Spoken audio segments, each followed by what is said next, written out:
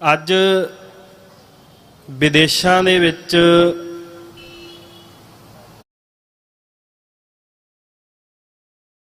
ਅਪੀਲਾਂ ਹੋ ਰਹੀਆਂ ਨੇ ਵੀ ਜਿਨ੍ਹਾਂ ਨੇ ਵੀ ਕੋਈ ਆਪਣੇ ਹੱਕ ਹਕੂਕ ਹਕੂਮਤਾਂ ਤੋਂ ਮੰਗਣੇ ਨੇ ਉਹ ਸ਼ਾਂਤੀ ਦੇ ਨਾਲ ਮੰਗਣ। ਪਰ ਜਿਹੜੀ ਇੱਕ ਗੱਲ ਇਹਦੇ ਵਿੱਚ ਸਭ ਤੋਂ ਜ਼ਰੂਰੀ ਹੈ ਕਿ ਜਿਹੜੀ ਸ਼ਾਂਤੀ ਹੈ ਉਹ ਉਸ ਖਿੱਤੇ ਦੇ ਲੋਕਾਂ ਨੂੰ ਆਪਣੇ ਹੱਕ ਦੇਣ ਤੋਂ ਬਿਨਾਂ ਕਦੇ ਵੀ ਨਹੀਂ ਆ ਸਕਦੀ। ਬੇਸ਼ੱਕ ਭਾਰਤ ਨੇ ਇੱਕ ਦਿਖਾਵੇ ਦੇ ਲਈ ਚੁਣਿੰਦਾ 2-4 ਬੰਦਿਆਂ ਨੂੰ ਬਹੁਤ ਸਮਾਂ ਲੰਘਾ ਕੇ ਬਹੁਤ ਛੋਟੀਆਂ-ਛੋਟੀਆਂ ਸਜ਼ਾਵਾਂ ਦਿੱਤੀਆਂ ਨੇ, ਜਿਨ੍ਹਾਂ ਦਾ ਨਾਮ ਸ਼ੁਰੂ ਤੋਂ ਇਸ ਕਤਲੇਆਮ ਨਾਲ ਜੁੜਦਾ ਰਿਹਾ, ਜਗਦੀਸ਼ ਟਾਈਟਲਰ ਤੇ ਸੱਜਣ ਕੁਮਾਰ। ਉਹਨਾਂ ਨੂੰ ਇਹ ਦਿਖਾਵਾ ਕਰਨ ਲਈ ਕਿ ਭਾਰਤ ਬੇਸ਼ੱਕ ਕਿਸੇ ਨੂੰ ਜ਼ੁਲਮ ਕੀਤੇ ਨੂੰ ਬਹੁਤ ਸਮਾਂ ਹੋ ਗਿਆ ਪਰ ਉਸ ਨੂੰ ਸਜ਼ਾ ਜ਼ਰੂਰ ਦੇਗਾ, ਪਰ ਇਹ ਕਾਫੀ ਨਹੀਂ। ਅੱਜ ਦੇ ਇਸ ਸੈਮੀਨਾਰ ਦੇ ਵਿੱਚ ਦੂਰੋਂ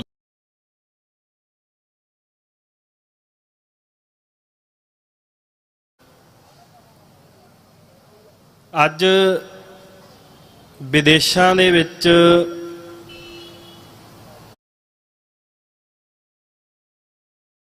ਅਪੀਲਾਂ ਹੋ ਰਹੀਆਂ ਨੇ ਵੀ ਜਿਨ੍ਹਾਂ ਨੇ ਵੀ ਕੋਈ ਆਪਣੇ ਹੱਕ ਹਕੂਕ ਹਕੂਮਤਾਂ ਤੋਂ ਮੰਗਣੇ ਨੇ ਉਹ ਸ਼ਾਂਤੀ ਦੇ ਨਾਲ ਮੰਗਣ। ਪਰ ਜਿਹੜੀ ਇੱਕ ਗੱਲ ਇਹਦੇ ਵਿੱਚ ਸਭ ਤੋਂ ਜ਼ਰੂਰੀ ਹੈ ਕਿ ਜਿਹੜੀ ਸ਼ਾਂਤੀ ਹੈ ਉਹ ਉਸ ਖਿੱਤੇ ਦੇ ਲੋਕਾਂ ਨੂੰ ਆਪਣੇ ਹੱਕ ਦੇਣ ਤੋਂ ਬਿਨਾਂ ਕਦੇ ਵੀ ਨਹੀਂ ਆ ਸਕਦੀ। ਬੇਸ਼ੱਕ ਭਾਰਤ ਨੇ ਇੱਕ ਦਿਖਾਵੇ ਦੇ ਲਈ ਚੁਣਿੰਦਾ 2-4 ਬੰਦਿਆਂ ਨੂੰ ਬਹੁਤ ਸਮਾਂ ਲੰਘਾ ਕੇ ਬਹੁਤ ਛੋਟੀਆਂ-ਛੋਟੀਆਂ ਸਜ਼ਾਵਾਂ ਦਿੱਤੀਆਂ ਨੇ, ਜਿਨ੍ਹਾਂ ਦਾ ਨਾਮ ਸ਼ੁਰੂ ਤੋਂ ਇਸ ਕਤਲੇਆਮ ਨਾਲ ਜੁੜਦਾ ਰਿਹਾ, ਜਗਦੀਸ਼ ਟਾਈਟਲਰ ਤੇ ਸੱਜਣ ਕੁਮਾਰ। ਉਹਨਾਂ ਨੂੰ ਇਹ ਦਿਖਾਵਾ ਕਰਨ ਲਈ ਕਿ ਭਾਰਤ ਬੇਸ਼ੱਕ ਕਿਸੇ ਨੂੰ ਜ਼ੁਲਮ ਕੀਤੇ ਨੂੰ ਬਹੁਤ ਸਮਾਂ ਹੋ ਗਿਆ ਪਰ ਉਸ ਨੂੰ ਸਜ਼ਾ ਜ਼ਰੂਰ ਦੇਗਾ, ਪਰ ਇਹ ਕਾਫੀ ਨਹੀਂ। ਸਨ 1978 ਤੋਂ ਜਿਹੜਾ ਸੰਘਰਸ਼ ਚੱਲਿਆ, 1984 ਤੋਂ ਬਾਅਦ ਲਗਾਤਾਰ ਸ਼ਹਾਦਤਾਂ ਹੋ ਰਹੀਆਂ ਨੇ। ਉਦੋਂ ਤੋਂ ਲੈ ਕੇ ਭਾਈ ਹਰਦੀਪ ਸਿੰਘ ਨਿੱਜਰ ਤੱਕ ਇੱਥੇ ਬੇਸ਼ੱਕ ਅਲੱਗ-ਅਲੱਗ ਵਿਚਾਰਧਾਰਾਵਾਂ ਦੀਆਂ ਸਰਕਾਰਾਂ ਇੱਥੇ ਰਹੀਆਂ ਹੋਣ, ਉਹ ਬਦਲਦੇ ਰਹਿੰਦੇ ਆ, ਪਰ ਸਿੱਖਾਂ ਪ੍ਰਤੀ ਜਿਹੜਾ ਨਜ਼ਰੀਆ ਭਾਰਤ ਦਾ ਉਹ ਮੈਂ ਤੇ ਸਮਝਦਾ ਜੋ ਔਰੰਗਜ਼ੇਬ ਵੇਲੇ ਸੀਗਾ ਉਹੀ ਅੱਜ ਮੋਦੀ ਦੇ ਸਮੇਂ ਹੈ। ਅਸੀਂ ਪਿਛਲੇ 40 ਸਾਲ ਤੋਂ ਜਿਹੜੇ ਬੇਕਸੂਰ ਲੋਕਾਂ ਦੀਆਂ ਜਾਨਾਂ ਹਿੰਦੁਸਤਾਨੀ ਭੀੜਾਂ ਨੇ ਲਈਆਂ, ਉਹਨਾਂ ਨੂੰ ਹਮੇਸ਼ਾ ਯਾਦ ਆਪ ਵੀ ਕਰਦੇ ਹਾਂ ਤੇ ਉਹਨਾਂ ਨੂੰ ਵੀ ਕਰਵਾਉਂਦੇ ਆ ਕਿ ਤੁਸੀਂ ਸਾਡੇ ਨਾਲ ਕੀ ਕੀਤਾ ਸੀ, ਤੇ ਆਪਣੇ ਕੌਮ ਦੇ ਲੋਕਾਂ ਨੂੰ ਵੀ ਇਹ ਜਾਗਰੂਕ ਕਰਦੇ ਰਹਿੰਦੇ ਆ ਕਿ ਤੁਸੀਂ ਜਿਹੜੇ 9 ਮਾਸ ਦੇ ਰਿਸ਼ਤੇ ਦੀਆਂ ਗੱਲਾਂ ਕਰਦੇ ਹੋ, ਉਹਨਾਂ ਨੇ ਸਾਡੀਆਂ ਵੋਟਰ ਲਿਸਟਾਂ ਕੱਢ ਕੇ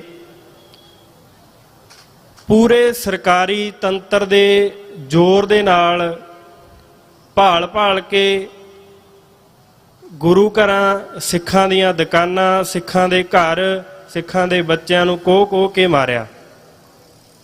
ਤੇ ਅੱਜ ਦਾ ਇਹ ਵਿਸ਼ੇਸ਼ ਸਮਾਗਮ ਇਸ ਕਤਲੇਆਮ ਨੂੰ 40 ਸਾਲ ਪੂਰੇ ਹੋਣ ਤੇ ਦਲ ਖਾਲਸਾ ਵੱਲੋਂ ਹੋਰ ਪੰਥ ਦਾ ਦਰਦ ਰੱਖਣ ਵਾਲੀਆਂ ਸ਼ਖਸੀਅਤਾਂ ਦੇ ਨਾਲ ਮਿਲ ਕੇ ਰੱਖਿਆ ਗਿਆ। ਸਭ ਤੋਂ ਪਹਿਲਾਂ ਮੈਂ ਸਟੇਜ ਤੇ ਸੱਦਾ ਦੇਵਾਂਗਾ ਪ੍ਰੋਫੈਸਰ ਜਗਮੋਹਨ ਸਿੰਘ ਜੀ, ਜਿਨ੍ਹਾਂ ਨੇ ਆਪਣੇ ਵਿਚਾਰ ਇੱਥੇ ਰੱਖਣੇ ਹਨ। ਮਾਤਾ ਗੁਜਰੀ ਕਾਲਜ ਦੇ ਪ੍ਰਧਾਨ ਭਾਈ ਗੁਰਲਾਲ ਸਿੰਘ ਜੀ, ਸਰਦਾਰ ਕਰਨੈਲ ਸਿੰਘ ਜੀ ਪੰਜੌਲੀ, ਰਵਿੰਦਰਪਾਲ ਸਿੰਘ SGPC ਮੈਂਬਰ, ਇਹਨਾਂ ਨੂੰ ਮੈਂ ਬੇਨਤੀ ਕਰਾਂਗਾ ਕਿ ਤੁਸੀਂ ਸਾਰੇ ਸਟੇਜ ਤੇ ਆ ਕੇ ਬਿਰਾਜਮਾਨ ਹੋ ਜਾਵੋ ਤੇ ਇੱਥੇ ਸਭ ਨੂੰ ਜੀ ਆਇਆਂ ਕਹਿਣਗੇ ਸਰਦਾਰ ਹਰਪਾਲ ਸਿੰਘ ਜੀ ਚੀਮਾ, ਪ੍ਰਧਾਨ ਦਲ ਖਾਲਸਾ। ਮੈਂ ਉਹਨਾਂ ਨੂੰ ਸੱਦਾ ਦੇਵਾਂਗਾ ਕਿ ਆ ਕੇ ਪ੍ਰੋਗਰਾਮ ਦੀ ਸ਼ੁਰੂਆਤ ਕਰਨ ਤੇ ਸਾਰਿਆਂ ਨੂੰ ਜੀ ਆਇਆਂ ਆਖਣ। ਸਰਦਾਰ ਕਮਰਪਾਲ ਸਿੰਘ ਜੀ। ਨਵੰਬਰ 1984 ਦੇ ਇੰਦਰਾ ਗਾਂਧੀ ਦੇ ਸੋਧਣ ਤੋਂ ਬਾਅਦ ਦੇਸ਼ ਦੇ ਵੱਖ-ਵੱਖ ਸ਼ਹਿਰਾਂ ਦੇ ਵਿੱਚ ਦਿੱਲੀ, ਕਾਨਪੁਰ, ਬੋਕਾਰੋ ਦੇ ਵਿੱਚ ਸਿੱਖ ਕਤਲੇਆਮ ਹੋਇਆ। ਇਹ ਕਤਲੇਆਮ ਹੈ ਜੋ ਉਸ ਸਮੇਂ ਦੇ ਪ੍ਰਧਾਨ ਮੰਤਰੀ ਜੋ ਸੋਧੀ ਗਈ ਸੀ ਉਹਦੇ ਲੜਕੇ ਰਾਜੀਵ ਗਾਂਧੀ ਦੇ ਕਹਿਣ ਦੇ ਉੱਤੇ ਹੋਇਆ। ਕੋ ਕੇ ਸਿੱਖ ਨੌਜਵਾਨਾਂ ਨੂੰ, ਬਜ਼ੁਰਗਾਂ ਨੂੰ ਮਾਰਿਆ ਗਿਆ, ਉਹਨਾਂ ਦੇ ਗਲਾਂ ਦੇ ਵਿੱਚ ਟਾਇਰ ਪਾ ਕੇ ਸਾੜਿਆ ਗਿਆ, ਮਾਤਾਵਾਂ ਦੀ, ਭੈਣਾਂ ਦੀ ਇੱਜ਼ਤ ਲੁੱਟੀ ਗਈ।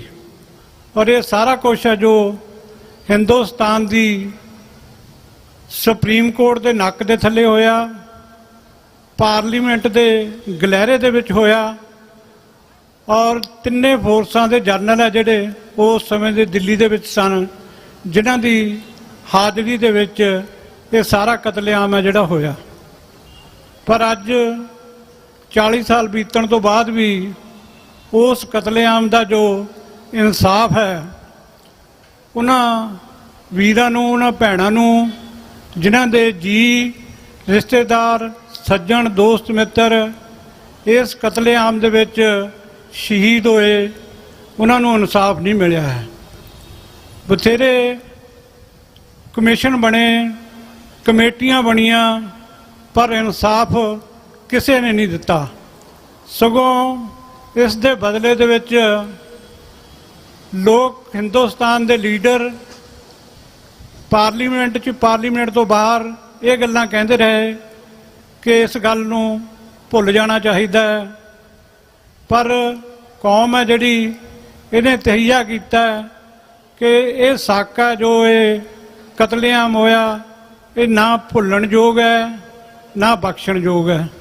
ਸੋ 40 ਸਾਲਾਂ ਤੋਂ ਸਾਰੇ ਸਿੱਖ ਹੈ ਜਿਹੜੇ ਉਹ ਇਸ ਗੱਲ ਦਾ ਇਨਸਾਫ ਲੈਣ ਦੇ ਲਈ, ਦੋਸ਼ੀਆਂ ਨੂੰ ਸਜ਼ਾਵਾਂ ਦਿਵਾਉਣ ਦੇ ਲਈ, ਜੇਲ੍ਹਾਂ 'ਚ ਭੇਜਣ ਦੇ ਲਈ ਜੱਦੋਜਹਿਦ ਸੰਘਰਸ਼ ਕਰ ਰਹੇ ਨੇ।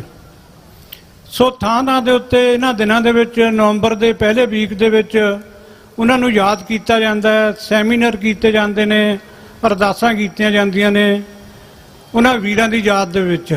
ਸੋ ਅੱਜ ਦਾ ਇਹ ਜੋ ਸੈਮੀਨਾਰ ਹੈ, ਇਹ ਦਲ ਖਾਲਸਾ ਵੱਲੋਂ ਫਤਿਹਗੜ੍ਹ ਸਾਹਿਬ ਦੀ ਧਰਤੀ ਦੇ ਵਿੱਚ ਛੋਟੇ ਸਾਹਿਬਜ਼ਾਦਿਆਂ ਦੀ ਸ਼ਹੀਦੀ ਵਾਲੇ ਸਥਾਨ ਦੇ ਵਿੱਚ ਕੀਤਾ ਗਿਆ। ਸੋ ਇਸ ਸੈਮੀਨਾਰ ਦੇ ਵਿੱਚ ਭਾਗ ਲੈਣ ਦੇ ਲਈ ਜੋ ਵੀਰ, ਜੋ ਲੀਡਰ ਸਾਹਿਬਾਨ ਸਾਡੇ ਪਹੁੰਚੇ ਨੇ, ਉਹਨਾਂ ਨੂੰ ਜੀ ਆਇਆਂ। ਮੈਂ ਦੇਖ ਰਿਹਾ ਸਾਹਮਣੇ ਕਿ ਸਟੇਜ ਦੇ ਉੱਤੇ ਕਰਨੈਲ ਸਿੰਘ ਜੀ ਪੰਜੋਲੀ, ਰਵਿੰਦਰ ਸਿੰਘ ਖਾਲਸਾ, ਪ੍ਰੋਫੈਸਰ ਜਗਮੋਹਨ ਸਿੰਘ ਜੀ ਟੋਨੀ, ਗੁਰਲਾਲ ਸਿੰਘ ਵੀਰ ਇੱਥੇ ਸਟੂਡੈਂਟ ਦਾ ਲੀਡਰ, ਸਾਰੇ ਜਿਹੜੇ ਆ ਉਹ ਬਿਰਾਜਮਾਨ ਨੇ ਸਟੇਜ ਦੇ ਉੱਤੇ। ਤੇ ਵਿੱਚ ਅੰਦਰ ਲੋਕਾਂ ਦੇ ਵਿੱਚ, ਪਬਲਿਕ ਦੇ ਵਿੱਚ ਵੀ ਇੱਥੋਂ ਦੇ ਇਲਾਕੇ ਦੀਆਂ ਬੜੀਆਂ ਮਾਣਯੋਗ ਸ਼ਖਸੀਅਤਾਂ ਜਿਹੜੀਆਂ ਨੇ ਉਹ ਸਾਰੀਆਂ ਬੈਠੀਆਂ ਨੇ। ਸਾਰਿਆਂ ਵੀਰਾਂ ਨੂੰ ਜੀ ਆਇਆਂ ਨੂੰ। ਤੇ ਇਸ ਜੀ ਆਇਆਂ ਦੇ ਨਾਲ ਹੀ ਅਸੀਂ ਅੱਜ ਦਾ ਇਹ ਜੋ ਸਮਾਗਮ ਹੈ, ਸੈਮੀਨਾਰ ਹੈ, ਉਹਨੂੰ ਸ਼ੁਰੂ ਕਰਦੇ ਹਾਂ। ਔਰ ਇਸ ਸੈਮੀਨਾਰ ਤੋਂ ਬਾਅਦ ਕੁਝ ਸਪੀਚਾਂ ਕਰਨ ਤੋਂ ਬਾਅਦ ਜਿਹੜੀਆਂ ਕਿ ਉਹਨਾਂ ਵੀਰਾਂ ਦੇ ਨਾਲ ਸੰਬੰਧਿਤ ਹੈ, ਉਸ ਸਮੇਂ ਨਾਲ ਸੰਬੰਧਿਤ ਹੈ, ਉਸ ਸਮੇਂ ਤੋਂ ਬਾਅਦ ਕੀ ਹੋਇਆ ਉਹਦੇ ਨਾਲ ਸੰਬੰਧਿਤ ਹੈ, ਤੇ ਉਸ ਤੋਂ ਬਾਅਦ ਹੈ ਜਿਹੜੀ ਉਹ ਅਰਦਾਸ ਕੀਤੀ ਜਾਏਗੀ ਸਾਰਿਆਂ ਦਾ। ਫਿਰ ਮੈਂ ਜੀ ਆਇਆਂ ਸਾਰਿਆਂ ਨੂੰ ਕਹਿਣਾ, ਵਾਹਿਗੁਰੂ ਜੀ ਕਾ ਖਾਲਸਾ, ਵਾਹਿਗੁਰੂ ਜੀ ਕੀ ਫਤਿਹ।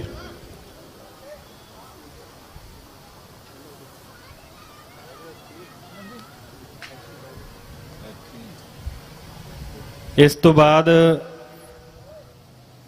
ਵਿਦਿਆਰਥੀ ਜਥੇਬੰਦੀ ਸੱਥ ਵੱਲੋਂ ਸਾਡੇ ਵਿਚਕਾਰ ਸਟੂਡੈਂਟ ਸਰਦਾਰ ਰਿਮਲਜੋਤ ਸਿੰਘ ਜੀ ਪਹੁੰਚੇ ਨੇ।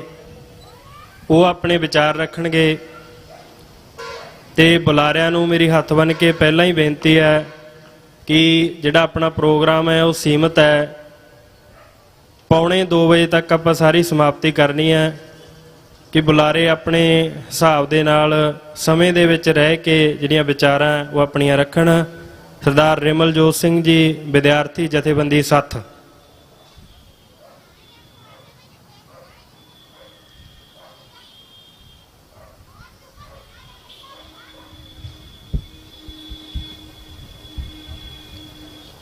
ਗੁਰੂ ਪਾਤਸ਼ਾਹ ਜੀ ਵੱਲੋਂ ਬਖਸ਼ੀ ਹੋਈ ਫਤਿਹ ਦੀ ਸਾਂਝ ਪਾਈਏ। ਵਾਹਿਗੁਰੂ ਜੀ ਕਾ ਖਾਲਸਾ, ਵਾਹਿਗੁਰੂ ਜੀ ਕੀ ਫਤਿਹ। ਜਿਵੇਂ ਬਾਈ ਜੀ ਨੇ ਗੱਲ ਸ਼ੁਰੂ ਕੀਤੀ ਆ ਵੀ ਅੱਜ ਅਸੀਂ ਜਿਸ ਮਕਸਦ ਲਈ ਇੱਥੇ ਇਕੱਠੇ ਹੋਏ ਆ ਵੀ ਜੂਨ 1984 ਉਸ ਤੋਂ ਬਾਅਦ ਜਿਹੜਾ ਨਵੰਬਰ 1984 ਦਾ ਘੱਲੂਘਾਰਾ ਆ ਵੀ ਉਹਨੂੰ 40 ਸਾਲ ਪੂਰੇ ਹੋ ਗਏ ਨੇ।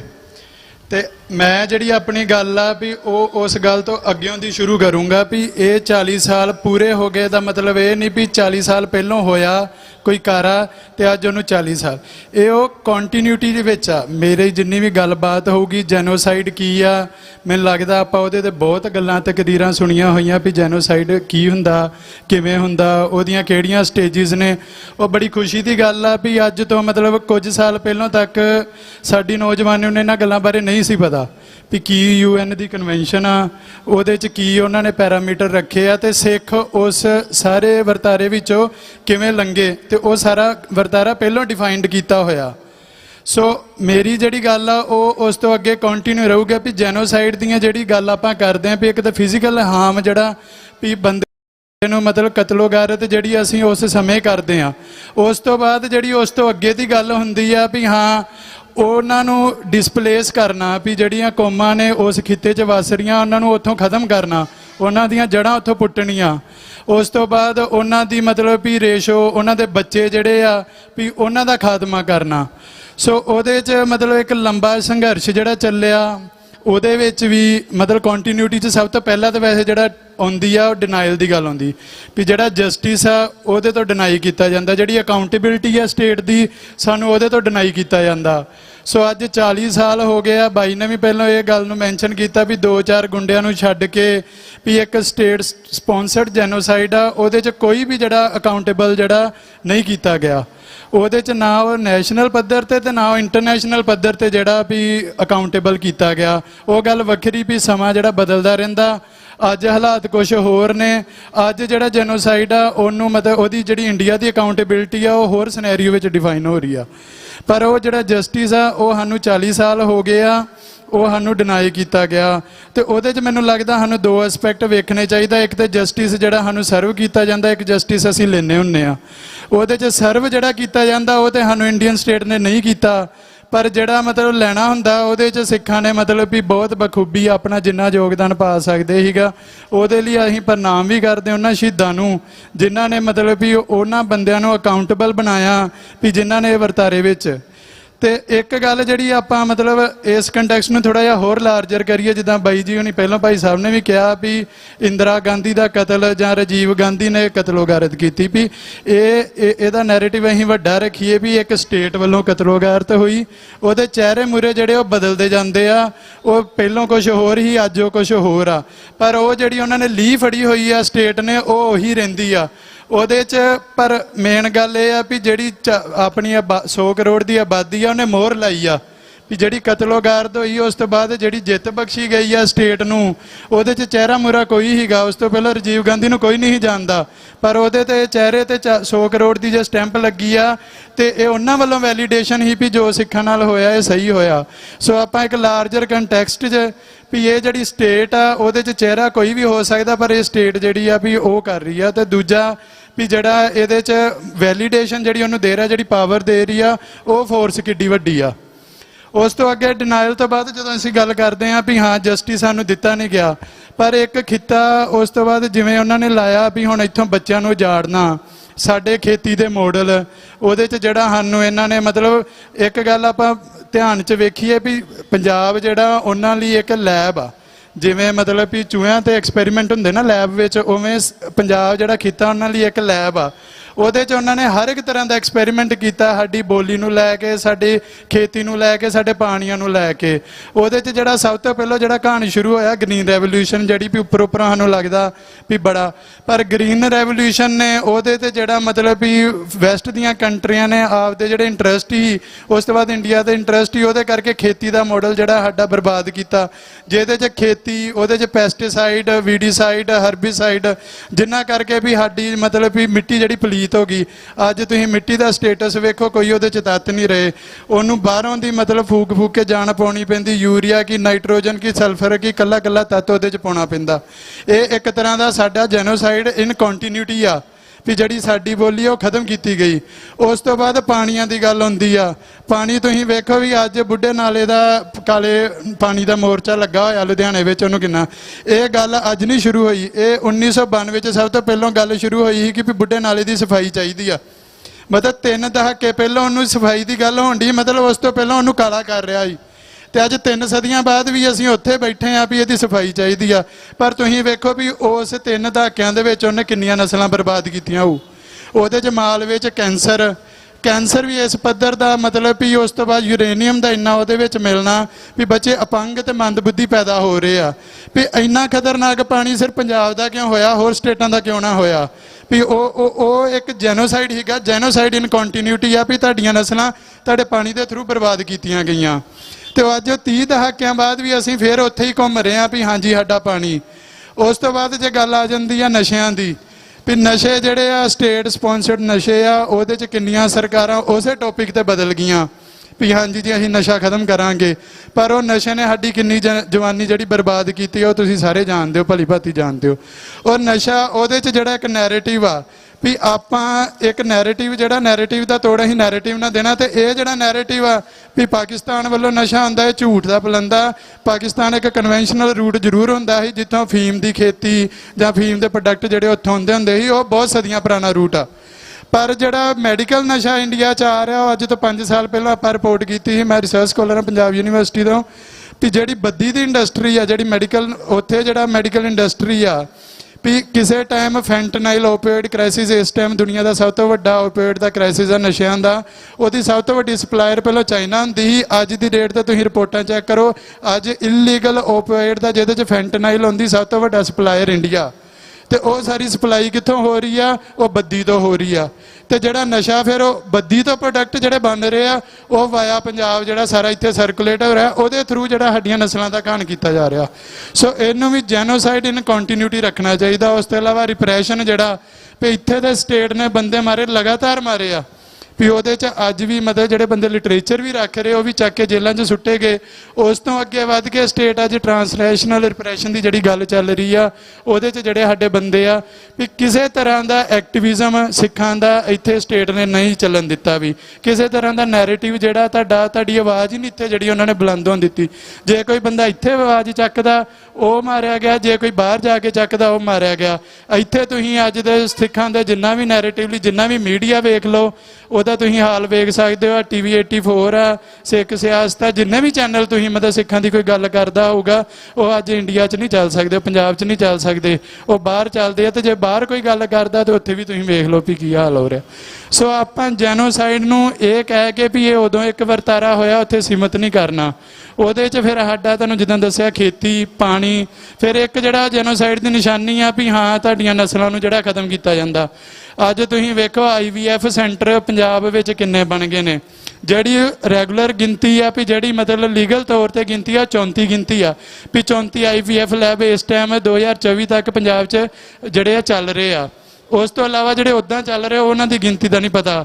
ਤੇ UP ਜਿਹੜਾ ਕਿ ਸਾਡੇ ਕੋਲ ਮਤਲਬ 10 ਗੁਣਾ ਜਿਨ੍ਹਾਂ ਦੀ ਵੱਧ ਆਬਾਦੀ ਸਾਡੇ ਨਾਲੋਂ, ਉਹਦੇ 'ਚ 34 ਨੇ ਸਾਡੇ ਬਰਾਬਰ। ਸਾਡੀ 3 ਕਰੋੜ ਦੀ ਆਬਾਦੀ, ਉਹਨਾਂ ਦੀ 30 ਕਰੋੜ ਦੇ ਲਾਗੇ ਦੀ ਆਬਾਦੀ ਹੋ ਚੱਲੀ ਆ। 34 ਕਰੋੜ IVF ਸੈਂਟਰ ਆ। ਬਿਹਾਰ ਜਿਹਦੀ 10 ਕਰੋੜ ਦੀ ਆਬਾਦੀ, ਉੱਥੇ 3 IVF ਸੈਂਟਰ ਆ। ਕੀ ਕਾਰਨ ਆ ਵੀ ਪੰਜਾਬ 'ਚ ਜਿਹੜੀਆਂ ਇਹ ਦਿੱਕਤਾਂ ਆ ਰਹੀਆਂ ਹੋਰ ਸਟੇਟਾਂ 'ਚ ਨਹੀਂ ਆ ਰਹੀਆਂ? ਜਿੱਥੇ ਇੰਨੀ ਪਾਪੂਲੇਸ਼ਨ ਆ, ਜਿੰਨੀ ਭੁੱਖ ਮਰੀ ਆ, ਉੱਥੇ ਇਹ ਦਿੱਕਤਾਂ ਨਹੀਂ ਆ ਰਹੀਆਂ, ਪਰ ਪੰਜਾਬ 'ਚ ਆ ਰਹੀਆਂ।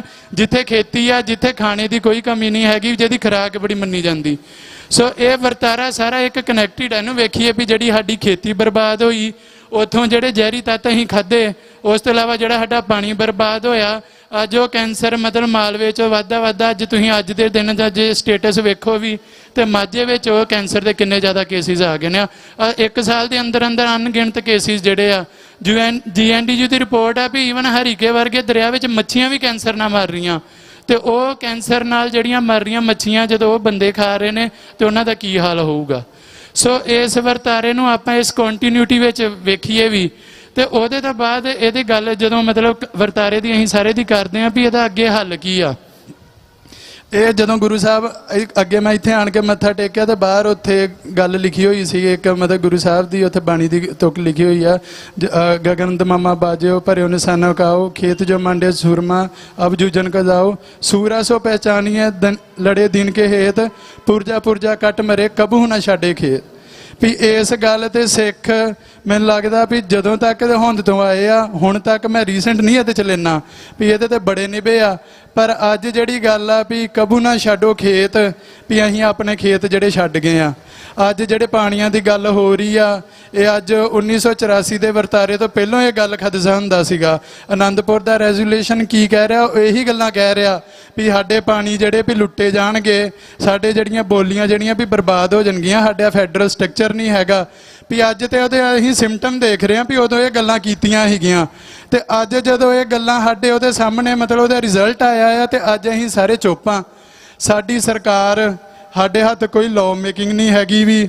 ਉਸ ਤੋਂ ਇਲਾਵਾ ਸਾਡੇ ਜਿੰਨੇ ਰੂਲ ਐਂਡ ਰੈਗੂਲੇਸ਼ਨ ਉਹ ਸਾਰੇ ਦਿੱਲੀ ਤੋਂ ਬਣ ਕੇ ਹੋ ਰਹੇ। ਸਾਡੇ ਜਿੰਨੇ ਇੰਸਟੀਟਿਊਸ਼ਨ ਆ ਵੀ ਫੈਡਰਲ ਸਟਰਕਚਰ ਵਿੱਚ ਸਿੱਖਾਂ ਨੇ ਜਿਨ੍ਹਾਂ ਨੇ ਮਤਲਬ ਵੀ ਅੱਗੇ ਮਾਰਗਦਰਸ਼ਨ ਕਰਨਾ ਹੈਗਾ, ਅੱਜ ਉਹ ਸਟੇਟ ਦੇ ਹਵਾਲੇ ਵਿੱਚ ਆ।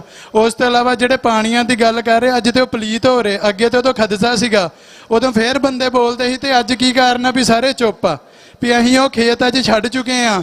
ਅਸੀਂ ਇੱਥੋਂ ਆਪ ਪ੍ਰਵਾਸ ਕਰਕੇ ਜਾ ਰਹੇ ਹਾਂ, ਉਹਦੇ 'ਚ ਨੋ ਡਾਊਟ ਵੀ ਇਹਨਾਂ ਦੀਆਂ ਪਾਲਿਸੀਆਂ ਹੈਗੀਆਂ ਨੇ, ਪਰ ਅਸੀਂ ਉਹੀ ਕੌਮ ਆ ਵੀ ਜਿਹੜੇ ਲੜੇ ਆ, ਤੇ ਅੱਜ ਸਾਡਾ ਕੀ ਹਸ਼ਰ ਆ ਵੀ ਉਹ ਸਾਰੀਆਂ ਗੱਲਾਂ ਹੁੰਦਿਆਂ ਸੁਣਦਿਆਂ ਫਿਰ ਅਸੀਂ ਉਹਦੇ ਲਈ ਹਰ ਇੱਕ ਛੋਟਾ ਛੋਟਾ ਮੋਰਚਾ ਲੱਗ ਰਿਹਾ। ਕੋਈ ਪਾਣੀ ਨਹੀਂ ਲੱਗ ਰਿਹਾ, ਕੋਈ ਖੇਤੀ ਵਾਸਤੇ ਲੱਗ ਰਿਹਾ।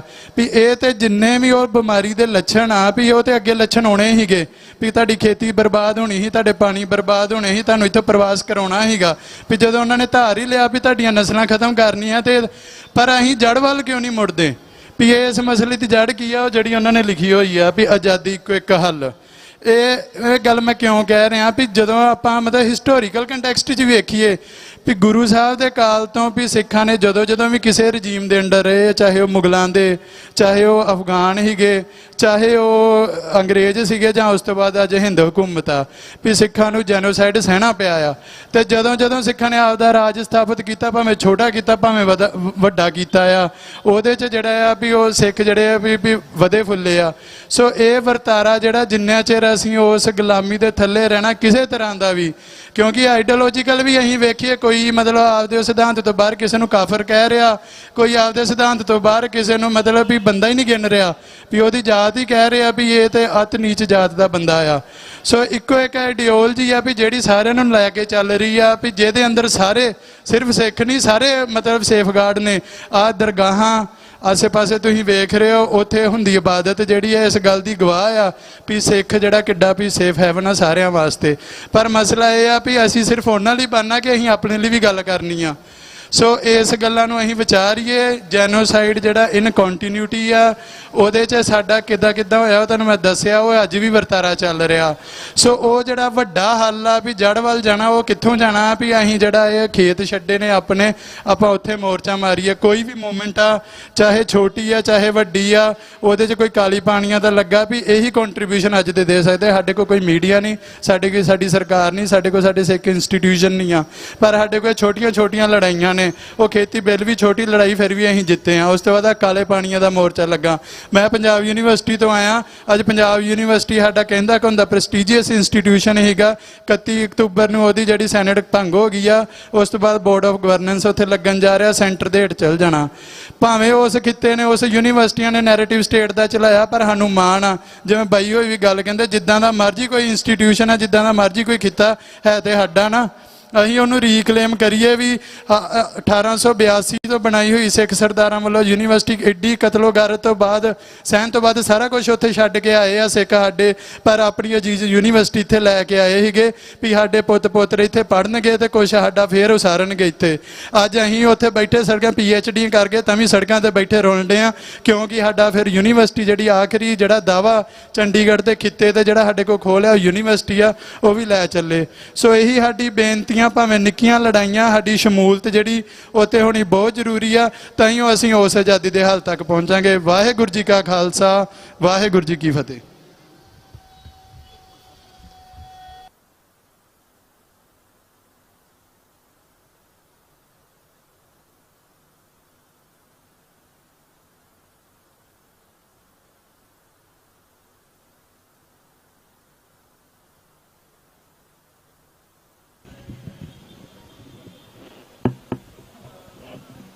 ਸੋ ਇਹ ਸਨ ਵਿਦਿਆਰਥੀ ਜਥੇਬੰਦੀ ਵੱਲੋਂ ਨੌਜਵਾਨ ਸਾਥੀ, ਜਿਨ੍ਹਾਂ ਨੇ ਬਹੁਤ ਸੋਹਣਾ ਵਿਖਿਆਨ ਜੈਨੋਸਾਈਡ ਦੇ ਵਰਤਾਰੇ ਦਾ ਕੀਤਾ ਹੈ ਕਿ ਇਕੱਲਾ ਫਿਜ਼ੀਕਲ ਕਿਸੇ ਨੂੰ ਨੁਕਸਾਨ ਪਹੁੰਚਾ ਦੇਣਾ ਹੀ ਜੈਨੋਸਾਈਡ ਨਹੀਂ ਹੁੰਦਾ।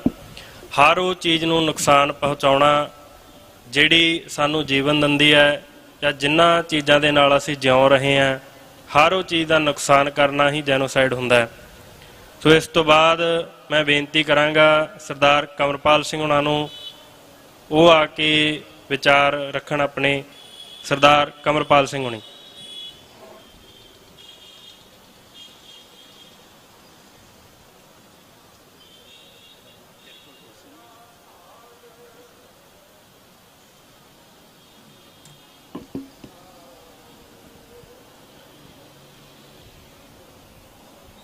पावन पवित्र धरती फतेहगढ़ साहब दी इस स्थान ते जुड़ बैठी गुरु रूप गुरु साध संगत जीओ, वाहिगुरु जी का खालसा, वाहिगुरु जी की फतेह। अज दे इस सैमीनार दे विच दूरों दूरों बुलारे ਸਰੋਤੇ पहुंचे हैं, उन्होंने जी आया। फतेहगढ़ साहब तो वड्डी पद्धर ते नौजवान आए हैं, अपने आगू सरदार गुरलाल सिंह की अगवाई हेठ, उन्होंने भी जी आया। अज का यह सैमीनार नवंबर 1984 दे विच जिहड़ा सिख कतलेआम होया सी, उस दे 40 साला वरेगंढ के उत्ते आयोजित किया गया। मेरे तो पहला सत्त दे नौजवान आगू ने बड़े खूबसूरत ढंग दे नाल, बड़े साफ स्पष्ट तरीके दे नाल तुहानू समझाउणा कीता कि जिहड़ा नवंबर 1984 दे विच होया वो कॉन्टीन्यूटी ऑफ जैनोसाइड सी, नस्लकुशी की जिहड़ी एक लगातारता है उहदा ही हिस्सा सी। ते अज दे सैमीनार दा जिहड़ा टॉपिक भी सी, सबजैक्ट भी असी रखिया सी, चुनिया सी, वो भी सीगा unending saga of extra judicial killings and changing facets of Sikh resistance. इहदा पंजाबी च भाव है कि जिहड़ी नस्लकुशी दी पिछले 40 साल तो जिहड़ी गाथा ते सिख संघर्ष के बदलते रूप, ये टॉपिक सीगा। और उन्होंने ये गल समझानी की है कि कल्ले जिस्मानी तौर पर नहीं, आर्थिक तौर पर, समाजिक तौर पर, बोली के रूप दे विच, और जिहड़े साडे स्रोत ने, सोमे ने, उन्हां दे रूप दे विच हर पक्ष तो हिंदुस्तान की सरकार जिहड़ी है वो सिखां दी, पंजाबियां दी नस्लकुशी कर रही है और लगातार जारी है। साडे पिछे जिहड़ा बोर्ड भी लगा है, जिहड़ा बैकड्रॉप है स्टेज के पिछे, उहदे ते भी ये गल लिखी है कि India continues to kill target Sikh activist extra judicially. गैर न्यायिक तरीके दे नाल जिहड़े सिखां दे कतल ने वो ਪੰਜਾਬ ਤੋਂ ਦਿੱਲੀ, ਦਿੱਲੀ ਤੋਂ ਪਾਕਿਸਤਾਨ, ਕੈਨੇਡਾ, US, UK ਹਰ ਜਗ੍ਹਾ ਤੇ ਜਾਰੀ ਨੇ। ਔਰ ਜਿਹੜੀਆਂ ਤਸਵੀਰਾਂ ਅਸੀਂ ਲਗਾਈਆਂ ਨੇ, ਕਿਉਂਕਿ ਅਸੀਂ ਨਵੰਬਰ 1984 ਦਾ 40 ਸਾਲਾ ਦੇ ਮੌਕੇ ਦੇ ਉੱਤੇ ਇਹ ਸਮਾਗਮ ਕਰ ਰਹੇ ਹਾਂ, ਇਸ ਕਰਕੇ ਅਸੀਂ ਨਵੰਬਰ 1984 ਤੋਂ ਹੀ ਸਟਾਰਟ ਕੀਤਾ। ਹਾਲਾਂਕਿ ਜਿਹੜੇ ਐਕਸਟਰਾ ਜੁਡੀਸ਼ੀਅਲ ਕਿਲਿੰਗ ਸੀਗੀਆਂ, ਜਿਹੜੇ ਫਰਜ਼ੀ ਮੁਕਾਬਲੇ ਸੀ, ਉਹ 1984 ਤੋਂ ਪਹਿਲਾਂ ਹੀ ਸ਼ੁਰੂ ਹੋ ਚੁੱਕੇ ਸੀਗੇ, ਪਰ ਕਿਉਂਕਿ ਅੱਜ ਦਾ ਸਮਾਗਮ ਨਵੰਬਰ 1984 ਦੇ 40 ਸਾਲਾ ਮੌਕੇ ਹੈ, ਇਸ ਕਰਕੇ ਅਸੀਂ ਉੱਥੋਂ ਸ਼ੁਰੂ ਕੀਤੀਆਂ ਤੇ ਤਸਵੀਰਾਂ ਵੀ ਅਸੀਂ ਨਵੰਬਰ 1984 ਤੋਂ ਬਾਅਦ ਦੀਆਂ ਲਾਈਆਂ ਨੇ। ਤੇ ਹਿੰਦੁਸਤਾਨ ਦੇ ਹੁਕਮਰਾਨਾਂ ਦੀ ਸਿੰਬੋਲਿਕ ਤੌਰ ਤੇ ਅਸੀਂ ਤਸਵੀਰਾਂ ਲਾਈਆਂ ਨੇ ਕਿ ਰਾਜੀਵ ਗਾਂਧੀ, ਨਰਸਿਮਹਾ ਰਾਓ ਜਿਹੜਾ ਉਸ ਵੇਲੇ ਹੋਮ ਮਿਨਿਸਟਰ ਸੀ, ਉਸ ਤੋਂ ਬਾਅਦ ਬੇਅੰਤ ਸਿੰਘ, ਉਸ ਤੋਂ ਬਾਅਦ ਜਿਹੜੇ ਹੁਣ ਅਮਿਤ ਸ਼ਾਹ ਤੇ national security adviser Ajit Doval ਨੇ, ਇਹ ਸਾਰੇ ਇੱਕ ਲਗਾਤਾਰਤਾ ਦੇ ਵਿੱਚ ਹਿੰਦੁਸਤਾਨ ਦੇ ਉਹ ਚਿਹਰੇ ਨੇ, ਇੰਡੀਅਨ ਸਟੇਟ ਦੇ ਉਹ ਚਿਹਰੇ ਨੇ। ਚਿਹਰੇ ਬਦਲਦੇ ਗਏ, ਮੇਰੇ ਤੋਂ ਪਹਿਲਾਂ ਵੀ ਨੌਜਵਾਨ ਨੇ ਦੱਸਿਆ, ਚਿਹਰੇ ਜ਼ਰੂਰ ਬਦਲਦੇ ਗਏ, ਬਟ ਉਹਨਾਂ ਦੀ ਪਾਲਿਸੀ ਜਿਹੜੀ ਹੈ ਮੈਸੇਕਰ ਕਰਨ ਦੀ, ਸਿੱਖਾਂ ਦੀ, ਸਿੱਖਾਂ ਨੂੰ ਨੁਕਸਾਨ ਪਹੁੰਚਾਉਣ ਦੀ, ਸਿੱਖਾਂ ਦੀ ਨਸਲਕੁਸ਼ੀ ਕਰਨ ਦੀ, ਉਹ ਲਗਾਤਾਰ ਉਸੇ ਤਰ੍ਹਾਂ ਜਾਰੀ ਹੈ। ਉਹ ਕਾਪੀ ਕਰ ਰਹੇ ਨੇ। ਹਰ ਰੂਲਰ ਜਿਹੜਾ ਉਹ ਅਗਲੇ ਪਿਛਲੇ ਆਪਣੇ ਰੂਲਰ ਦੀ ਕਾਪੀ ਕਰ ਰਿਹਾ, ਥੋੜੇ ਬਹੁਤੇ ਫਰਕ ਦੇ ਨਾਲ। ਤੁਸੀਂ ਦੇਖੋ ਕਿ ਸ਼ੁਰੂ ਤੋਂ ਪਹਿਲਾਂ ਇਹ ਸਾਨੂੰ ਟੈਰਰਿਸਟ ਕਹਿੰਦੇ ਸੀ, ਹੁਣ ਇਹਨਾਂ ਨੇ ਇੱਕ ਨਾਂ ਸਾਡੇ ਨਾਲ ਜੋੜਤਾ, ਗੈਂਗਸਟਰਸ ਐਡ ਕਰਤਾ। ਪਹਿਲਾਂ ਇਹਨਾਂ ਨੂੰ ਲੱਗਦਾ ਸੀ ਕਿ ਅਸੀਂ ਪਾਕਿਸਤਾਨ ਦੇ ਪਿੱਠੂ ਹਾਂ ਤੇ ਸਾਡੇ ਦੇ ਨਾਲ ਪਾਕਿਸਤਾਨ ਦਾ ਟੈਗ ਲਾਉਂਦੇ ਸੀ। ਹੁਣ ਇਹਨਾਂ ਨੇ ਸਾਨੂੰ ਕੈਨੇਡਾ ਦਾ ਪਿੱਠੂ ਬਣਾਤਾ। ਹੁਣ ਇਹ ਕਹਿੰਦੇ ਕੈਨੇਡਾ ਦੇ ਇਸ਼ਾਰੇ ਤੇ ਚੱਲਦੇ ਨੇ। ਅੱਜ ਰਵਨੀਤ ਬਿੱਟੂ ਦੀ ਹਿੰਦੁਸਤਾਨ ਟਾਈਮਜ਼ ਦੇ ਵਿੱਚ ਸਟੇਟਮੈਂਟ ਵੀ ਹੈ ਵੇ, ਕਿਉਂਕਿ ਪਰਸੋਂ ਕੈਨੇਡਾ ਨੇ ਆਪਣੀ ਜਿਹੜੀ ਲਿਸਟ ਹੈ, ਸਿਕਿਉਰਿਟੀ ਥ੍ਰੈਟ ਲਿਸਟ ਜਿਹੜੀ ਹੈ ਸਾਈਬਰ ਦੀ, ਉਹਦੇ 'ਚ ਇੰਡੀਆ ਨੂੰ ਆਪਣਾ ਐਡਵਰਸਰੀ, ਆਪਣਾ ਦੁਸ਼ਮਣ ਲਿਸਟ ਕੀਤਾ ਹੈ। ਈਰਾਨ, ਨਾਰਥ ਕੋਰੀਆ ਤੇ ਚਾਈਨਾ ਤੋਂ ਬਾਅਦ ਇੰਡੀਆ ਦਾ ਨਾਮ ਉਹਨਾਂ ਨੇ ਉਹਦੇ 'ਚ ਜੋੜਿਆ। ਤੇ ਹੁਣ ਉਸ ਚੀਜ਼ ਨੇ ਹਿੰਦੁਸਤਾਨ ਦੇ ਹੁਕਮਰਾਨਾਂ ਦੇ ਵਿੱਚ, ਦਿੱਲੀ ਦੇ ਵਿੱਚ ਇੱਕ ਤਰਥੱਲੀ ਪਾਈ ਹੋਈ ਹੈ। ਤੇ ਉਹਦੇ ਜਵਾਬ ਦੇ ਵਿੱਚ ਅੱਜ ਰਵਨੀਤ ਬਿੱਟੂ ਜਿਹੜਾ ਭਾਜਪਾ ਦਾ ਸਪੋਕਸਮੈਨ ਹੈ, ਉਹ ਕਹਿ ਰਿਹਾ ਹੈ ਕਿ ਕੈਨੇਡਾ ਹੈਜ਼ ਰੀਪਲੇਸਡ ਪਾਕਿਸਤਾਨ। ਅੱਜ ਹੈਡਲਾਈਨ ਹੈ ਕਿ ਕੈਨੇਡਾ ਨੇ ਪਾਕਿਸਤਾਨ ਦੀ ਜਗ੍ਹਾ ਲੈ ਲਈ ਹੈ। ਕਿਹਦੇ ਸੰਦਰਭ ਵਿੱਚ ਕਹਿ ਰਿਹਾ? ਸਿੱਖਾਂ ਦੇ ਸੰਦਰਭ ਵਿੱਚ ਕਹਿ ਰਿਹਾ, ਸਿੱਖ ਸੰਘਰਸ਼ ਦੇ ਸੰਦਰਭ ਵਿੱਚ ਕਹਿ ਰਿਹਾ ਕਿ ਹੁਣ ਕੈਨੇਡਾ ਸਿੱਖਾਂ ਦੇ ਪਿੱਛੇ ਆ ਗਿਆ। ਤੇ ਜੇ ਤੁਸੀਂ ਪਿੱਛੇ ਦੇਖੋ ਨਾ, ਅੱਜ ਤੋਂ ਕਾਫੀ ਸਾਲ ਪਹਿਲਾਂ ਜਦੋਂ Canadian prime minister Darbar Sahib ਆਏ ਸੀ, ਤੇ ਉਦੋਂ ਆਊਟਲੁੱਕ ਨੇ ਉਹਨਾਂ ਦੀ ਫਰੰਟ ਪੇਜ ਤੇ ਫੋਟੋ ਲਾ ਕੇ ਥੱਲੇ ਲਿਖਿਆ ਸੀ ਖਾਲਿਸਤਾਨ 2। ਇਹ ਤਕਲੀਫ ਅੱਜ ਦੀ ਨਹੀਂ ਹੈ, ਇਹ ਤਕਲੀਫ ਬਹੁਤ ਦੇਰ ਦੀ ਹੈ।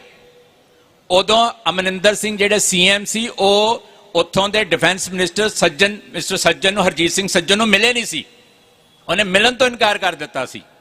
ਤੇ ਜਦੋਂ ਬਾਅਦ ਵਿੱਚ ਦਿੱਲੀ ਦੇ ਕਹਿਣ ਤੇ ਉਹ ਕੇਵਲ ਤੇ ਕੇਵਲ ਪ੍ਰਾਈਮ ਮਿਨਿਸਟਰ ਨੂੰ ਅੰਮ੍ਰਿਤਸਰ ਮਿਲੇ ਸੀ, ਤੇ ਉਹਨਾਂ ਨੇ ਉੱਥੇ ਲਿਸਟਾਂ ਵੀ ਉਹਨਾਂ ਨੂੰ ਦਿੱਤੀਆਂ ਸੀ ਕਿ ਇਹ ਬੰਦੇ ਸਾਡੇ ਵਾਂਟਡ ਨੇ, ਕੈਨੇਡਾ ਦੇ ਵਿੱਚ ਨੇ, ਤੁਸੀਂ ਇਹਨਾਂ ਦੀ ਸਾਡੀ ਹਵਾਲਗੀ ਕਰੋ। ਸੋ ਇਹ ਤਕਲੀਫ ਕੱਲੀ ਹੁਣ ਦੀ ਨਹੀਂ ਸ਼ੁਰੂ ਹੋਈ।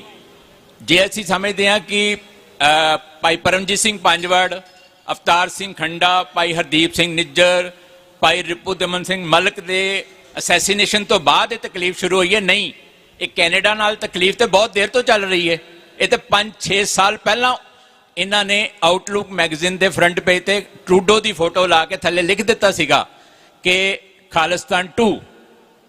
ਸੋ ਇਹ ਤਕਲੀਫ ਬਹੁਤ ਦੇਰ ਤੋਂ ਹੈ। ਇਹ ਮਾਹੌਲ ਬਣਾਇਆ ਜਾ ਰਿਹਾ ਸੀ, ਮਾਹੌਲ ਸਿਰਜਿਆ ਜਾ ਰਿਹਾ ਸੀ ਕਿ ਬਾਹਰ ਵਿਦੇਸ਼ ਦੇ ਵਿੱਚ ਕਿਵੇਂ ਸਿੱਖ ਐਕਟਿਵਿਸਟ ਦੀ, ਜਿਨ੍ਹਾਂ ਨੂੰ ਇਹ ਵੱਖਵਾਦੀ ਕਹਿੰਦੇ ਨੇ, ਕਿਵੇਂ ਸਿੱਖ ਵੱਖਵਾਦੀਆਂ ਦਾ ਅਸੈਸੀਨੇਸ਼ਨ ਕੀਤਾ ਜਾਵੇ, ਕਿਵੇਂ ਉਹਨਾਂ ਨੂੰ ਟਾਰਗੇਟ ਕੀਤਾ ਜਾਵੇ, ਕਿਵੇਂ ਉਹਨਾਂ ਨੂੰ ਕਤਲ ਕੀਤਾ ਜਾਵੇ।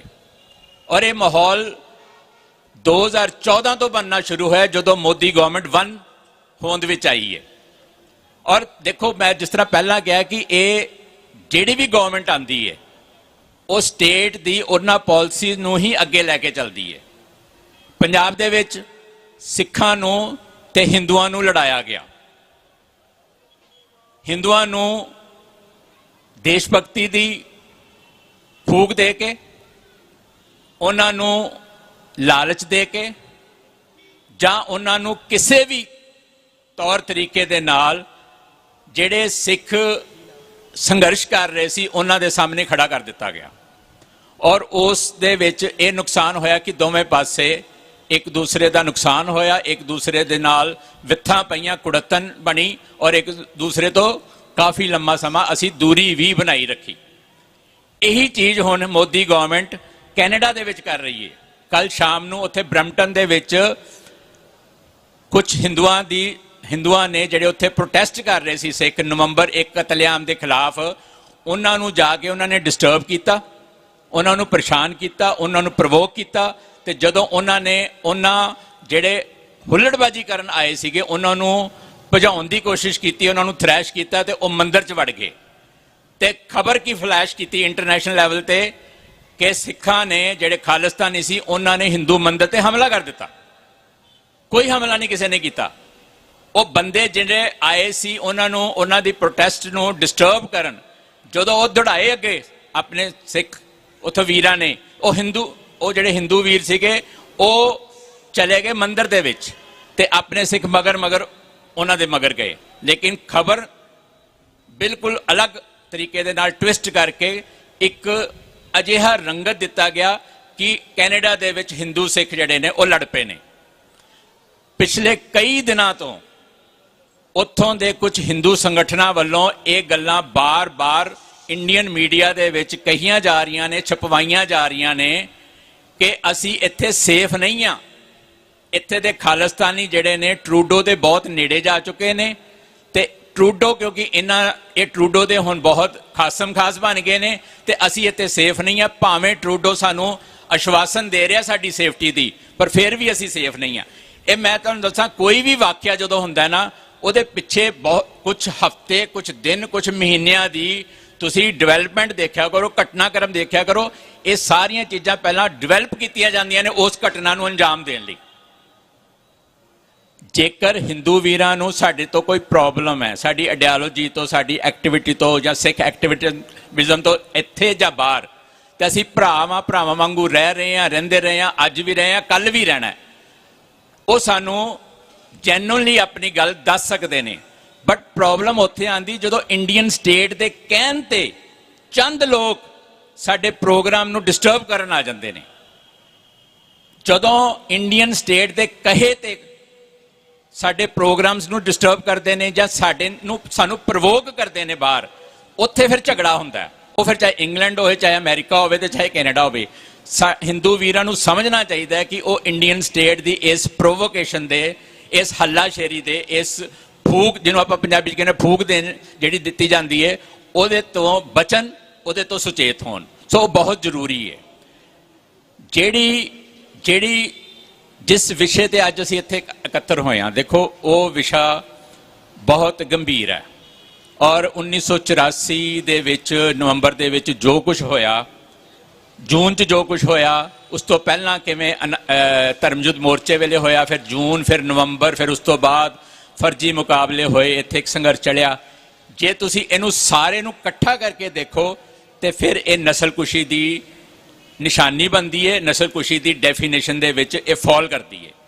ਔਰ ਸਾਡੇ ਸਿੱਖ ਭਰਾ ਜਿਹੜੇ ਨੇ ਅਮਰੀਕਾ, ਕੈਨੇਡਾ ਦੇ ਵਿੱਚ ਬੈਠੇ ਨੇ, ਉਹਨਾਂ ਦੀ ਇਹ ਸ਼ਾਬਾਸ਼ ਹੈ, ਥੈਂਕਸ ਟੂ ਦੈਮ, ਉਹਨਾਂ ਦਾ ਧੰਨਵਾਦ ਹੈ ਕਿ ਉਹਨਾਂ ਨੇ ਕੁਝ ਸਟੇਟ ਅਸੈਂਬਲੀਜ਼ ਦੇ ਵਿੱਚ, ਜਿਵੇਂ ontario ਹੈ, ਕੈਲੀਫੋਰਨੀਆ ਹੈ, ਨਿਊ ਜਰਸੀ ਦੀ ਸੈਨੇਟ ਹੈ, ਕਨੈਕਟੀਕਟ ਹੈ, ਇਹ ਜਿਹੜੀਆਂ ਸਟੇਟ ਅਸੈਂਬਲੀਜ਼ ਨੇ, ਉਹਨਾਂ ਨੇ ਜਿਹੜੇ ਮਤੇ ਪਵਾਏ ਨੇ, ਜਿਹਦੇ ਵਿੱਚ ਇਹ ਗੱਲ ਉਹਨਾਂ ਨੇ ਮਾਨਤਾ ਦਿੱਤੀ ਹੈ ਕਿ ਜਿਹੜਾ ਸਿੱਖ ਕਤਲੇਆਮ ਹੋਇਆ ਇਹ ਨਸਲਕੁਸ਼ੀ ਸੀ, ਇਹ ਸਿੱਖ ਨਸਲਕੁਸ਼ੀ ਸੀ। ਸਾਡੀ ਅੱਜ ਇੱਥੇ ਜਿਹੜੇ ਅਸੀਂ ਬੈਠੇ ਹਾਂ, ਅਸੀਂ ਉੱਥੋਂ ਦੀਆਂ ਜਿਹੜੀਆਂ ਸਰਕਾਰਾਂ ਨੇ, ਅਮਰੀਕਾ ਦੀ ਕਾਂਗਰਸ ਹੈ, ਕੈਨੇਡਾ ਦੀ ਫੈਡਰਲ ਗਵਰਨਮੈਂਟ ਹੈ, ਉੱਥੇ ਵੀ ਮਤਾ ਇੰਟਰੋਡਿਊਸ ਕਰਾਇਆ ਜਗਮੀਤ ਸਿੰਘ ਨੇ। ਹੋਰ ਵੀ ਜਗ੍ਹਾ ਤੇ ਕੋਸ਼ਿਸ਼ਾਂ ਜਾਰੀ ਨੇ, ਉੱਥੇ ਕੋਸ਼ਿਸ਼ਾਂ ਜਾਰੀ ਨੇ। ਅਸੀਂ ਉਹਨਾਂ ਸਾਰੇ ਸਰਕਾਰਾਂ ਨੂੰ ਇਹ ਅਪੀਲ ਕਰਦੇ ਹਾਂ ਕਿ ਉਹ ਇਸ ਜਿਹੜੀ ਸਿੱਖ ਕਤਲੇਆਮ ਹੈ ਇਹਨੂੰ ਨਸਲਕੁਸ਼ੀ ਦੀ ਮਾਨਤਾ ਦੇਣ। ਨਾਲ ਦੇ ਨਾਲ ਅਮਰੀਕਾ ਦੇ ਵਿੱਚ ਕਾਂਗਰਸ ਦੇ ਵਿੱਚ ਇੱਕ ਟ੍ਰਾਂਸਨੈਸ਼ਨਲ ਰਿਪਰੈਸ਼ਨ ਬਿੱਲ ਵੀ ਲਿਆਂਦਾ ਗਿਆ, ਜਿਹਦੇ ਤੇ ਬਹਿਸ ਵੀ ਹੋਣੀ ਹੈ, VOTING ਹੋਣੀ ਹੈ। ਔਰ ਉਹ ਵੀ ਬਹੁਤ ਜ਼ਰੂਰੀ ਹੈ ਕਿਉਂਕਿ ਜਿਹੜੀ ਵਿਦੇਸ਼ਾਂ ਦੇ ਵਿੱਚ ਹਿੰਦੁਸਤਾਨ ਦੀ ਸਰਕਾਰ ਨੇ ਜਿਹੜੀ ਟਾਰਗੇਟਿੰਗ ਕਿਲਿੰਗ ਸ਼ੁਰੂ ਕੀਤੀ ਸਿੱਖਾਂ ਦੀ, ਉਹਨੂੰ ਰੋਕਣ ਲਈ ਇਹ ਬਹੁਤ ਜ਼ਰੂਰੀ ਹੈ ਕਿ ਉਹ ਬਿੱਲ ਲਾਅ ਬਣੇ ਅਮਰੀਕਾ ਦੇ ਵਿੱਚ। ਉਹ ਕਾਂਗਰਸ ਦੇ ਵਿੱਚ ਉਹ ਬਿੱਲ ਜਾ ਚੁੱਕਾ ਆ। ਸੋ ਸਾਡੀ ਸਾਰਿਆਂ ਦੀ ਇਹਨਾਂ ਤੇ ਨਜ਼ਰ ਹੋਣੀ ਚਾਹੀਦੀ, ਨਿਗਾਹ ਹੋਣੀ ਚਾਹੀਦੀ ਜੋ ਕੁਝ ਹੋ ਰਿਹਾ ਹੈ। ਦੇਖੋ ਥੋੜੇ ਦਿਨਾਂ ਬਾਅਦ, ਮੇਰੇ ਖਿਆਲ 2 ਦਿਨਾਂ ਬਾਅਦ ਹੀ ਇੱਥੇ ਹੁਣ ਅੱਜ 4 ਹੈ ਤੇ ਅਮਰੀਕਾ 'ਚ ਇਸ ਵੇਲੇ 3 ਦੀ ਰਾਤ ਹੈ ਤੇ 5 ਤਰੀਕ ਨੂੰ ਉੱਥੇ VOTING ਹੈ। ਹਰ ਸਮਾਜ ਵਾਂਗੂ ਅਮਰੀਕਨ ਸਮਾਜ ਜਿਹੜਾ ਉੱਥੇ ਸਾਡਾ ਸਿੱਖ ਸਮਾਜ ਹੈ ਉਹ ਵੀ ਉਸੇ ਤਰ੍ਹਾਂ ਹੀ ਪਾਰਟੀਆਂ ਦੇ ਵਿੱਚ ਵੰਡਿਆ, ਜਿੱਥੇ ਜਿੱਥੇ ਜਿਹਦੀ ਕੋਈ ਨੇੜਤਾ ਹੈ, ਸਾਂਝ ਹੈ, ਲਾਇਲਟੀ ਹੈ, ਉਹ ਉਸ ਪਾਰਟੀ ਦੇ ਨਾਲ ਜੁੜਿਆ। ਉੱਥੇ 2 ਹੀ ਪਾਰਟੀਆਂ ਨੇ, ਡੈਮੋਕ੍ਰੈਟਿਕ ਤੇ ਰਿਪਬਲਿਕ। ਸਾਡੇ ਸਮਾਜ ਵਾਂਗੂ ਉੱਥੇ ਦਾ ਸਮਾਜ ਵੀ ਜਿਹੜਾ ਸਿੱਖ ਸਮਾਜ ਹੈ ਉਹ ਵੰਡਿਆ। ਪਰ ਅਸੀਂ ਤਾਂ ਸਿਰਫ ਇੰਨੀ ਅਪੀਲ ਕਰ ਸਕਦੇ ਹਾਂ ਜਿੰਨੀ ਕੁ ਅਸੀਂ ਸਿੱਖ ਹਿੱਤ ਨੂੰ ਵੇਖਦੇ ਹੋਏ, ਮੂਵਮੈਂਟ ਦੇ ਹਿੱਤ ਨੂੰ ਵੇਖਦੇ ਹੋਏ ਅਸੀਂ ਇਹੀ ਕਹਿ ਸਕਦੇ ਹਾਂ ਕਿ ਉਸ ਨੁਮਾਇੰਦੇ ਨੂੰ, ਉਸ ਪਾਰਟੀ ਨੂੰ ਵੋਟ ਪਾਈ ਜਾਏ, ਉਸ ਪਾਰਟੀ ਦੇ ਨੁਮਾਇੰਦੇ ਨੂੰ ਵੋਟ ਪਾਈ ਜਾਏ ਜਿਹੜਾ ਸਿੱਖ ਇੰਟਰਸਟ ਦੀ ਗੱਲ ਕਰੇ, ਜਿਹੜਾ ਉੱਥੋਂ ਦੇ ਵਸਦੇ ਸਿੱਖਾਂ ਦੀ ਪ੍ਰੋਟੈਕਸ਼ਨ ਕਰ ਸਕੇ, ਜਿਹੜਾ ਟਰਾਂਸਨੈਸ਼ਨਲ ਰਿਪਰੈਸ਼ਨ ਬਿੱਲ ਦੀ ਸਪੋਰਟ ਕਰੇ ਤੇ ਜਿਹੜਾ ਆਪਣਾ ਉੱਥੇ ਜਿਹੜਾ ਸਿੱਖ ਕਤਲੇਆਮ ਹੈ ਉਹਨੂੰ ਜੈਨੋਸਾਈਡ ਰੈਕੋਗਨੀਸ਼ਨ ਦਿਵਾਉਣ ਲਈ ਸਹਿਯੋਗ ਕਰ ਰਿਹਾ, ਸਪੋਰਟ ਕਰ ਰਿਹਾ। ਸਾਨੂੰ ਆਪਣੇ ਹਿੱਤ ਪਹਿਲੇ ਹੋਣੇ ਚਾਹੀਦੇ ਨੇ। ਔਰ ਜੇਕਰ ਕੌਮ ਦੇ ਤੌਰ ਤੇ, ਜੇ ਹਰ ਸਿੱਖ ਨੇ ਆਪਣੇ ਤੌਰ ਤੇ ਵੇਖਣਾ ਤੇ ਉਹ ਕਿਸੇ ਨੂੰ ਵੀ ਵੋਟ ਪਾ ਸਕਦਾ, ਪਰ ਜੇ ਉਹਨੇ ਕੌਮ ਦੇ ਤੌਰ ਤੇ ਵੇਖਣਾ ਤੇ ਫਿਰ ਉਹਨੂੰ ਇਹ ਦੇਖਣਾ ਚਾਹੀਦਾ ਕਿ ਸਾਡੀ ਕੌਮ ਕਿੱਥੇ ਸੁਰੱਖਿਅਤ ਹੈ, ਕਿਸ ਦੀ ਪ੍ਰੈਜ਼ੀਡੈਂਟਸ਼ਿਪ ਹੇਠ ਸੁਰੱਖਿਅਤ ਹੈ, ਸਾਡੇ ਹਿੱਤ ਕੌਣ ਦੇਖੇਗਾ ਤੇ ਜਿਹੜੀ ਸਾਡੀ ਉੱਥੇ ਬਾਹਰ ਕਤਲੋਗਾਰਤ ਹੋ ਰਹੀ ਹੈ, ਟਾਰਗੇਟਿੰਗ ਕਿਲਿੰਗ ਹੋ ਰਹੀ ਹੈ, ਉਹਨੂੰ ਕੌਣ ਰੋਕਣ ਲਈ ਅੱਗੇ ਆਏਗਾ। ਸੋ ਸਾਨੂੰ ਇਹ ਆਪਣਾ ਨਜ਼ਰੀਆ ਜ਼ਰੂਰ ਅਪਣਾਉਣਾ ਚਾਹੀਦਾ ਹੈ। ਭਾਰਤ ਇਸ ਵੇਲੇ ਤਿਲਮਿਲਾ ਉੱਠਿਆ ਜਦੋਂ ਦਾ ਕੈਨੇਡੀਅਨ ਫੋਰਨ ਮਿਨਿਸਟਰ ਨੇ ਅਮਿਤ ਸ਼ਾਹ ਦਾ ਨਾਂ ਲਿਆ। ਪਹਿਲਾਂ ਏਜੰਸੀਆਂ ਤੱਕ ਸੀਮਤ ਸੀ ਗੱਲ, ਹੁਣ ਗੱਲ ਆ ਗਈ ਅਮਿਤ ਸ਼ਾਹ ਤੱਕ ਸਿੱਧੀ। ਤੇ ਅਸੀਂ ਅਪੀਲ ਕਰਦੇ ਹਾਂ ਕਿ ਜਿਹੜੇ ਇਹ ਮੁਲਕ ਨੇ, ਚਾਹੇ ਉਹ 5 ਆਈਜ਼ ਮੁਲਕ ਜਿਨ੍ਹਾਂ ਨੂੰ ਜਿਹੜੇ 5 ਅੱਖਾਂ ਦਾ ਜਿਹੜਾ ਅਲਾਇੰਸ ਹੈ, ਉਹ ਸਾਰੇ ਮੁਲਕ ਅਸੀਂ ਇਸ ਗੱਲ ਤੇ ਮਤਲਬ ਅਸੀਂ ਉਹਨਾਂ ਨੂੰ ਅਪੀਲ ਵੀ ਕਰਦੇ ਹਾਂ ਔਰ ਅਸੀਂ ਸੋਚ ਵੀ ਰਹੇ ਹਾਂ ਇਸ ਗੱਲ ਲਈ ਕਿ ਕੀ ਉਹ ਆਪਣੀ ਜਿਹੜਾ ਉਹਨਾਂ ਦਾ ਮਿੱਤਰ ਮੁਲਕ ਹੈ ਕੈਨੇਡਾ, ਜਿਹੜਾ ਉਹਨੇ ਇਲਜ਼ਾਮ ਲਾਇਆ ਅਮਿਤ ਸ਼ਾਹ ਦੇ ਰੋਲ ਬਾਰੇ, ਅਮਿਤ ਸ਼ਾਹ ਦੇ ਹੱਥ ਬਾਰੇ, ਕੀ ਬਾਕੀ ਦੇ ਮੁਲਕ ਉਹਦਾ ਸਾਥ ਦੇਣਗੇ? ਕੀ ਹਿੰਦੁਸਤਾਨ ਦੇ ਪ੍ਰਧਾਨ ਮੰਤਰੀ ਨਰਿੰਦਰ ਮੋਦੀ ਇਸ ਗੱਲ ਦਾ ਸਪਸ਼ਟੀਕਰਨ ਦੇਣਗੇ ਕਿ ਕੈਨੇਡਾ ਜੋ ਕਹਿ ਰਿਹਾ ਕਿ ਅਮਿਤ ਸ਼ਾਹ ਤੇ ਅਜੀਤ ਡੋਵਾਲ ਇਸ ਜਿਹੜੀ ਕਤਲੋਗਾਰਤ ਹੋ ਰਹੀ ਹੈ, ਜਿਹੜੀ ਟਰਾਂਸਨੈਸ਼ਨਲ ਰਿਪਰੈਸ਼ਨ ਬਾਹਰ ਸ਼ੁਰੂ ਹੋਈ ਹੈ, ਇਹਦੇ ਪਿੱਛੇ ਇਹਨਾਂ ਦੋਵਾਂ ਦਾ ਹੱਥ ਹੈ ਜਾਂ ਇਹਨਾਂ ਦਾ ਦਿਮਾਗ ਹੈ? ਕਿ ਪ੍ਰਾਈਮ ਮਿਨਿਸਟਰ ਜਵਾਬ ਦੇਣਗੇ? ਕਿ ਉਹਨਾਂ ਨੂੰ ਜਵਾਬ ਨਹੀਂ ਦੇਣਾ ਬਣਦਾ? ਕਿ ਪੰਜਾਬ ਦੇ ਲੋਕ ਉਹਨਾਂ ਕੋਲੋਂ ਜਵਾਬ ਮੰਗਦੇ ਨੇ ਕਿ ਉਹ ਜਵਾਬ ਦੇਣ ਕਿ ਕੀ ਉਹਨਾਂ ਦੇ ਕੈਬਨਿਟ ਮੰਤਰੀ ਜਿਹੜਾ ਉਹਨਾਂ ਦਾ ਨੰਬਰ 2 ਹੈ, ਕਿ ਉਹ ਇਸ ਕਤਲੋਗਾਰਤ ਦੇ ਪਿੱਛੇ ਉਹਦਾ ਦਿਮਾਗ ਹੈ? ਅਸੀਂ ਕੁਐਸਚਨ ਮਾਰਕ ਦੇ ਨਾਲ ਉਹਨਾਂ ਕੋਲੋਂ ਸਵਾਲ ਕਰਕੇ ਉਹਨਾਂ ਕੋਲੋਂ ਜਵਾਬ ਮੰਗਦੇ ਹਾਂ। ਸੋ ਇਹ ਜਿਹੜੀ ਸਾਡੀਆਂ ਡਿਵੈਲਪਮੈਂਟਸ ਦੁਨੀਆ ਪੱਧਰ ਤੇ ਹੋ ਰਹੀਆਂ ਨੇ, ਜੋ ਅੱਜ ਜਿਹੜਾ ਅਸੀਂ ਫੇਸ ਕਰ ਰਹੇ ਹਾਂ, ਔਰ ਇਹਦਾ ਜਿਹੜਾ ਹੱਲ ਹੈ, ਮੇਰੇ ਤੋਂ ਪਹਿਲਾਂ ਵੀ ਬੋਰਡ ਵੀ ਲੱਗਾ ਕਿ ਹੱਲ ਤਾਂ ਆਜ਼ਾਦੀ ਹੈ। ਜੇ ਅਸੀਂ ਚਾਹੁੰਦੇ ਹਾਂ ਕਿ ਜੂਨ ਦੁਬਾਰਾ ਨਾ ਵਾਪਰੇ, ਨਵੰਬਰ 1984 ਦੁਬਾਰਾ ਨਾ ਵਾਪਰੇ, ਸਾਨੂੰ ਸਤਰਕ ਰਹਿਣਾ ਪਏਗਾ, ਸਾਨੂੰ ਬਾਰ-ਬਾਰ ਯਾਦ ਕਰਾਉਂਦੇ ਰਹਿਣਾ ਪਏਗਾ। ਦੇਖੋ ਕਿਸੇ ਵੀ ਨਰਸੰਹਾਰ ਨੂੰ, ਕਿਸੇ ਵੀ ਮੈਸੇਕਰ ਨੂੰ ਰੋਕਣਾ ਹੋਵੇ ਨਾ, ਤੇ ਉੱਚੀ ਬਾਰ-ਬਾਰ ਉਸ ਦੁਸ਼ਮਣ ਮੁਲਕ ਨੂੰ ਯਾਦ ਕਰਾਓ ਜਿਨਨੇ ਤੁਹਾਡੇ ਤੇ ਇਹ ਨਰਸੰਹਾਰ ਵਰਤਾਇਆ। ਜੇ ਤੁਸੀਂ ਭੁੱਲ ਗਏ, ਮਾਫ ਕਰਨਾ ਮੈਂ ਇਹ ਗੱਲ ਕਹਿਣ ਦੇ ਵਿੱਚ ਮੈਨੂੰ ਕੋਈ ਕੁਤਾਈ ਨਹੀਂ, ਕਿ ਨਵੰਬਰ 1984 ਨੂੰ ਪੰਜਾਬ ਦੇ ਲੋਕ ਹੌਲੀ-ਹੌਲੀ ਸਹਿਜੇ ਭੁੱਲਦੇ ਜਾ ਰਹੇ ਨੇ।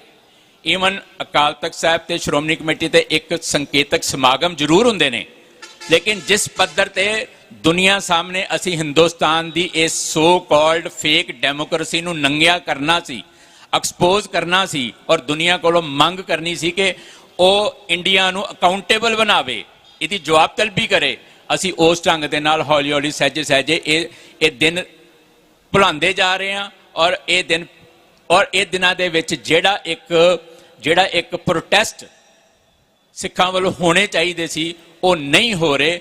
ਇਹ ਇੱਕ ਸਾਡੀ ਵੀ ਮਤਲਬ ਕਮੀ ਹੈ। ਜੂਨ 1984 ਦੇ ਵਾਕਿਆ ਤੋਂ ਬਾਅਦ, ਠੀਕ ਹੈ, ਜੂਨ ਦੇ ਮਹੀਨੇ ਸਾਡੇ ਸਾਰਿਆਂ ਦੇ ਵਿੱਚ ਇੱਕ ਹਰਕਤ ਆਉਂਦੀ ਹੈ, ਸਾਡੇ ਖੂਨ ਉਬਾਲੇ ਮਾਰਦਾ, ਪਰ ਉਹ ਵੀ ਇੱਕ ਸੀਮਤ ਹੱਦ ਤੱਕ। ਸਾਰੀ ਕੌਮ ਉਹਦੇ 'ਚ ਵੀ ਇਨਵੋਲਵ ਨਹੀਂ ਹੁੰਦੀ, ਪਰ ਕਾਫੀ ਪੱਧਰ ਤੇ ਲੋਕ ਜਾਂ ਨੌਜਵਾਨ ਜਿਹੜੇ ਨੇ ਉਹ ਜੂਨ ਦੇ ਮਹੀਨੇ ਜ਼ਰੂਰ ਸੜਕਾਂ ਤੇ ਆਉਂਦੇ ਨੇ।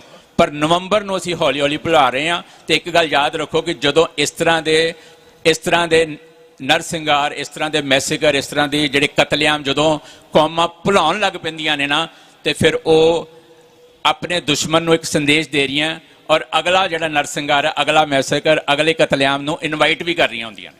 ਜੇ ਤੁਸੀਂ ਰੋਕਣੇ ਨੇ ਨਾ ਕਿ ਜੂਨ 1984 ਤੇ ਨਵੰਬਰ 1984 ਦੁਬਾਰਾ ਨਾ ਵਾਪਰੇ, ਤੇ ਫਿਰ ਜਿਹੜੇ ਜੋ ਹੋ ਚੁੱਕਾ ਹੈ ਸਾਡੇ ਨਾਲ, ਇਸ ਨੂੰ ਚੇਤੇ ਵੀ ਕਰੋ, ਦੁਸ਼ਮਣ ਨੂੰ ਵੀ ਚੇਤੇ ਕਰਾਓ, ਔਰ ਪੂਰੀ ਆਪਣੀ ਸੰਜੀਦਗੀ ਦੇ ਨਾਲ ਜਿਹੜੀ ਲੜਾਈ ਲੜੀ ਜਾ ਰਹੀ ਹੈ, ਜਿਹੜੀ ਆਜ਼ਾਦੀ ਦੀ ਲੜਾਈ ਲੜੀ ਜਾ ਰਹੀ ਹੈ, ਤਾਂ ਕਿ ਇਹ ਦੁਬਾਰਾ ਸਾਡੇ ਨਾਲ ਨਾ ਹੋਵੇ, ਉਸ ਦੇ ਵਿੱਚ ਆਪਣਾ ਆਪਣਾ ਹਿੱਸਾ ਵੀ ਪਾਓ।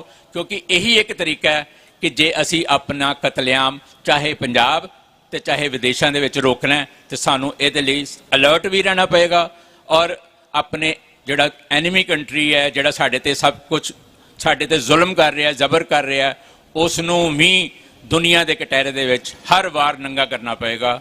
ਵਾਹਿਗੁਰੂ ਜੀ ਕਾ ਖਾਲਸਾ, ਵਾਹਿਗੁਰੂ ਜੀ ਕੀ ਫਤਿਹ।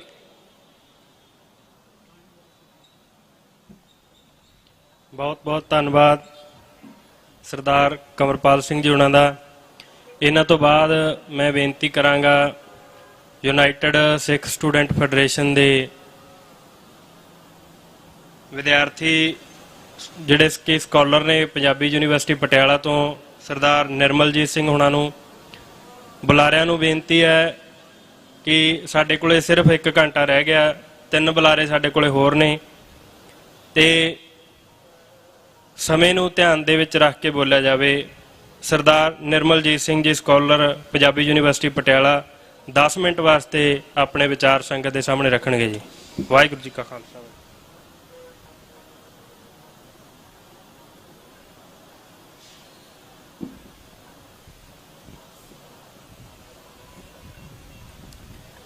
ਸ਼ਹੀਦਾਂ ਦੀ ਪਾਵਨ ਧਰਤੀ ਤੇ ਜੂਨ 1984 ਦੇ ਵਿੱਚ ਜੋ ਦਿੱਲੀ ਦੇ ਵਿੱਚ ਅਤੇ ਜੋ ਅੰਮ੍ਰਿਤਸਰ ਦੇ ਵਿੱਚ ਹੋਇਆ, ਉਸ ਨੂੰ ਯਾਦ ਕਰਦੇ ਹਾਂ। ਤੇ ਅੱਜ ਖਾਸ ਦਿੱਲੀ ਦੇ ਵਿੱਚ 1, 2, 3 ਨਵੰਬਰ ਨੂੰ ਜੋ ਨਸਲਕੁਸ਼ੀ ਹੋਈ, ਉਸ ਨੂੰ ਯਾਦ ਕਰਦੇ ਹਾਂ। ਜੋ ਅੱਜ ਦਲ ਖਾਲਸਾ ਵੱਲੋਂ ਤੇ ਯੂਨਾਈਟਿਡ ਸਿੱਖ ਸਟੂਡੈਂਟ ਫੈਡਰੇਸ਼ਨ ਦੇ ਵੱਲੋਂ ਇਹ ਪ੍ਰੋਗਰਾਮ ਉਲੀਕਿਆ ਗਿਆ ਹੈ। ਆਪ ਸਭ ਕਾਫੀ ਲੰਬੇ ਸਮੇਂ ਤੋਂ ਵਿਚਾਰ ਵੱਖ-ਵੱਖ ਬੁਲਾਰਿਆਂ ਦੇ ਸਰਵਣ ਕਰਦੇ ਆ ਰਹੇ ਹੋ। ਸਭ ਤੋਂ ਪਹਿਲਾਂ ਆਪਾਂ ਗੁਰਬਖਸ਼ੀ ਫਤਿਹ ਦੀ ਸਾਂਝ ਪਾਈਏ। ਸਾਰੇ ਇੱਕੋ ਆਵਾਜ਼ ਵਿੱਚ ਆਖੋ, ਵਾਹਿਗੁਰੂ ਜੀ ਕਾ ਖਾਲਸਾ, ਵਾਹਿਗੁਰੂ ਜੀ ਕੀ ਫਤਿਹ। ਮੇਰੇ ਤੋਂ ਪਹਿਲਾਂ ਗੱਲ ਕਰਦਿਆਂ ਹੋਇਆ ਕੁਝ ਗੱਲਾਂ ਬਾਰ-ਬਾਰ ਰਿਪੀਟ ਹੋ ਰਹੀਆਂ ਸਨ ਕਿ ਸਾਨੂੰ ਅਲਰਟ ਹੋਣਾ ਚਾਹੀਦਾ ਹੈ, ਸਾਨੂੰ ਸੁਚੇਤ ਹੋਣਾ ਚਾਹੀਦਾ ਹੈ। ਵੱਡੀ ਗੱਲ ਹੈ ਕਿ ਸਾਨੂੰ ਜਾਗਦੇ ਰਹਿਣਾ ਚਾਹੀਦਾ ਹੈ।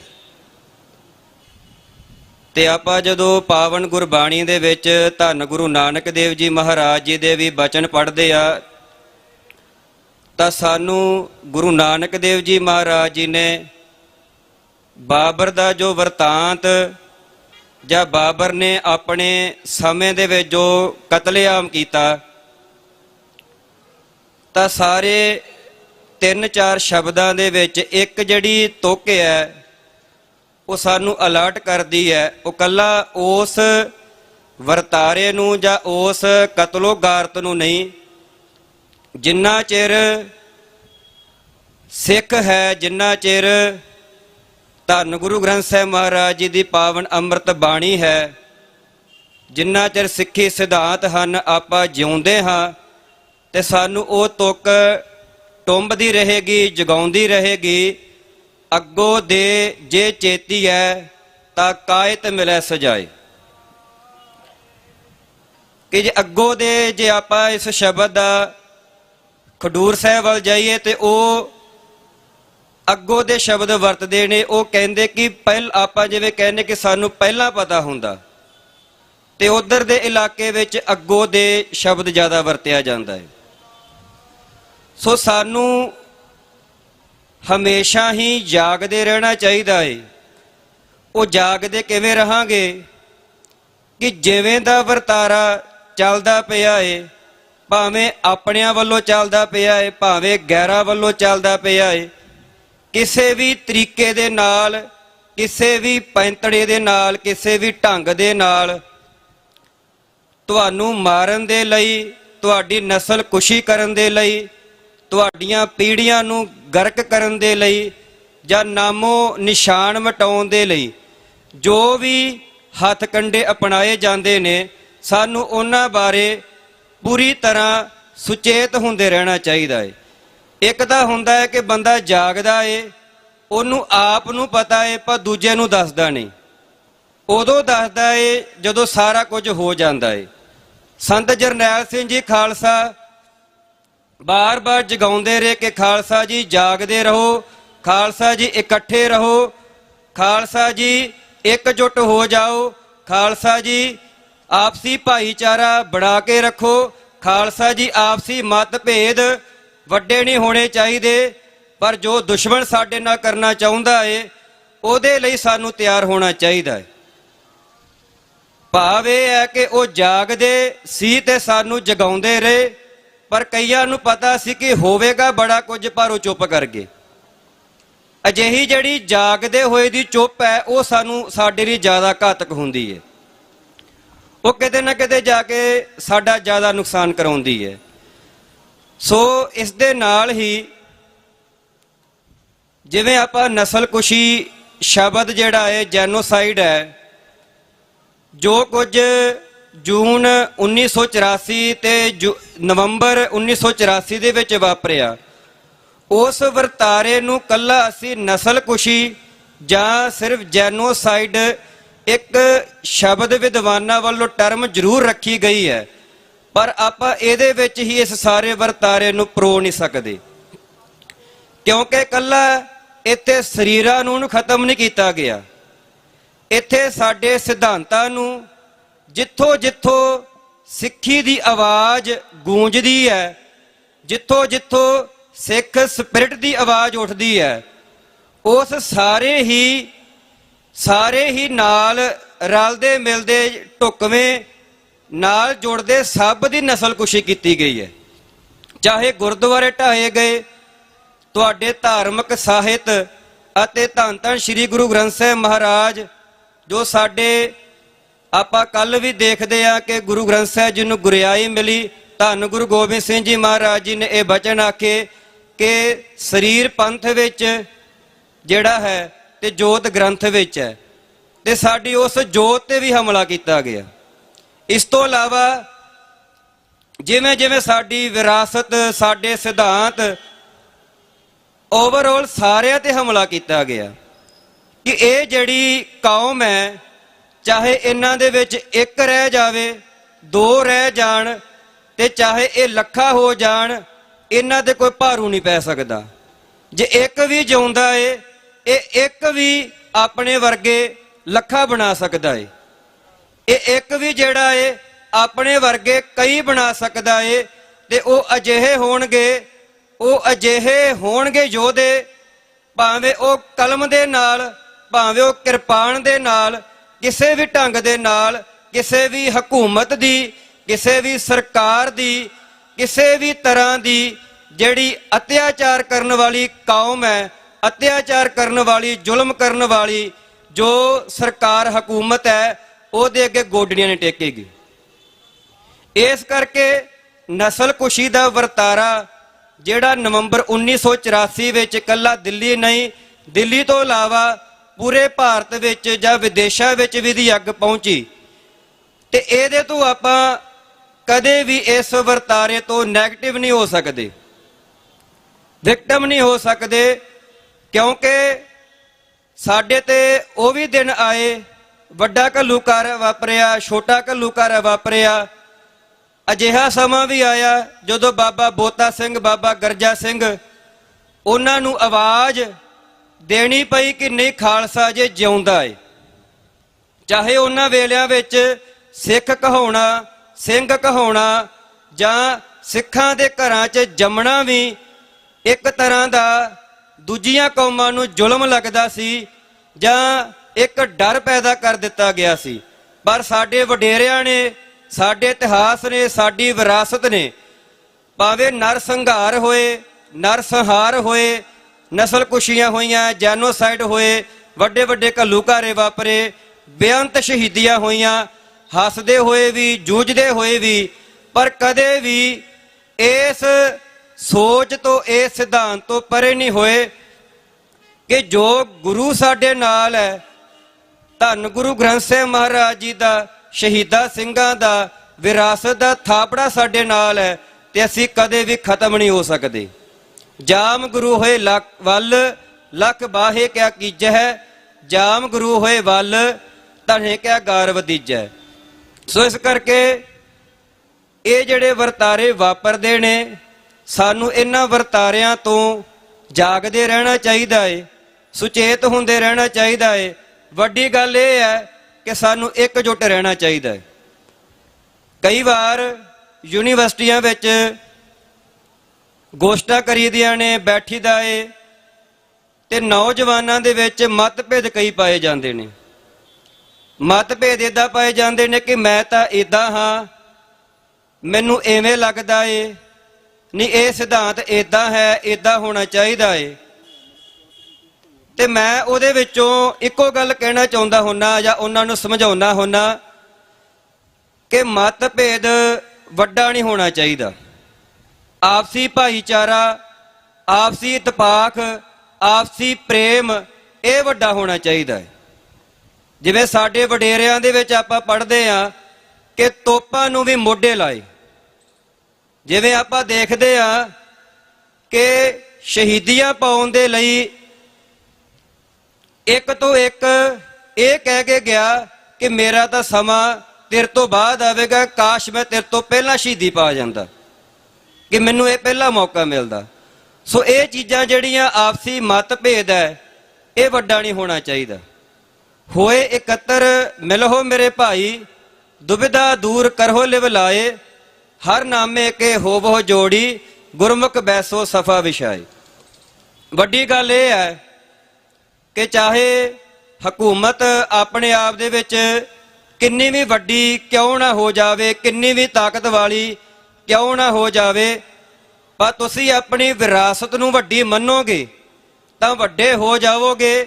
ਤੇ ਜੇ ਇਹ ਸੋਚੋਗੇ ਹਕੂਮਤ ਬੜੀ ਪਾਵਰ ਵਾਲੀ ਹੈ ਜਾਂ ਉਹਦੇ ਕੋਲ ਹਰ ਤਰ੍ਹਾਂ ਦਾ ਸਾਧਨ ਹੈ, ਹਰ ਤਰ੍ਹਾਂ ਦਾ ਵਸੀਲਾ ਉਹਦੇ ਕੋਲ ਪਿਆ ਹੈ, ਤਾਂ ਫਿਰ ਤੁਸੀਂ ਆਪਣੀ ਵਿਰਾਸਤ ਨੂੰ ਭੁੱਲੇ ਬੈਠੇ ਹੋ ਜਾਂ ਫਿਰ ਤੁਹਾਡੇ 'ਚ ਕਮਜ਼ੋਰੀ ਹੈ। ਕਿਉਂਕਿ ਜਦੋਂ ਧੰਨ ਗੁਰੂ ਗੋਬਿੰਦ ਸਿੰਘ ਜੀ ਮਹਾਰਾਜ ਇਹ ਵਚਨ ਸਾਨੂੰ ਦੇ ਕੇ ਗਏ ਨੇ, ਇਹ ਇੱਕ ਕਹਿ ਲੋ ਕਿ ਇੱਕ ਮਨੋਵਿਗਿਆਨਕ ਸਾਨੂੰ ਉਤਸ਼ਾਹ ਦੇ ਕੇ ਗਏ ਨੇ, ਇੱਕ ਸਾਨੂੰ ਥਾਪੜਾ ਦਿੱਤਾ ਏ ਕਿ ਸਵਾ ਲਾਖ ਸੇ ਏਕ ਲੜਾਊਂ, ਤਬੈ ਗੋਬਿੰਦ ਸਿੰਘ ਨਾਮ ਕਹਾਊਂ। ਤੇ ਜੇ ਆਪਾਂ ਇਹ ਦੇਖਦੇ ਆ ਤਾਂ ਫਿਰ ਸਾਨੂੰ ਜਿਹੜੀ ਦੁਸ਼ਮਣ ਸਰਕਾਰ ਹੈ ਜਾਂ ਫੌਜ ਹੈ ਉਹ ਵੱਡੀ ਨਹੀਂ ਲੱਗਣੀ ਚਾਹੀਦੀ। ਕਿਉਂਕਿ ਜਦੋਂ ਫਿਰ ਵਰਤਾਰੇ ਵਾਪਰਦੇ ਨੇ ਤਾਂ ਫਿਰ ਨੌਜਵਾਨ ਆਪਣੇ ਬਜ਼ੁਰਗਾਂ ਤੋਂ ਸੇਧ ਲੈਂਦੇ ਹੋਏ, ਉਹਨਾਂ ਦੇ ਨਕਸ਼ੇ ਕਦਮਾਂ ਤੇ ਚੱਲਦੇ ਹੋਏ ਟੀਸੀ ਵਾਲੇ ਬੇਰ ਵੀ ਲਾ ਕੇ ਸੁੱਟ ਦਿੰਦੇ ਨੇ, ਚਾਹੇ ਉਹ ਕਿੰਨੇ ਵੀ ਸੁਰੱਖਿਆ ਕਰਮੀਆਂ ਦੇ ਆਲੇ ਦੁਆਲੇ ਕਿਉਂ ਨਾ ਹੋਵੇ। ਉਹ ਆਪਣੇ ਫਿਰ ਬਜ਼ੁਰਗਾਂ ਕੋਲੋਂ ਸੇਧ ਲੈ ਹੀ ਲੈਂਦੇ ਨੇ, ਤੇ ਬਜ਼ੁਰਗ ਹੀ ਹਨ ਜਿਹੜੇ ਉਹਨਾਂ ਨੂੰ ਹੌਸਲਾ ਅਫਜ਼ਾਈ ਕਰਦੇ ਨੇ ਤੇ ਉਹਨਾਂ ਦੇ ਨਾਲ ਖੜਦੇ ਨੇ। ਇਸ ਕਰਕੇ ਇਹਨਾਂ ਵਰਤਾਰਿਆਂ ਤੋਂ ਸਾਨੂੰ ਸੇਧ ਲੈ ਕੇ ਤਗੜੇ ਹੋਣਾ ਚਾਹੀਦਾ ਏ, ਆਪਸੀ ਭਾਈਚਾਰਾ ਕਾਇਮ ਰੱਖਣਾ ਚਾਹੀਦਾ ਏ, ਤੇ ਇਸੇ ਤਰ੍ਹਾਂ ਹੀ ਇਕਜੁੱਟ ਹੋ ਕੇ ਤੁਰਨਾ ਚਾਹੀਦਾ ਏ। ਲਾਸਟ ਵਿੱਚ ਇਹੋ ਕਹਾਂਗਾ ਕਿ ਕਿਸੇ ਵੀ ਤਰ੍ਹਾਂ ਦਾ ਕੋਈ ਦੁਬਿਧਾ ਹੁੰਦੀ ਹੈ ਜਾਂ ਕੋਈ ਮਤਭੇਦ ਹੁੰਦਾ ਏ, ਜਦੋਂ ਕੋਈ ਕੌਮ ਤੇ ਭੀੜ ਪਈ ਹੈ, ਸਭ ਨੂੰ ਛੱਡ ਕੇ ਜਦੋਂ 12 ਮਿਸਲਾਂ ਵਿੱਚੋਂ ਵੀ ਇਹ ਗੱਲ ਉੱਠੀ ਸੀ, ਮਿਸਲ ਵੰਡ ਅਬ ਕਬਹੁ ਨਾ ਪਾਵੋ, ਰਲ ਮਿਲ ਤੁਰ ਖੜ ਪੰਥ ਬਚਾਵੋ। ਕਿ ਜਦੋਂ ਪੰਥ ਤੇ ਗੱਲ ਆ ਜੇ ਸਾਨੂੰ ਸਾਰਿਆਂ ਨੂੰ ਇਦਾਂ ਹੀ ਸਿਰ ਜੋੜ ਕੇ ਇਕੱਠੇ ਹੋ ਜਾਣਾ ਚਾਹੀਦਾ ਏ। ਇਤਨੀਆਂ ਕੁ ਬੇਨਤੀਆਂ ਪ੍ਰਵਾਨ, ਬੋਲਦਿਆਂ ਹੋਈਆਂ ਭੁੱਲਾਂ ਦੀ ਮੁਆਫੀ। ਗੁਰੂ ਸਾਹਿਬ ਅੱਗੇ ਅਰਦਾਸ ਹੈ ਇਸੇ ਤਰ੍ਹਾਂ ਦਲ ਖਾਲਸਾ ਅਤੇ ਯੂਨਾਈਟਿਡ ਸਿੱਖ ਸਟੂਡੈਂਟ ਫੈਡਰੇਸ਼ਨ ਨੂੰ ਇਹ ਜਿਹੜਾ ਬਲ ਬਖਸ਼ਦੇ ਰਹਿਣ, ਸਮਰੱਥਾ ਬਖਸ਼ਦੇ ਰਹਿਣ। ਜੋ ਇਸ ਤਰ੍ਹਾਂ ਦੇ ਜਿਹੜੇ ਵਰਤਾਰੇ ਵਾਪਰੇ ਨੇ ਉਹ ਸਾਨੂੰ ਭੁੱਲ ਨਾ ਜਾਣ, ਸਾਡੇ ਚਿੱਤ ਚੇਤੇ ਰਹਿਣ, ਸਾਨੂੰ ਇਹ ਯਾਦ ਕਰਾਉਂਦੇ ਰਹਿਣ ਕਿ ਸਿੱਖਾ ਜਾਗਦਾ ਰਹਿ, ਤੇਰੇ ਘਰੇ ਅੱਗ ਲੱਗੀ ਸੀ ਤੇ ਅਵੇਸਲਾ ਨਹੀਂ ਹੋ ਕੇ ਰਹਿਣਾ। ਇਸ ਤਰ੍ਹਾਂ ਦੇ ਇਹ ਜਿਹੜੇ ਸੈਮੀਨਾਰ ਜਾਂ ਪ੍ਰੋਗਰਾਮ ਕਰਾਉਣ ਦਾ ਹੋਰ ਬਲ ਬਖਸ਼ਣ। ਇਤਨੀ ਬੇਨਤੀ ਪ੍ਰਵਾਨ, ਬੋਲਦਿਆਂ ਹੋਈਆਂ ਭੁੱਲਾਂ ਦੀ ਖਿਮਾ। ਵਾਹਿਗੁਰੂ ਜੀ ਕਾ ਖਾਲਸਾ, ਵਾਹਿਗੁਰੂ ਜੀ ਕੀ ਫਤਿਹ। ਬਹੁਤ ਬਹੁਤ ਧੰਨਵਾਦ ਸਰਦਾਰ Nirmaljit Singh ji, research scholar, Punjabi university Patiala, ਵਿਦਿਆਰਥੀ ਜਥੇਬੰਦੀ ਯੂਨਾਈਟਿਡ ਸਿੱਖ ਸਟੂਡੈਂਟ ਫੈਡਰੇਸ਼ਨ ਤੋਂ ਆਏ ਨੇ। ਸੰਗਤ ਦੇ ਵਿੱਚ ਵਿਰਾਜਮਾਨ ਨੇ ਸ਼ਹੀਦ ਭਾਈ ਬੇਅੰਤ ਸਿੰਘ, ਉਹਨਾਂ ਦੀ ਸੁਪੁੱਤਰੀ ਬੀਬੀ ਅੰਮ੍ਰਿਤ ਕੌਰ ਜੀ, ਜਿਨ੍ਹਾਂ ਨੇ ਸੋਧਾ ਲਾਇਆ। ਜਿਵੇਂ ਮੇਰਾ ਵੀਰ ਦੱਸ ਰਿਹਾ ਸੀ ਕਿ ਸਿੰਘਾਂ ਨੇ TC ਵਾਲੇ ਵੇਰ ਵੀ ਲਾਏ ਨੇ। ਮੌਕੇ ਦੀ ਪ੍ਰਧਾਨ ਮੰਤਰੀ ਨੂੰ ਉਹਦੇ ਕੀਤੇ ਹੋਏ ਪਾਪ ਦਾ ਜਿਹੜੀ ਸਜ਼ਾ ਉਹ ਦਿੱਤੀ ਉਹਨਾਂ ਨੇ। ਉਹਨਾਂ ਦੀ ਸੁਪੁੱਤਰੀ ਬੀਬੀ ਅੰਮ੍ਰਿਤ ਕੌਰ ਜੀ ਸੰਗਤ ਦੇ ਵਿੱਚ ਵਿਰਾਜਮਾਨ ਨੇ। ਹੁਣ ਮੈਂ ਬੇਨਤੀ ਕਰਾਂਗਾ ਸਰਦਾਰ ਜਗਮੋਹਨ ਸਿੰਘ ਜੀ, ਜੋ ਮਨੁੱਖੀ ਅਧਿਕਾਰ ਸੰਗਠਨ ਤੋਂ ਨੇ, ਉਹ 15 ਮਿੰਟਾਂ ਵਾਸਤੇ ਸੰਗਤ ਦੇ ਨਾਲ ਰੂਬਰੂ ਹੋਣਗੇ। ਸਰਦਾਰ ਜਗਮੋਹਨ ਸਿੰਘ ਜੀ, ਮਨੁੱਖੀ ਅਧਿਕਾਰ ਸੰਗਠਨ।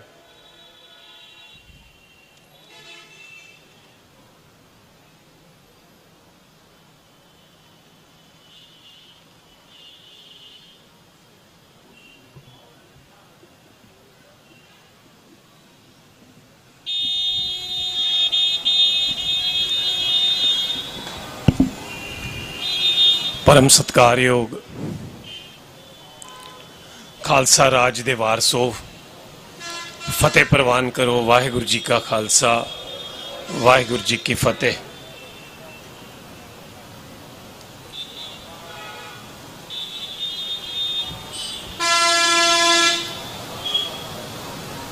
दल खालसा दे बानी गजिंदर सिंह वालों भारत के संविधान ते सिखां वालों ना कीते दस्खतां बारे लिखियां 17 अज सवेर तो ही चीख चीख के मैनू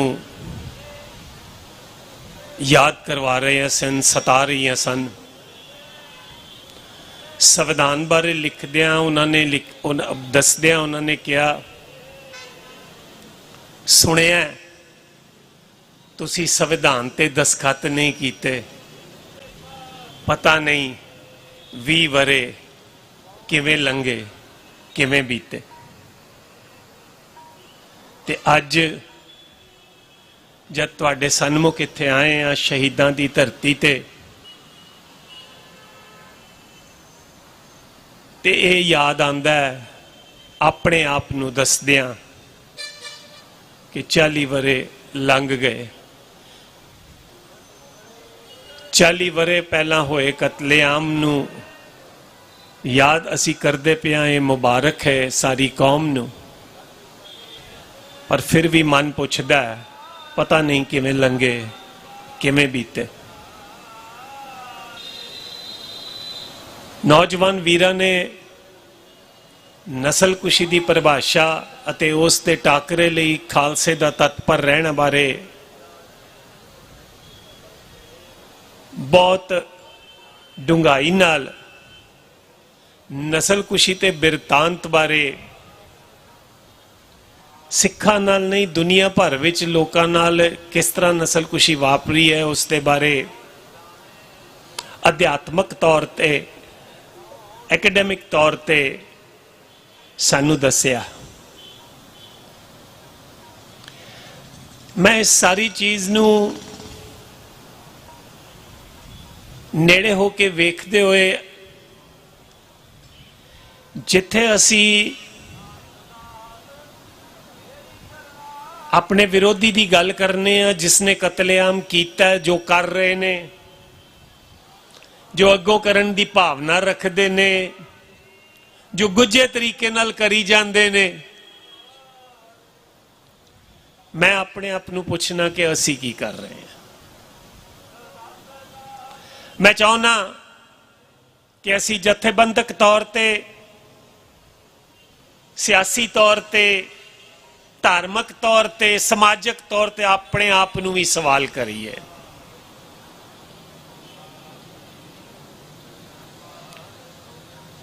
ਅੱਜ ਤਿਲਕ ਵਿਹਾਰ ਦੇ ਬੱਚੇ ਤੇ ਬੱਚੀਆਂ ਦਾ ਭਵਿੱਖ ਕਿਹੋ ਜਿਹਾ ਹੈ, ਸਾਡੇ ਕੋਲ ਕੋਈ ਸ਼ਾਇਦ ਸਟੇਟਸ ਰਿਪੋਰਟ ਕੌਮ ਕੋਲ ਨਹੀਂ ਹੈਗੀ।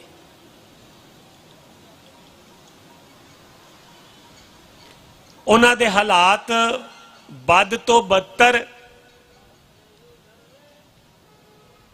ਕਿਵੇਂ ਬਣਦੇ ਗਏ ਤੇ ਕੌਮੀ ਜਵਾਬ ਕੀ ਰਿਹਾ, ਇਸ ਬਾਰੇ ਵੀ ਅਸੀਂ ਕਦੀ ਵਿਚਾਰ ਨਹੀਂ ਕੀਤਾ। ਔਰ ਮੈਂ ਸਮਝਦਾ ਹਾਂ ਕਿ ਇਹ ਜਿਹੜਾ ਅਸੀਂ ਸੰਘਰਸ਼ ਦੇ ਦੌਰਾਨ ਸਾਰੀ ਚੀਜ਼ ਨੂੰ ਸਿਰਫ ਸਰਕਾਰ ਕੋਲੋਂ ਜਾਂ ਸਿੱਖ ਜਥੇਬੰਦੀਆਂ ਵੱਲੋਂ ਕੇਵਲ ਮੁਆਵਜ਼ਾ ਲੈਣ ਤੱਕ ਸੀਮਤ ਕਰ ਰੱਖਿਆ, ਇਹਦੇ ਬਾਰੇ ਵੀ ਸਾਨੂੰ ਵਿਚਾਰ ਤੇ ਵਟਾਂਦਰਾ ਕਰਨਾ ਚਾਹੀਦਾ ਹੈ। ਸਾਨੂੰ ਸੋਚਣਾ ਚਾਹੀਦਾ ਹੈ ਕਿ 47 ਦੇ ਉਜਾੜੇ ਤੋਂ ਬਾਅਦ 10-15 ਸਾਲਾਂ ਵਿੱਚ ਕੌਮ ਫਿਰ ਇੱਕ ਵਾਰੀ ਖੜੀ ਹੋ ਗਈ ਸੀ, ਪਰ ਅਸੀਂ ਅੱਜ 40 ਸਾਲ ਬਾਅਦ ਵੀ ਇਸੇ ਕੋਸ਼ਿਸ਼ ਵਿੱਚ ਹੈਗੇ ਹਾਂ ਕਿ ਅਸੀਂ ਦਿੰਦੇ ਰਹੀਏ ਪਰਿਵਾਰਾਂ ਨੂੰ ਜੋ ਸੰਘਰਸ਼ ਤੋਂ ਨਿਕਲੇ, ਜੋ ਅਣਮਨੁੱਖੀ ਤਰੀਕੇ ਦੇ ਨਾਲ ਜਿਨ੍ਹਾਂ ਦਾ ਕਤਲੇਆਮ ਹੋਇਆ, ਅਸੀਂ ਉਹਨਾਂ ਨੂੰ ਕਿਤੇ ਨਾ ਕਿਤੇ ਇਸ ਰੂਪ ਵਿੱਚ ਬਣਾ ਦਿੱਤਾ। ਇਹ ਪੀੜਾ ਪੈਦਾ ਕਰਦਾ ਹੈ ਔਰ ਇਹ ਉਹਨਾਂ ਨੂੰ ਫਿਰ ਤੋਂ ਮੁੜ ਸੁਰਜੀਤ ਹੋ ਕੇ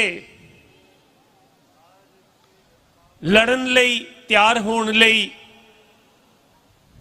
ਜਜ਼ਬਾਤ ਉਹਨਾਂ ਦੇ ਵਿੱਚ ਨਹੀਂ ਪੈਦਾ ਕਰਦਾ। ਇੱਕ ਵਿਕਟਮ ਮੈਂਟੈਲਿਟੀ ਦੇ ਵਿੱਚੋਂ ਸਾਡੇ ਸਾਰੇ ਪ੍ਰੋਗਰਾਮ ਨਿਕਲਦੇ ਨੇ। ਜਿਸ ਤਰੀਕੇ ਨਾਲ ਨੌਜਵਾਨਾਂ ਨੇ ਬਖੂਬੀ ਇਸ ਚੀਜ਼ ਨੂੰ ਬਿਆਨ ਕੀਤਾ, ਮੇਰੀ ਆਸ ਉਹਨਾਂ ਤੇ ਹੈ। ਮੈਂ ਆਪਣੇ ਆਪ ਨੂੰ ਵਿੱਚ ਲੈਂਦੇ ਹੋਏ ਕਿਹਾ ਸੀ ਵੀ ਪਤਾ ਨਹੀਂ 40 ਵਰੇ ਕਿਵੇਂ ਲੰਘੇ, ਕਿਵੇਂ ਬੀਤੇ। ਸਾਨੂੰ ਅੱਜ ਤੁਹਾਨੂੰ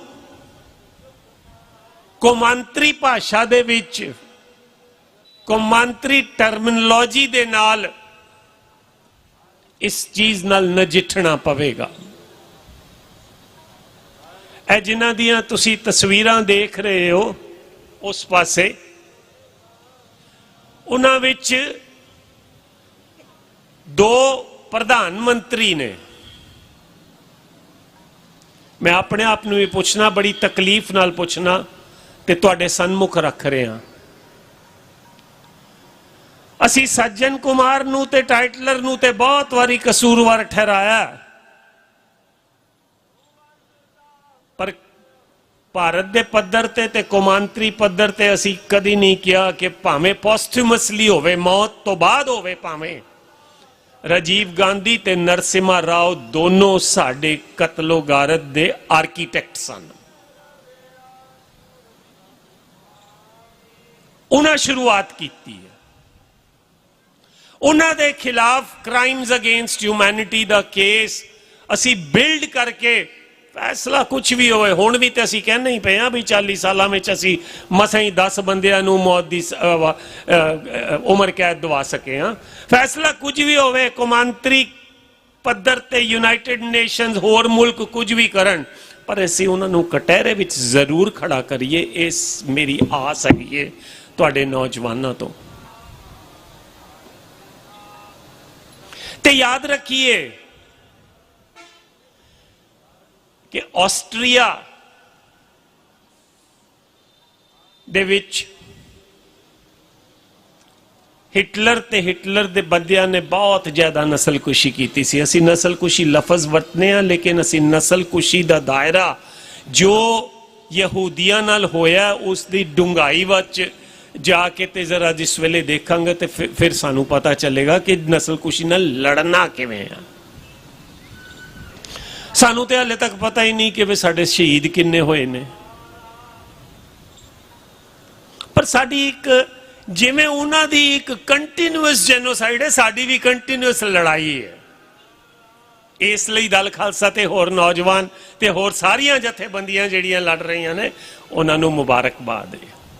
ਜੇ ਉਹ ਕਰਦੇ ਆ ਰਹੇ ਨੇ ਤੇ ਅਸੀਂ ਵੀ ਜਵਾਬ ਦੇ ਆ ਰਹੇ ਹਾਂ, ਘੱਟ ਦੇ ਰਹੇ ਹਾਂ, ਥੋੜਾ ਦੇ ਰਹੇ ਹਾਂ, ਯਥਾ ਸ਼ਕਤ ਦੇ ਰਹੇ ਹਾਂ, ਲੇਕਿਨ ਅੱਜ ਕੌਮਾਂਤਰੀ ਪੱਧਰ ਤੇ ਹਾਲਾਤ 40 ਸਾਲਾਂ ਬਾਅਦ ਉੱਥੇ ਆ ਕੇ ਜ਼ਰੂਰ ਖੜ ਗਏ ਨੇ ਕਿ ਜਿਸ ਵੇਲੇ ਭਾਰਤ ਦੀ, ਕੈਨੇਡਾ ਦੀ ਤੇ ਅਮਰੀਕਾ ਦੀ ਗੱਲ ਹੁੰਦੀ ਹੈ, ਜੀਓਪੋਲਿਟਿਕਸ ਦੀ ਗੱਲ ਹੁੰਦੀ ਹੈ, ਕੌਮਾਂਤਰੀ ਰਿਸ਼ਤੇ ਨਾਤਿਆਂ ਦੀ ਗੱਲ ਹੁੰਦੀ ਹੈ,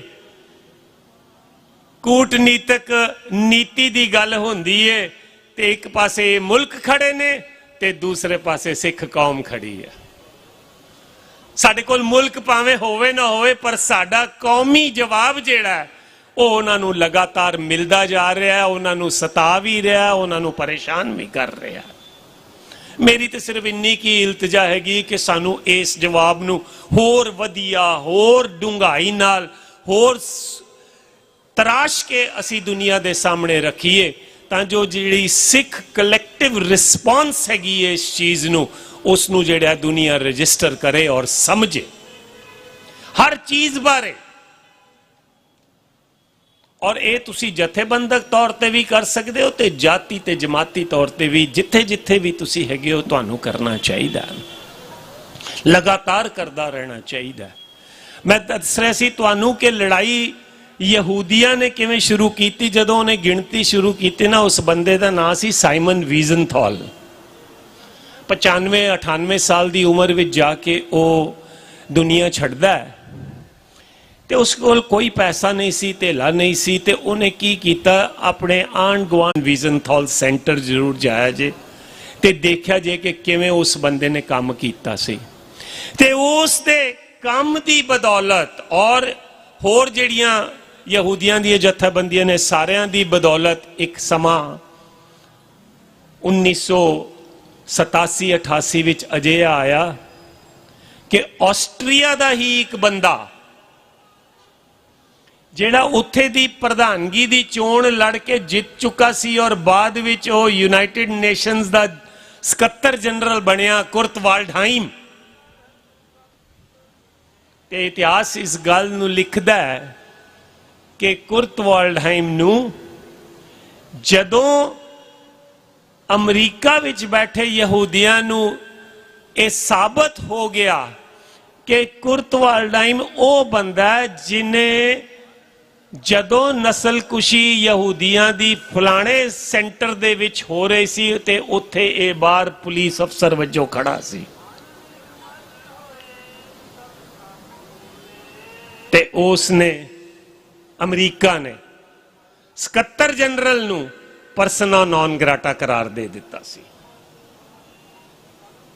ਤੇ ਸਾਡੀ ਕੌਮ ਨੂੰ ਵੀ ਚਾਹੀਦਾ, ਸ਼੍ਰੋਮਣੀ ਕਮੇਟੀ ਨੂੰ ਵੀ ਚਾਹੀਦਾ, ਸਿਆਸੀ ਜਥੇਬੰਦੀਆਂ ਨੂੰ ਵੀ ਚਾਹੀਦਾ, ਬਾਹਰ ਦੇ ਸਿੱਖਾਂ ਨੂੰ ਵੀ ਜਥੇਬੰਦਕ ਤੌਰ ਤੇ ਕਰਾਰ ਦੇਣਾ ਚਾਹੀਦਾ। ਇਹ ਸਾਰੇ ਬੰਦੇ ਭਾਵੇਂ ਪੋਸਟਮਸਲੀ ਕਿਉਂ ਨਾ ਹੋਣ, ਇੱਕ ਕੌਮ ਦਾ ਐਲਾਨ ਇਸ ਬਾਰੇ ਜ਼ਰੂਰ ਹੋਣਾ ਚਾਹੀਦਾ ਕਿ ਇਹ ਵੀ ਪਰਸਨਾ ਨੌਨ ਗ੍ਰਾਟਾ ਨੇ, ਕਿਉਂਕਿ ਫਿਰ ਅਸੀਂ ਇੱਕ ਧਿਰ ਵਜੋਂ ਉਭਰਾਂਗੇ।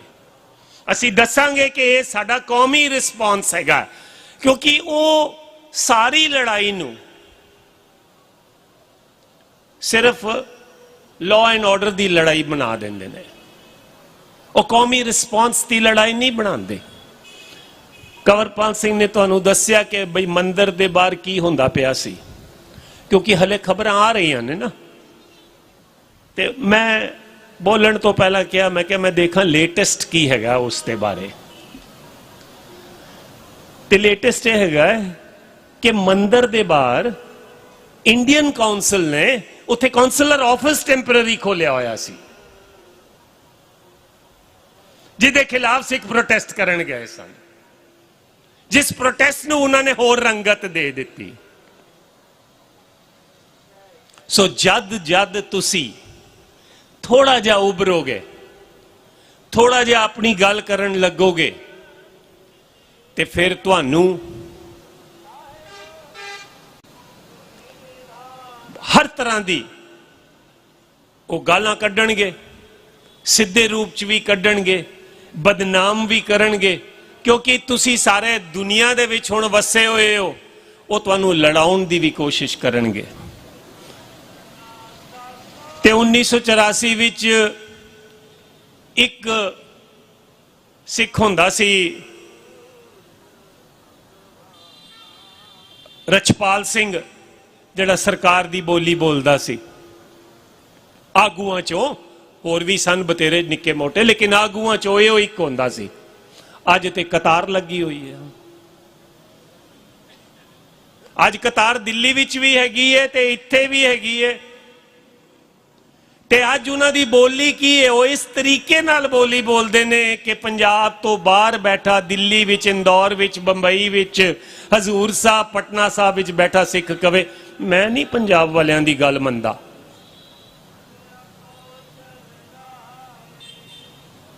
ਤੇ ਕਈ ਵਾਰੀ ਅਸੀਂ ਫਿਰ ਆਪਣੇ ਗੁੱਸੇ ਵਿੱਚ ਆ ਕੇ ਕਹਿ ਦਿੰਦੇ ਹਾਂ ਅਸੀਂ ਵੀ ਨਹੀਂ ਤੁਹਾਡੀ ਗੱਲ ਮੰਨਦੇ।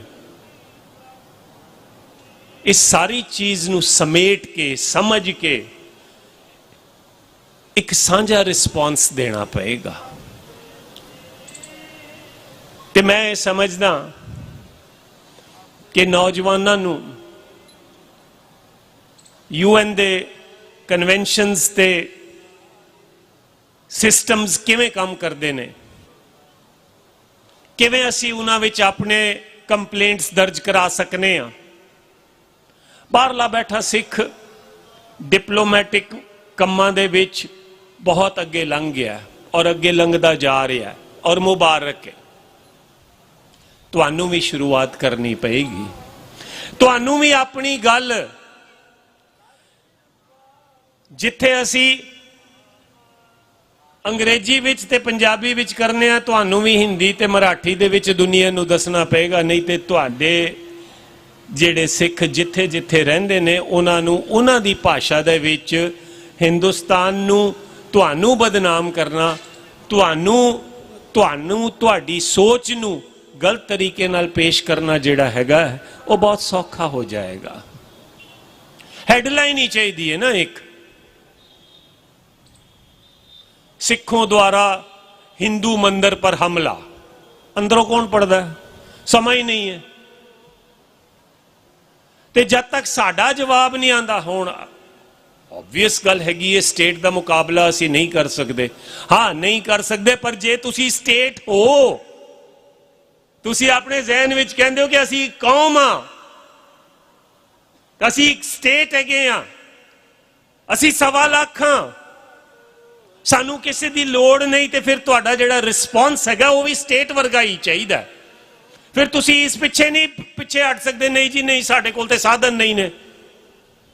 बंदा सिंह बहादुर कोल भी साधन नहीं सी जदों हजूर साहब तो तुरिया सी। साधन पैदा करने पैणगे, साधन इकट्ठे करने पैणगे, इंटलैक्ट बिल्ड करना पएगा, सांझा बनाउणियां पैणगियां। बीजनास किसी चीज का नहीं होया। हिंदुस्तान दे विच जे तुहाडे 4 विरोधी हैगे ने जिहड़ी तुहाडी गल नहीं सुनदे, 4 होर भी हैगे ने जिहड़ी तुहाडी गल सुनना चाहुंदे ने, सी उन्हां तक पहुंच शायद नहीं कर सके जिस तरीके दे नाल सानू करनी चाहिदी है। सो मेरी निम्रता सहित इन्नी की बेनती है कि वरतारा मैं नहीं समझदा कि सानू सिर्फ ना पक्की सोच रख के इस चीज़ लिए डरना चाहिए कि फिर तो कदी वापर सकता है। ਸਾਨੂੰ ਇਸ ਚੀਜ਼ ਵੱਲ ਧਿਆਨ ਦੇਣਾ ਚਾਹੀਦਾ ਕਿ ਸਾਡਾ ਰੋਲ ਕੀ ਹੈ। ਹਰ ਸਿੱਖ ਜਿਹੜਾ ਹੈਗਾ, ਆਪਣੇ ਆਪ ਨੂੰ ਤੁਸੀਂ ਫਰੋਲ ਕੇ ਪੁੱਛੋ, ਮੈਂ ਵੀ ਪੁੱਛਣਾ ਬੜੀ ਵਾਰੀ, ਵੀ ਤੂੰ ਪਿਛਲੇ 40 ਸਾਲਾਂ ਵਿੱਚ ਕੀ ਕੀਤਾ। ਸਰਕਾਰ ਕਹਿੰਦੀ ਹੈ ਆਪਣੀ ਰਿਪੋਰਟ ਦੇ ਵਿੱਚ 2733 ਬੰਦੇ ਮਾਰੇ ਗਏ, ਅਸੀਂ 5000 ਕਹਿ ਦਿੰਨੇ ਆ, 10000 ਕਹਿ ਦਿੰਨੇ ਆ। ਇਹ ਅਮਰੀਕਾ ਦੇ ਵਿੱਚ ਅੱਜ ਦੇ ਦਿਨ ਉੱਥੇ ਇੱਕ ਐਗਜ਼ੀਬਿਸ਼ਨ ਲੱਗੀ ਹੋਈ ਹੈ 40 ਸਾਲਾਂ ਬਾਰੇ, ਤੇ ਇੱਕ ਬਜ਼ੁਰਗਵਾਰ ਬੀਬੀ ਜੋ ਇਸ ਸਾਰੇ ਕਤਲੇਆਮ ਚੋਂ ਉਭਰ ਕੇ ਉੱਥੇ ਪਹੁੰਚੀ ਹੋਈ ਹੈ, ਉਹਨੇ ਕਵਿਤਾ ਦੇ ਰੂਪ ਵਿੱਚ ਅੰਗਰੇਜ਼ੀ ਵਿੱਚ ਉਹਨਾਂ ਨੇ ਲਿਖਿਆ, ਪਰ ਮੈਂ ਤੁਹਾਨੂੰ ਉਸ ਦਾ ਨਿਚੋੜ ਦੱਸਦਾ। ਉਹ ਕਹਿੰਦੀ ਹੈ ਵੀ ਉੱਥੇ ਨਾ ਟੈਲੀਫੋਨ ਪਿਆ ਸੀ 1984 ਵਿੱਚ, ਇਹ ਵਾਲੇ ਫੋਨ ਨਹੀਂ ਸੀ ਹੁੰਦੇ, ਡਾਇਲ ਕਰਨ ਵਾਲੇ ਫੋਨ ਹੁੰਦੇ ਸਨ, ਵੀ ਕਿਸੇ ਦੇ ਘਰ ਚੋਂ ਚੁੱਕਿਆ ਹੋਇਆ ਉਹ ਫੋਨ ਜਿਹੜੇ ਕਿ ਉਸ ਵੇਲੇ 1984 ਵਿੱਚ ਮਾਰੇ ਗਏ ਸਨ, ਉਹ ਐਗਜ਼ੀਬਿਸ਼ਨ ਦਾ ਹਿੱਸਾ ਸਨ। ਤੇ ਕਹਿੰਦੀ ਹੈ ਮੈਂ ਅਚਨਚੇਤ ਹੀ ਨਾ ਐਵੇਂ ਫੋਨ ਦੇ ਕੋਲ ਚਲੀ ਗਈ ਤੇ ਰਿਸੀਵਰ ਚੁੱਕ ਲਿਆ, ਤੇ ਰਿਸੀਵਰ ਚੁੱਕ ਕੇ ਕੰਨਾਂ ਨੂੰ ਲਾਇਆ ਤੇ ਮੈਨੂੰ ਉਹ ਆਵਾਜ਼ਾਂ ਆਉਣ ਲੱਗ ਪਈਆਂ ਜੋ 1 2 3 4 ਨਵੰਬਰ 1984 ਨੂੰ ਪੂਰੇ ਦਿੱਲੀ ਸੁਣ ਰਿਹਾ ਸੀ, ਪੂਰੀ ਦਿੱਲੀ ਦੇ ਸਿੱਖ ਸੁਣ ਰਹੇ ਸਨ। ਉਹ ਆਵਾਜ਼ਾਂ ਮੈਨੂੰ ਸੁਣਾਉਣ ਲੱਗ ਪਈਆਂ। ਸਾਰੇ ਵੀਰਾਂ ਨੇ ਵੀ ਬੋਲਿਆ ਔਰ ਮੈਂ ਸਮਝਦਾ ਸਾਨੂੰ ਉਹ ਆਵਾਜ਼ਾਂ ਹਮੇਸ਼ਾ ਸੁਣਦੇ ਰਹਿਣਾ ਚਾਹੀਦਾ। ਉਹ ਆਵਾਜ਼ਾਂ ਸੁਣਦੇ ਰਵਾਂਗੇ ਤੇ ਜਬੇ ਬਾਣ ਲਾਗਿਓ ਤਬੇ ਰੋਸ ਜਾਗਿਓ। ਇਹ ਬਾਣ ਲੱਗਦਾ ਰਹਿਣਾ ਚਾਹੀਦਾ। ਰੋਸ ਦਾ ਜਿਹੜਾ ਡਾਇਰੈਕਸ਼ਨ ਹੈ ਉਹ ਥੋੜਾ ਜਿਹਾ ਸਾਨੂੰ ਬਦਲਣਾ ਚਾਹੀਦਾ ਹੈ। ਉਸ ਨੂੰ ਇਸ ਤਰੀਕੇ ਦੇ ਨਾਲ ਮੋਲਡ ਕਰੀਏ ਕਿ ਅੱਜ ਕੌਮਾਂਤਰੀ ਪੱਧਰ ਤੇ ਆਪਣੀ ਕੌਮ ਦੀ ਥਾਂ, ਉਹਦਾ ਸਟੇਟਸ ਕਿਵੇਂ ਵਧੀਆ ਤਰੀਕੇ ਨਾਲ ਬਿਲਡ ਕਰ ਸਕਨੇ ਆ, ਇਸ ਵੱਲ ਲੈ ਕੇ ਜਾਈਏ। ਮੈਨੂੰ ਪੂਰਾ ਯਕੀਨ ਹੈ ਕਿ ਜੇ ਅਕਾਲ ਪੁਰਖ ਨੇ ਜ਼ਿੰਦਗੀ ਬਖਸ਼ੀ ਤੇ ਫਿਰ ਤੁਹਾਡੇ ਨਾਲ ਬੈਠ ਕੇ, ਨਹੀਂ ਤੇ ਤੁਸੀਂ ਸਾਰੇ ਜਦੋਂ 50 ਸਾਲਾ ਆਪਾਂ ਨਵੰਬਰ 1984 ਦਾ ਮਨਾਉਂਦੇ ਹੋਵਾਂਗੇ, ਆਬਜ਼ਰਵ ਕਰਦੇ ਹੋਵਾਂਗੇ, ਤਾਂ ਫਿਰ ਇਹ ਲੋਕ ਤੇ ਇਹਨਾਂ ਵਰਗੇ ਹੋਰ ਜਿਹੜੇ ਨੇ ਉਹ ਕੌਮਾਂਤਰੀ ਪੱਧਰ ਤੇ ਮੰਨਿਆ ਜਾਏਗਾ ਕਿ ਇਹ ਮਨੁੱਖਤਾ ਦੇ ਕਾਤਲ ਨੇ। ਇਹ ਸਿਰਫ ਸਿੱਖਾਂ ਦੇ ਕਾਤਲ ਨਹੀਂ ਨੇ, ਇਹ ਮਨੁੱਖਤਾ ਦੇ ਕਾਤਲ ਨੇ। Crimes against humanity. ਜਿਸ ਵੇਲੇ ਬੰਦਾ ਸਭ ਕੁਝ ਭੁੱਲ ਕੇ ਇੱਕ ਨੀਤੀ ਦੇ ਨਾਲ ਤੁਹਾਡਾ ਕਤਲੇਆਮ ਕਰਦਾ ਹੈ ਤੇ ਉਹ ਇੱਕ ਅਜਿਹਾ ਜੁਰਮ ਬਣਦਾ ਹੈ ਜਿਸ ਨੂੰ ਕਿ ਕੌਮਾਂਤਰੀ ਪੱਧਰ ਤੇ ਕ੍ਰਾਈਮਸ ਅਗੇਂਸਟ ਹਿਊਮੈਨਿਟੀ ਕਿਹਾ ਜਾਂਦਾ ਹੈ। ਆਓ ਸਾਰੇ ਰਲ ਮਿਲ ਕੇ ਆਪਾਂ ਅਰਦਾਸ ਕਰੀਏ ਉਹਨਾਂ ਬੱਚਿਆਂ, ਬੀਬੀਆਂ, ਸਿੰਘਾਂ ਨੂੰ ਜਿਹੜੇ ਕਿ ਨਵੰਬਰ 84 ਵਿੱਚ ਸ਼ਹੀਦ ਹੋਏ, ਮਾਰੇ ਗਏ, ਅਚਨਚੇਤ ਮਾਰੇ ਗਏ, ਟ੍ਰੇਨਾਂ ਵਿੱਚ ਮਾਰੇ ਗਏ, ਜੰਮੂ ਕਸ਼ਮੀਰ ਵਿੱਚ ਮਾਰੇ ਗਏ, ਜਿੱਥੇ ਸਾਨੂੰ ਲੱਗਦਾ ਸੀ ਬਈ ਕੁਝ ਵੀ ਨਹੀਂ ਹੋਇਆ, ਉੱਥੇ ਦੀਆਂ ਵੀ ਰਿਪੋਰਟਾਂ ਬਣ ਕੇ ਆਈਆਂ ਨੇ। 2 ਨੌਜਵਾਨਾਂ ਨੇ ਇੱਕ ਨਵੀਂ ਕਿਤਾਬ ਛਾਪੀ ਹੈ ਜਿਸ ਦਾ ਸ਼ੀਰਸ਼ਕ ਹੈਗਾ ਸਿਰਫ ਦਿੱਲੀ ਨਹੀਂ, 100 ਤੋਂ ਵੱਧ ਸ਼ਹਿਰਾਂ ਵਿੱਚ ਸਿੱਖ ਮਾਰਿਆ ਗਿਆ। ਸਾਨੂੰ ਸਾਡੇ ਜ਼ਿਹਨ ਦੇ ਵਿੱਚ ਇਸ ਚੀਜ਼ ਨੂੰ ਵਾੜ ਦੇਣਾ ਚਾਹੀਦਾ। ਅਕਾਲ ਪੁਰਖ ਬਖਸ਼ਿਸ਼ ਕਰਨਗੇ, ਕੌਮ ਦਾ ਅਗਲਾ ਰਾਹ ਬਹੁਤ ਸੁਨਹਿਰਾ ਹੋਵੇਗਾ ਔਰ ਅਸੀਂ ਸਾਰੇ ਇਸ ਚੀਜ਼ ਲਈ ਅਰਦਾਸ ਕਰੀਏ ਕਿ ਇਹੋ ਜਿਹਾ ਸਾਡੇ ਨਾਲ ਨਹੀਂ, ਕਿਸੇ ਵੀ ਹੋਰ ਕੌਮ ਨਾਲ ਨਾ ਵਾਪਰੇ, ਕਿਸੇ ਵੀ ਹੋਰ ਕੌਮ ਨਾਲ ਨਾ ਵਾਪਰੇ। ਔਰ ਕੌਮਾਂ ਇਸ ਚੀਜ਼ ਦਾ ਜਵਾਬ ਕਿਵੇਂ ਦਿੰਦੀਆਂ ਨੇ, ਮੈਂ ਸਿਰਫ ਅੱਧਾ ਮਿੰਟ ਹੋਰ ਲੈ ਕੇ ਤੁਹਾਡੇ ਤੋਂ ਖਿਮਾ ਮੰਗਾਂਗਾ। 1994 ਦੇ ਵਿੱਚ ਅਫਰੀਕਾ ਦੇ ਮੁਲਕ ਵਿੱਚ 3 ਮਹੀਨਿਆਂ ਦੇ ਵਿੱਚ 3 ਮਹੀਨਿਆਂ 'ਚ 1994 'ਚ 3 ਮਹੀਨਿਆਂ 'ਚ 6 ਲੱਖ ਬੰਦਾ ਮਾਰਿਆ ਗਿਆ। ਰਿਕਾਰਡ ਹੈ, ਰਿਕਾਰਡਡ ਹੈ। ਅੱਜ ਸਿਰਫ ਕਿਸ ਪਿੱਛੇ? ਦੋ ਕਬੀਲਿਆਂ ਦੀ ਆਪਸ ਵਿੱਚ ਲੜਾਈ ਸੀ। ਇੱਕ ਕਬੀਲੇ ਨੂੰ ਕੋਈ ਦੁਨੀਆ ਦੀ ਹੋਰ ਸ਼ਕਤੀ ਸਪੋਰਟ ਕਰ ਰਹੀ ਸੀ, ਦੂਸਰੇ ਨੂੰ ਦੂਸਰੀ ਸ਼ਕਤੀ ਸਪੋਰਟ ਕਰ ਰਹੀ ਸੀ। ਪਰ ਅੱਜ ਦੋਨੋਂ ਕਬੀਲੇ ਰਲ ਮਿਲ ਕੇ ਕੋਸ਼ਿਸ਼ ਕਰ ਰਹੇ ਨੇ ਕਿ ਕਿਸ ਤਰੀਕੇ ਦੇ ਨਾਲ ਜ਼ਿੰਦਗੀ ਦੀ ਨਵੀਂ ਸ਼ੁਰੂਆਤ ਕੀਤੀ ਜਾ ਸਕਦੀ ਹੈ। ਅਸੀਂ ਵੀ ਕੌਮੀ ਤੌਰ ਤੇ ਇਹ ਸੋਚੀਏ ਕਿ ਜਿਹੜੇ ਸਾਡਾ ਪੀੜਤ ਵਰਗ ਹੈ ਉਹਨਾਂ ਨੂੰ ਪੀੜਤ ਹੀ ਨਾ ਹਮੇਸ਼ਾ ਦੇ ਲਈ ਰਹਿਣ ਦੇਈਏ, ਉਹਨੂੰ ਕੌਮ ਦੀ ਮੁੱਖ ਧਾਰਾ ਵਿੱਚ ਸ਼ਾਮਲ ਕਰਕੇ ਤੇ ਅਸੀਂ ਉਹਨਾਂ ਦੀ ਨਿੱਜੀ ਜ਼ਿੰਦਗੀ ਵੀ ਔਰ ਕੌਮ ਦੀ ਜਿਹੜੀ ਇੱਕ ਵਿਕਟਮ ਜਿਹੜੀ ਮੈਂਟੈਲਿਟੀ ਹੈ ਉਸ ਨੂੰ ਦੂਰ ਕਰਕੇ Sikhs R what they are, ਜੋ ਸਿੱਖ ਹੈ ਨੇ ਉਹੀ ਹੈ ਨੇ, ਉਸ ਹਿਸਾਬ ਨਾਲ ਅਸੀਂ ਇਸ ਚੀਜ਼ ਦਾ ਟਾਕਰਾ ਕਰੀਏ, ਇਸ ਦਾ ਮੁਕਾਬਲਾ ਕਰੀਏ। ਭੁੱਲਾਂ ਚੁੱਕਾਂ ਦੀ ਖਿਮਾ, ਫਤਿਹ ਪ੍ਰਵਾਨ ਕਰੋ। ਵਾਹਿਗੁਰੂ ਜੀ ਕਾ ਖਾਲਸਾ, ਵਾਹਿਗੁਰੂ ਜੀ ਕੀ ਫਤਿਹ। ਬਹੁਤ ਬਹੁਤ ਧੰਨਵਾਦ ਸਰਦਾਰ ਜਗਮੋਹਨ ਸਿੰਘ ਉਹਨਾਂ ਦਾ। ਇਹਨਾਂ ਤੋਂ ਬਾਅਦ ਬੇਨਤੀ ਹੈ 10 ਮਿੰਟਾਂ ਵਾਸਤੇ ਸਰਦਾਰ ਕਰਨੈਲ ਸਿੰਘ ਜੀ ਪੰਜੌਲੀ। ਉਹਨਾਂ ਤੋਂ ਬਾਅਦ ਸਿਰਫ ਇੱਕ ਬੁਲਾਰਾ ਸਾਡੇ ਕੋਲੇ ਪਰਮਜੀਤ ਸਿੰਘ ਮੰਡ ਹੋਣਾ ਨੇ ਬੋਲਣਾ ਹੈ, ਫਿਰ ਆਪਾਂ ਸਾਰਿਆਂ ਨੇ ਅਰਦਾਸ ਕਰਨੀ ਹੈ। ਸਰਦਾਰ ਕਰਨੈਲ ਸਿੰਘ ਜੀ ਪੰਜੌਲੀ।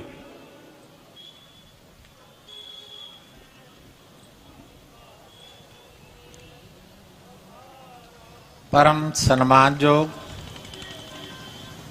गुरु रूप साध संगत, बुलाओ फतेह। वाहिगुरु जी का खालसा, वाहिगुरु जी की फतेह। जिन्हां गल्लां दा जिक्र मेरे तो पहला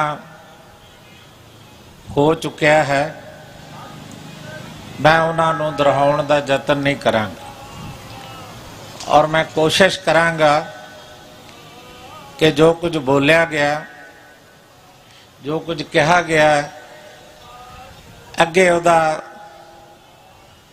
थोड़ा बहुता हल की हो सकता है, उहदे ते जरूर अपनी गल करांगा। इस तो पहला कि मैं अपनी गल शुरू करा, मेरे सामने ਜਿਹੜੇ नौजवान बच्चे बैठे ने, मैं उन्होंने एक गल कहनी चाहना कि थोड़ा जा ध्यान नाल सीरीयस होकर मेरी गल सुनने का यतन करियो। दरबार साहब उत्ते जदों फौजा ने घेरा पाया, मैं कुदरती 2 तरीक ਨੂੰ दरबार साहब तो टौड़ा साहब की एक चिट्ठी लैके पटियाले दे पंजाबी यूनिवर्सिटी पटियाले दे vice chancellor doctor Bhagat Singh ji उन्होंने मिलन गया, जिहड़ा कि किसी का निजी कारज सी। उपरंत मैं इस गुरुद्वारा साहब विखे शाम ਨੂੰ आके ठहरिया। 3 तरीक ਨੂੰ सवेरे फौज ने गुरुद्वारा साहब ਨੂੰ घेरा पाया। गुरुद्वारा साहब की तलाशी लई, कल्ले कल्ले व्यक्ति ਨੂੰ बुला बुला के कला कला कमरा देखा गया ते 5 तरीक ਨੂੰ मिलिटरी के एक सरदार करनल ने मेरी गिरफ्तारी दे आदेश एक SDM ਨੂੰ ਦਿੱਤੇ जो इत्थे मौजूद सी, सिख सी। ਤੇ ਮੈਨੂੰ ਪਟਿਆਲਾ ਸਮਾਣਾ ਰੋਡ ਦੇ ਉੱਤੇ ਮਿਲਟਰੀ ਦੇ ਇੱਕ ਇੰਟਰੋਗੇਸ਼ਨ ਸੈਂਟਰ ਵਿੱਚ ਜਿਹੜਾ ਸਕੂਲ ਵੀ ਸਥਾਪਿਤ ਕੀਤਾ ਹੋਇਆ ਸੀ, ਉਹਦੇ ਵਿੱਚ ਬੰਦ ਕਰ ਦਿੱਤਾ ਗਿਆ। ਥੋੜੇ ਦਿਨਾਂ ਬਾਅਦ NSA ਲਾ ਦਿੱਤੀ ਗਈ। ਉਦੋਂ ਜਾ ਕੇ ਪਤਾ ਲੱਗਿਆ ਕਿ ਕੀ ਕੁਝ ਵਾਪਰਿਆ ਦਰਬਾਰ ਸਾਹਿਬ ਦੇ ਅੰਦਰ ਬਾਹਰ। बड़ी उदासी, बड़ी निराशता, ये सारा कुछ सुन के हुई। लेकिन जदों थोड़े दिनों बाद सरदार बेअंत सिंह जी ने इंदिरा गांधी नूं सौदा लाया ਤਾਂ ਉਹ ਉਦਾਸੀ ਤੇ ਨਿਰਾਸ਼ਤਾ ਜਿਹੜੀ ਸੀ ਉਹ ਕੁਦਰਤੀ ਸੀ ਕਿ ਚੜ੍ਹਦੀ ਕਲਾ ਵਿੱਚ ਚਲੀ ਗਈ। ਕਿਉਂਕਿ ਬਹੁਤ ਸਾਰੇ ਲੋਕ ਇਹ ਗੱਲ ਕਹਿੰਦੇ ਸੀ ਕਿ ਸਿੱਖ ਆਪਣੀ ਹਿਸਟਰੀ ਤਾਂ ਦੱਸਦੇ ਨੇ ਕਿ ਦਰਬਾਰ ਸਾਹਿਬ ਉੱਤੇ ਹਮਲਾ ਕਰਨ ਵਾਲਾ ਕੋਈ ਜਿਉਂਦਾ ਨਹੀਂ ਰਹਿ ਸਕਦਾ, ਪਰ ਹੁਣ ਇਦਾਂ ਲੱਗਦਾ ਹੈ ਕਿ ਆਜ਼ਾਦ ਭਾਰਤ ਦੀ ਧਰਤੀ ਤੇ ਸ਼ਾਇਦ ਇਹ ਵਰਤਾਰਾ ਹੁਣ ਨਾ ਵਾਪਰ ਸਕੇ। ਲੇਕਿਨ ਬੇਅੰਤ ਦੇ ਭੇਜੇ ਹੋਏ ਬੇਅੰਤ ਨੇ ਉਹ ਬਦਲਾ ਲੈ ਕੇ ਕੌਮ ਦਾ ਸਿਰ ਮਾਣ ਤੇ ਗੌਰਵ ਨਾਲ ਉੱਚਾ ਕੀਤਾ।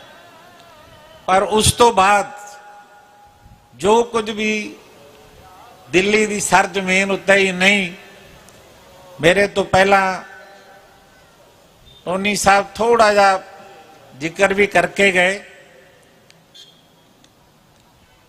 ਗੁਰੂ ਤੇਗ ਬਹਾਦਰ ਪਾਤਸ਼ਾਹ ਜੀ ਦੇ ਸੰਬੰਧ ਵਿੱਚ ਪੂਰਾ ਭਾਰਤ ਔਰ ਖਾਸ ਕਰਕੇ ਬਹੁ ਗਿਣਤੀ ਇਹ ਕੂ ਕੇ ਕਹਿ ਰਹੀ ਹੈ ਕਿ ਉਹਨਾਂ ਨੇ ਹਿੰਦੂ ਧਰਮ ਦੀ ਰੱਖਿਆ ਲਈ ਆਪਣਾ ਬਲੀਦਾਨ ਦਿੱਤਾ ਹੈ।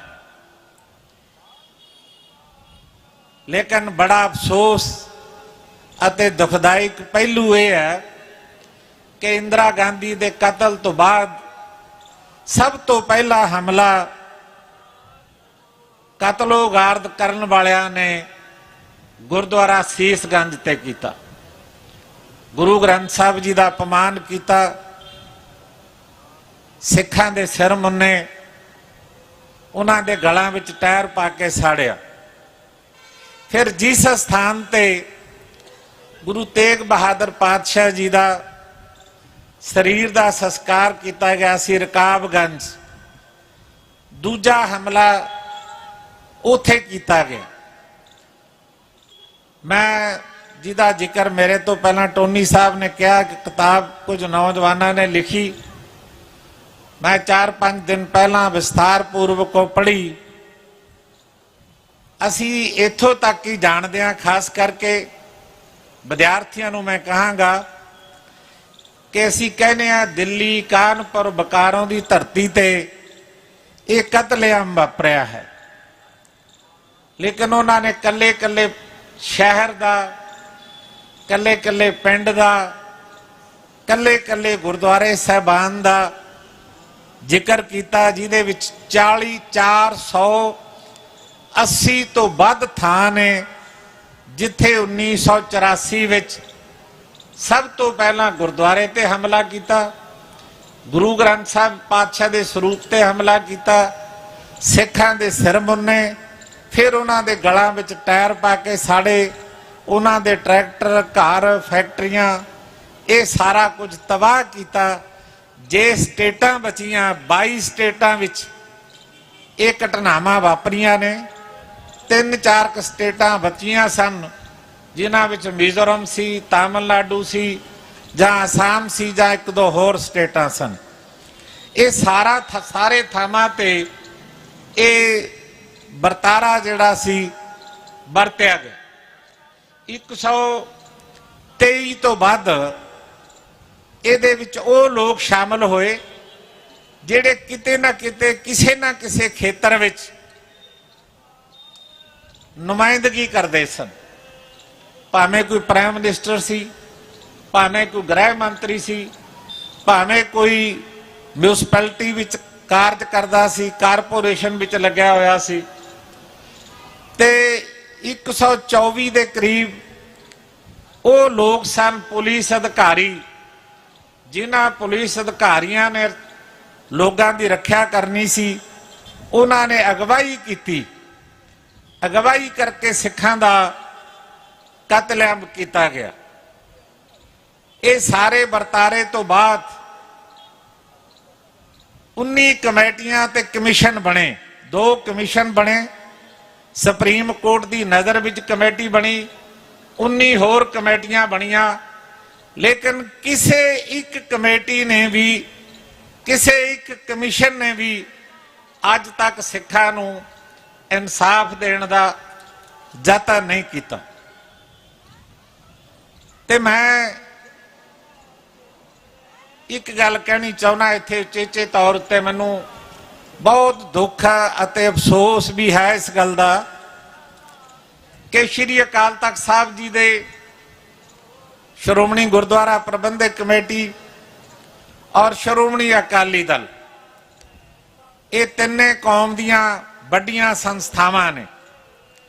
ਇਹਨਾਂ ਸੰਸਥਾਵਾਂ ਦੇ ਉੱਤੇ ਕੇਵਲ ਇੱਥੋਂ ਤੱਕ ਗੱਲ ਨਹੀਂ ਰਹਿਣੀ ਚਾਹੀਦੀ ਕਿ ਅਖੰਡ ਪਾਠ ਸਾਹਿਬ ਪ੍ਰਕਾਸ਼ ਕਰਾਏ, ਅਰਦਾਸ ਕੀਤੀ, ਭੋਗ ਪਾਏ, ਕੜਾਹ ਪ੍ਰਸ਼ਾਦ ਦੀ ਦੇਗ ਵਰਤਾਈ ਤੇ ਸਮਾਪਤੀ ਕਰ ਦਿੱਤੀ ਗਈ। ਕਹਿ ਦਿੱਤਾ ਗਿਆ ਕਿ ਨਵੰਬਰ 1984 ਦੇ ਸ਼ਹੀਦਾਂ ਨੂੰ ਸ਼ਰਧਾ ਸਤਿਕਾਰ ਦੇ ਫੁੱਲ ਭੇਟ ਕਰ ਦਿੱਤੇ ਗਏ। ਮੈਂ ਸਮਝਦਾ ਇਹਨਾਂ ਤਿੰਨਾਂ ਸੰਸਥਾਵਾਂ ਦੇ ਪਲੇਟਫਾਰਮ ਦੇ ਰਾਹੀਂ ਬਕਾਇਦਾ ਕਨਵੈਨਸ਼ਨਾਂ, ਸੈਮੀਨਾਰ, ਪੰਥਕ ਇਕੱਠ ਹੋਣੇ ਚਾਹੀਦੇ ਸੀ। ਲਗਾਤਾਰ ਉਦੋਂ ਤੋਂ ਲੈ ਕੇ ਅੱਜ ਤੱਕ ਜਾਰੀ ਰਹਿਣੇ ਚਾਹੀਦੇ ਸੀ ਔਰ ਇਹਦਾ ਵਿਚਾਰ ਵਟਾਂਦਰਾ ਹੁੰਦਾ ਰਹਿਣਾ ਚਾਹੀਦਾ ਸੀ। ਲੇਕਿਨ ਇਸ ਪਾਸੇ ਕਿਸੇ ਨੇ ਧਿਆਨ ਦੇਣ ਦਾ ਯਤਨ ਹੀ ਨਹੀਂ ਕੀਤਾ, ਬਲਕਿ ਪੰਥ ਪ੍ਰਸਤੀ ਦੇ ਅੰਦਰ ਐਡੀ ਵੱਡੀ ਸਿੱਖ ਦੇ ਅੰਦਰ ਕਮਜ਼ੋਰੀ ਆ ਗਈ ਕਿ ਕਾਤਲ ਜਮਾਤ ਦੇ ਨਾਲ ਧੜਾ ਧੜ ਸ਼ਾਮਲ ਹੋ ਕੇ ਛੋਟੇ ਛੋਟੇ ਰੁਤਬਿਆਂ ਲਈ ਅਸੀਂ ਮਤਲਬ ਉਹਨਾਂ ਦੇ ਪਿਛਲਗ ਬਣ ਕੇ ਰਹਿ ਗਏ। ਦਲ ਖਾਲਸਾ ਜਥੇਬੰਦੀ ਨੂੰ ਇਸ ਗੱਲ ਦਾ ਮਾਣ ਜਾਂਦਾ, ਭਾਵੇਂ ਗਿਣਤੀ ਵਿੱਚ ਇਹ ਬਹੁਤ ਛੋਟੇ ਹੋਣ, ਥੋੜੇ ਹੋਣ, ਪਰ ਸਿਧਾਂਤਕ ਪੱਖੋਂ, ਪੰਥਕ ਜਜ਼ਬੇ ਪੱਖੋਂ, ਆਪਣੀ ਕੌਮ ਨੂੰ ਪੂਰੀ ਇਮਾਨਦਾਰੀ ਨਾਲ ਸਮਰਪਿਤ ਪੱਖੋਂ ਜਿਸ ਤਰ੍ਹਾਂ ਦੀ ਜਦੋਜਹਿਦ ਇਹਨਾਂ ਵੱਲੋਂ ਆਰੰਭ ਕੀਤੀ ਗਈ ਹੈ, ਤੇ ਮੈਨੂੰ ਲੱਗਦਾ ਅੱਜ ਪੂਰੀ ਕੌਮ ਦੇ ਅੰਦਰ ਨਹੀਂ ਬਲਕਿ ਦੁਨੀਆ ਭਰ ਵਿੱਚ ਜਿੱਥੇ ਕਿਤੇ ਸਿੱਖ ਬੈਠਾ, ਉਹਨੂੰ ਜੇ ਜਗਾਉਣ ਵਿੱਚ ਕਿਸੇ ਦਾ ਸਭ ਤੋਂ ਵੱਡਾ ਰੋਲ ਹੈ ਤਾਂ ਉਹ ਦਲ ਖਾਲਸਾ ਜਥੇਬੰਦੀ ਦਾ। ਮੈਂ ਇਸ ਤੋਂ ਪਹਿਲਾਂ ਕਿ ਅਗਲੀ ਗੱਲ ਕਰਾਂ, ਮੈਂ ਇੱਕ ਤਾਂ ਸਿੱਖ ਯੂਥ ਫੈਡਰੇਸ਼ਨ ਵਾਲੇ ਵੀਰਾਂ ਨੂੰ, ਨੌਜਵਾਨਾਂ ਨੂੰ, ਇੱਕ ਸੱਥ ਦੇ ਵਿਦਿਆਰਥੀਆਂ ਨੂੰ ਉਚੇਚੇ ਤੌਰ ਤੇ ਇੱਕ ਗੱਲ ਕਹਿਣੀ ਚਾਹੁੰਦਾ ਕਿ ਦਲ ਖਾਲਸਾ ਜਥੇਬੰਦੀ ਦੇ ਨਾਲ ਰਲ ਕੇ ਇੱਕ ਕੋਆਰਡੀਨੇਸ਼ਨ ਕਮੇਟੀ ਬਣਾਓ। ਜਿੱਥੇ ਜਿੱਥੇ ਵੀ ਤੁਹਾਨੂੰ ਯੂਨੀਵਰਸਿਟੀਆਂ ਦੇ ਅੰਦਰ ਸੈਮੀਨਾਰ ਕਰਨ ਦਾ ਮੌਕਾ ਮਿਲਦਾ, ਹਿਸਟਰੀ ਪੜ੍ਹਨ ਦਾ ਮੌਕਾ ਮਿਲਦਾ, ਤੁਸੀਂ ਜੋ ਕੁਝ ਵਰਤਾਰਾ ਵਾਪਰਿਆ ਸਾਡੇ ਨਾਲ, ਉਸ ਵਰਤਾਰੇ ਦੇ ਸੰਬੰਧੀ ਸਮੇਂ-ਸਮੇਂ ਅਨੁਸਾਰ, ਕੋਈ ਜ਼ਰੂਰੀ ਨਹੀਂ ਹੈ ਕਿ ਤੁਸੀਂ ਸਾਲ ਭਾਰੀ ਇਸੇ ਕੰਮ ਤੇ ਲੱਗੇ ਰਹਿਣਾ। ਘੱਟੋ ਘੱਟ ਨਵੰਬਰ ਦਾ ਮਹੀਨਾ ਮਿਥ ਲਿਆ ਜਾਣਾ ਚਾਹੀਦਾ। 3 ਸਮਾਗਮ ਜ਼ਰੂਰ ਤੁਹਾਡੀ ਅਗਵਾਈ 'ਚ ਹੋਣੇ ਚਾਹੀਦੇ ਨੇ। ਇੱਕ ਦਾ ਪ੍ਰਬੰਧ ਸਿੱਖ ਯੂਥ ਫੈਡਰੇਸ਼ਨ ਕਰੇ, ਇੱਕ ਦਾ ਸੱਥ ਕਰੇ ਤੇ ਇੱਕ ਦਾ ਦਲ ਖਾਲਸਾ ਕਰੇ। ਪੂਰੇ ਪੰਜਾਬ, ਮਾਝਾ, ਮਾਲਵਾ ਤੇ ਦੁਆਬਾ 3 ਥਾਵਾਂ ਤੇ ਜੇ ਇਸ ਕਿਸਮ ਦੇ ਸੈਮੀਨਾਰ ਤੁਸੀਂ ਹਰ ਨਵੰਬਰ ਦੇ ਮਹੀਨੇ ਜਾਂ ਦਰਬਾਰ ਸਾਹਿਬ ਉੱਤੇ ਹੋਏ ਹਮਲੇ ਦੇ ਸਮੇਂ ਕਰਨ ਦਾ ਯਤਨ ਕਰੋਗੇ, ਕਰਦੇ ਰਹੋਗੇ, ਤਾਂ ਯਾਦ ਰੱਖੋ ਇੱਕ ਗੱਲ ਤੁਹਾਡੀਆਂ ਅੱਖਾਂ ਦੇ ਸਾਹਮਣੇ ਆਏਗੀ। ਉਹਦਾ ਬੜੀ ਤਫਸੀਲ ਨਾਲ ਟੋਨੀ ਸਾਹਿਬ ਜ਼ਿਕਰ ਕਰਕੇ ਗਏ ਸੀ। ਯਹੂਦੀਆਂ ਤੇ ਬੜਾ ਜ਼ਬਰ ਹਿਟਲਰ ਨੇ ਕੀਤਾ, ਉਹ ਉੱਜੜ ਗਏ, ਖਾਨਾ ਬੇਦੋਸ਼ ਹੋ ਗਏ, ਉਹ ਰੁਲਦੇ ਰਹੇ। ਲੇਕਿਨ ਇੱਕ ਗੱਲ, ਜਦੋਂ ਯਹੂਦੀ ਪਰਿਵਾਰ ਰਾਤ ਨੂੰ ਸੌਂਦਾ ਸੀ, ਉਹਨਾਂ ਦੇ ਨਿੱਕੇ ਨਿੱਕੇ ਬੱਚੇ, ਮਾਂ ਤੇ ਪਿਓ ਜਦੋਂ ਸੌਣ ਲੱਗਦੇ ਸਨ, ਉਹ ਆਪਣੇ ਵਾਂਗੂ ਨਹੀਂ ਸੀ ਕਹਿੰਦੇ ਜਿਸ ਤਰ੍ਹਾਂ ਆਪਾਂ ਕਰ ਰਹੇ ਹਾਂ ਕਿ ਬੇਟਾ ਗੁੱਡ ਨਾਈਟ, ਇਸ ਤਰ੍ਹਾਂ ਦੀ ਗੱਲ ਉਹ ਯਹੂਦੀ ਆਪਣੇ ਬੱਚਿਆਂ ਨੂੰ ਨਹੀਂ ਸੀ ਸਿਖਾਉਂਦੇ। ਉਹਨਾਂ ਦੇ ਸ਼ਬਦ ਹੁੰਦੇ ਮਾਂ ਤੇ ਪਿਓ ਦੇ ਕਿ ਪੁੱਤਰ ਖੁਦਾ ਕਰੇ ਸਵੇਰ ਦਾ ਸੂਰਜ ਯਰੂਸ਼ਲਮ ਦੀ ਧਰਤੀ ਤੇ ਚੜੇ। ਜਦੋਂ ਸਵੇਰ ਹੋਣੀ ਉਹਨਾਂ ਨੇ ਬੱਚੇ ਨੂੰ ਤਿਆਰ ਕਰਕੇ ਸਕੂਲ ਨੂੰ ਭੇਜਣਾ ਤੇ ਮਾਂ ਪਿਓ ਨੇ ਬੱਚੇ ਨੂੰ ਕਹਿਣਾ ਖੁਦਾ ਕਰੇ ਸ਼ਾਮ ਦਾ ਸੂਰਜ ਆਪਣੇ ਲਈ ਯਰੂਸ਼ਲਮ ਦੀ ਧਰਤੀ ਤੇ ਚੜੇ। ਇਹ ਸ਼ਬਦ ਹਰ ਰੋਜ਼ ਮਾਂ ਤੇ ਪਿਓ ਆਪਣੇ ਬੱਚਿਆਂ ਦੇ ਕੰਨਾਂ ਵਿੱਚ ਪਾਉਂਦੇ ਰਹੇ ਤੇ ਬੱਚਿਆਂ ਨੇ ਸਵਾਲ ਕੀਤੇ ਮਾਂ ਤੇ ਪਿਓ ਦੇ ਉੱਤੇ, ਯਰੂਸ਼ਲਮ ਕੀ ਹੈ, ਉਹਦਾ ਆਪਣੇ ਨਾਲ ਕੀ ਰਿਸ਼ਤਾ ਹੈ, ਆਪਾਂ ਉਹਦਾ ਜ਼ਿਕਰ ਬਾਰ-ਬਾਰ ਸਵੇਰੇ ਸ਼ਾਮ ਕਿਉਂ ਕਰਦੇ ਹਾਂ? ਤਾਂ ਮਾਂ ਤੇ ਪਿਓ ਸਮਝਾਉਂਦੇ ਸੀ ਉਹ ਤੁਹਾਡਾ ਜਨਮ ਸਥਾਨ ਹੈ, ਉਹ ਤੁਹਾਡੀ ਜਨਮ ਭੂਮੀ ਹੈ। ਆਪਾਂ ਗੁਲਾਮ ਹੋ ਗਏ, ਆਪਾਂ ਉਥੋਂ ਉਜਾੜ ਦਿੱਤੇ ਗਏ, ਆਪਾਂ ਉਜੜੇ ਹੋਏ ਖਾਨਾ ਬੇਦੋਸ਼ ਹੋ ਗਏ। ਆਪਾਂ ਇੱਕ ਨਾ ਇੱਕ ਦਿਨ ਯਰੂਸ਼ਲਮ ਆਜ਼ਾਦ ਕਰਾਉਣਾ, ਉਸ ਧਰਤੀ ਤੇ ਜਾਣਾ, ਉਹ ਆਪਣਾ ਮੁਲਕ ਹੈ। ਲੇਕਿਨ ਕਦੇ ਸਾਡੀ ਮਾਂ ਨੇ ਇਹ ਦੱਸਣ ਦਾ ਸ਼ਾਇਦ ਹੀ ਯਤਨ ਕੀਤਾ ਹੋਵੇ ਕਿ ਤੇਰਾ ਚਮਕੌਰ ਦੀ ਗੜੀ ਨਾਲ ਕੀ ਰਿਸ਼ਤਾ ਹੈ, ਤੇਰਾ ਸਰਹੰਦ ਦੀ ਦੀਵਾਰ ਨਾਲ ਕੀ ਰਿਸ਼ਤਾ ਹੈ, ਤੇਰਾ ਨਨਕਾਣੇ ਦੀ ਧਰਤ ਨਾਲ ਕੀ ਰਿਸ਼ਤਾ ਹੈ। ਅਸੀਂ ਕਦੇ ਇਹ ਗੱਲ ਆਪਣੇ ਬੱਚਿਆਂ ਨੂੰ ਦੱਸਣ ਦਾ ਸਾਡੇ ਬਜ਼ੁਰਗਾਂ ਨੇ ਯਤਨ ਹੀ ਨਹੀਂ ਕੀਤਾ। ਮੇਰੇ ਕੋਲ ਤਕਰੀਬਨ ਬਹੁਤ ਸਾਰੀਆਂ ਕਿਤਾਬਾਂ ਨੇ, ਬਹੁਤ ਸਾਰੀਆਂ ਪਈਆਂ, ਜਿੰਨੀਆਂ ਕਿ ਮੇਰੇ ਤੋਂ ਪੜ੍ਹ ਹੁੰਦੀਆਂ ਮੈਂ ਪੜ੍ਹਦਾ।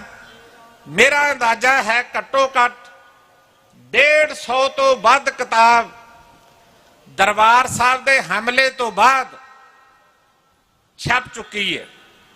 ਜਿਹੋ ਜਿਹੀ ਕਿਸੇ ਦੀ ਬੁੱਧ ਸੀ ਉਹਨੇ ਛਾਪ ਦਿੱਤੀ, ਜਿਹਦੇ ਵਿਚਾਰ ਸਾਡੇ ਨਾਲ ਰਲਦੇ ਸਨ ਸਾਡੇ ਹੱਕ ਵਿੱਚ ਲਿਖ ਦਿੱਤੀ, ਜਿਹਦੇ ਵਿਚਾਰ ਸਾਡੇ ਵਿਰੋਧ ਵਿੱਚ ਸਨ ਉਹਨੇ ਵਿਰੋਧ ਵਿੱਚ ਲਿਖ ਦਿੱਤੀ। ਲੇਕਿਨ ਮੇਰਾ ਖਿਆਲ ਹੈ ਵੀ ਚੰਦ ਕੁ ਸਿੱਖਾਂ ਤੋਂ ਬਿਨਾ ਉਹ ਕਿਤਾਬਾਂ ਕਿਸੇ ਨੇ ਪੜ੍ਹਨ ਦਾ ਯਤਨ ਹੀ ਨਹੀਂ ਕੀਤਾ ਵੀ ਇਹਨਾਂ ਵਿੱਚ ਲਿਖਿਆ ਕੀ ਹੈ। ਸਾਡੇ ਖਿਲਾਫ ਲਿਖਣ ਵਾਲਿਆਂ ਨੇ ਕੋਈ ਕਸਰ ਨਹੀਂ ਛੱਡੀ। ਮੈਂ ਸ਼੍ਰੋਮਣੀ ਗੁਰਦੁਆਰਾ ਪ੍ਰਬੰਧਕ ਕਮੇਟੀ ਦਾ ਮੈਂਬਰ ਹਾਂ।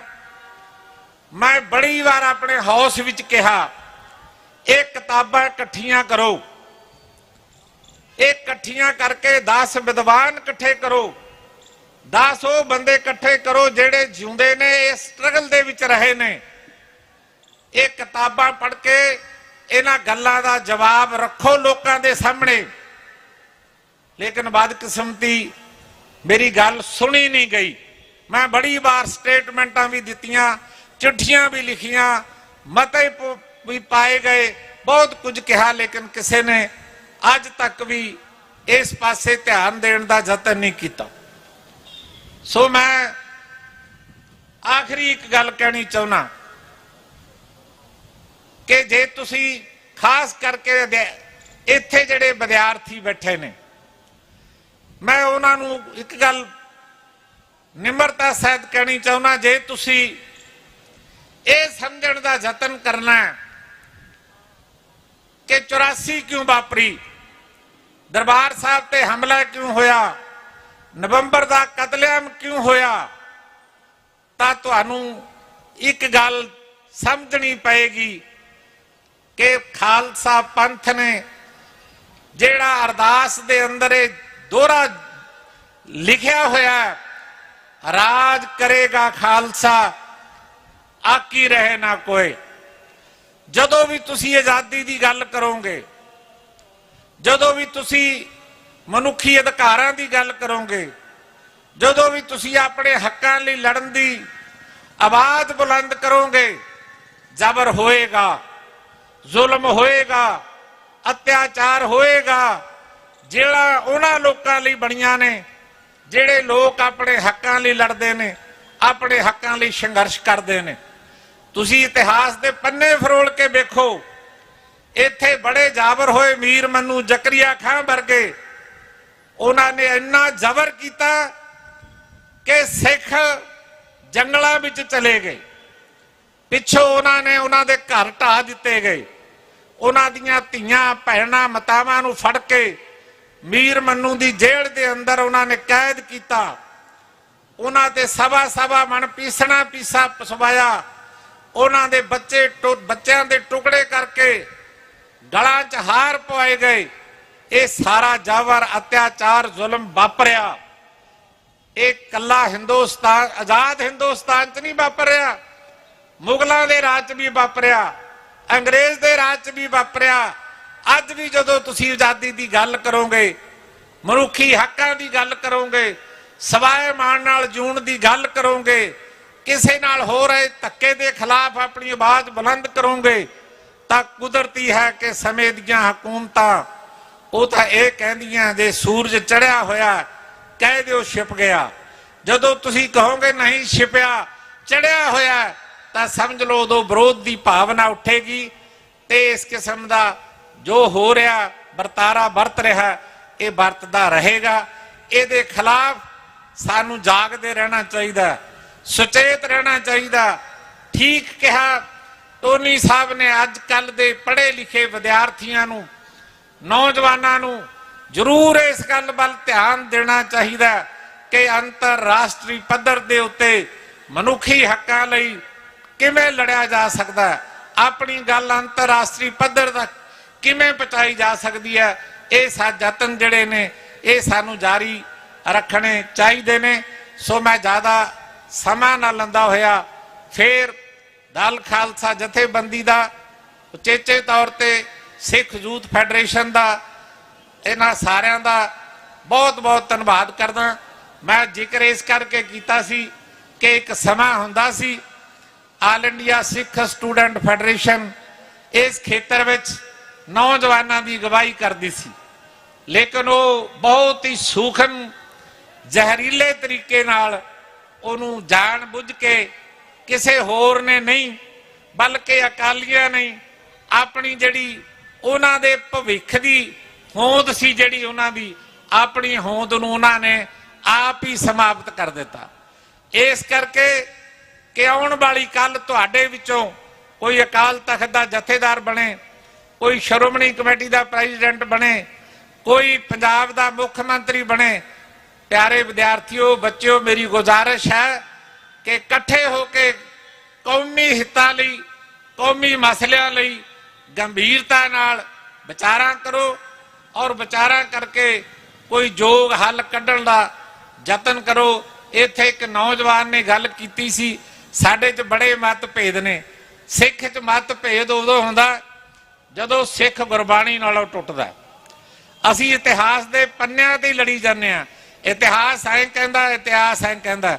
ਇਹਦਾ ਸੌਖਾ ਜਵਾਬ ਹੈ, ਜਿਹੜੀ ਗੱਲ ਗੁਰਬਾਣੀ ਦੀ ਕਸਵੱਟੀ ਤੇ ਪੂਰੀ ਨਹੀਂ ਉਤਰਦੀ ਉਹ ਸਾਡਾ ਇਤਿਹਾਸ ਹੀ ਨਹੀਂ ਹੈ। ਜਿਹੜੀ ਗੱਲ ਗੁਰਬਾਣੀ ਦੀ ਕਸਵੱਟੀ ਤੇ ਪੂਰੀ ਉਤਰਦੀ ਹੈ ਮੰਨ ਲਓ ਸਾਡਾ ਇਤਿਹਾਸ ਹੈ। ਬਸ ਉਹਦੀ ਪਹਿਰੇਦਾਰੀ ਕਰੋ। ਭੁੱਲ ਚੁੱਕ ਦੀ ਖਿਮਾ। ਵਾਹਿਗੁਰੂ ਜੀ ਕਾ ਖਾਲਸਾ, ਵਾਹਿਗੁਰੂ ਜੀ ਕੀ ਫਤਿਹ। ਬਹੁਤ ਬਹੁਤ ਧੰਨਵਾਦ ਸਰਦਾਰ ਕਰਨੈਲ ਸਿੰਘ ਜੀ ਪੰਜੌਲੀ ਹੋਣਾ ਦਾ। ਹੁਣ ਬੇਨਤੀ ਹੈ ਸਰਦਾਰ ਪਰਮਜੀਤ ਸਿੰਘ ਮੰਡ ਉਹ ਸੰਗਤ ਨੂੰ ਸੰਬੋਧਨ ਹੋਣਗੇ ਤੇ ਆਈਆਂ ਹੋਈਆਂ ਸੰਗਤਾਂ ਦਾ ਧੰਨਵਾਦ ਕਰਨਗੇ। ਉਸ ਤੋਂ ਬਾਅਦ ਪ੍ਰੋਗਰਾਮ ਦੀ ਸਮਾਪਤੀ ਹੈ। ਆਪਾਂ ਸਾਰਿਆਂ ਨੇ ਅਰਦਾਸ ਕਰਨ ਲਈ ਦਰਬਾਰ ਸਾਹਿਬ ਜਾਣਾ ਹੈ, ਕਿਸੇ ਨੇ ਜਾਣਾ ਨਹੀਂ ਹੈ। ਪਰਮਜੀਤ ਸਿੰਘ ਜੀ ਮੰਡ ਸੰਬੋਧਨ ਹੋਣਗੇ। ਉਸ ਤੋਂ ਬਾਅਦ ਆਪਾਂ ਸਾਰਿਆਂ ਨੇ ਗੁਰੂ ਚਰਨਾਂ ਦੇ ਵਿੱਚ ਅਰਦਾਸ ਕਰਨੀ ਹੈ। ਸਰਦਾਰ ਪਰਮਜੀਤ ਸਿੰਘ ਮੰਡ।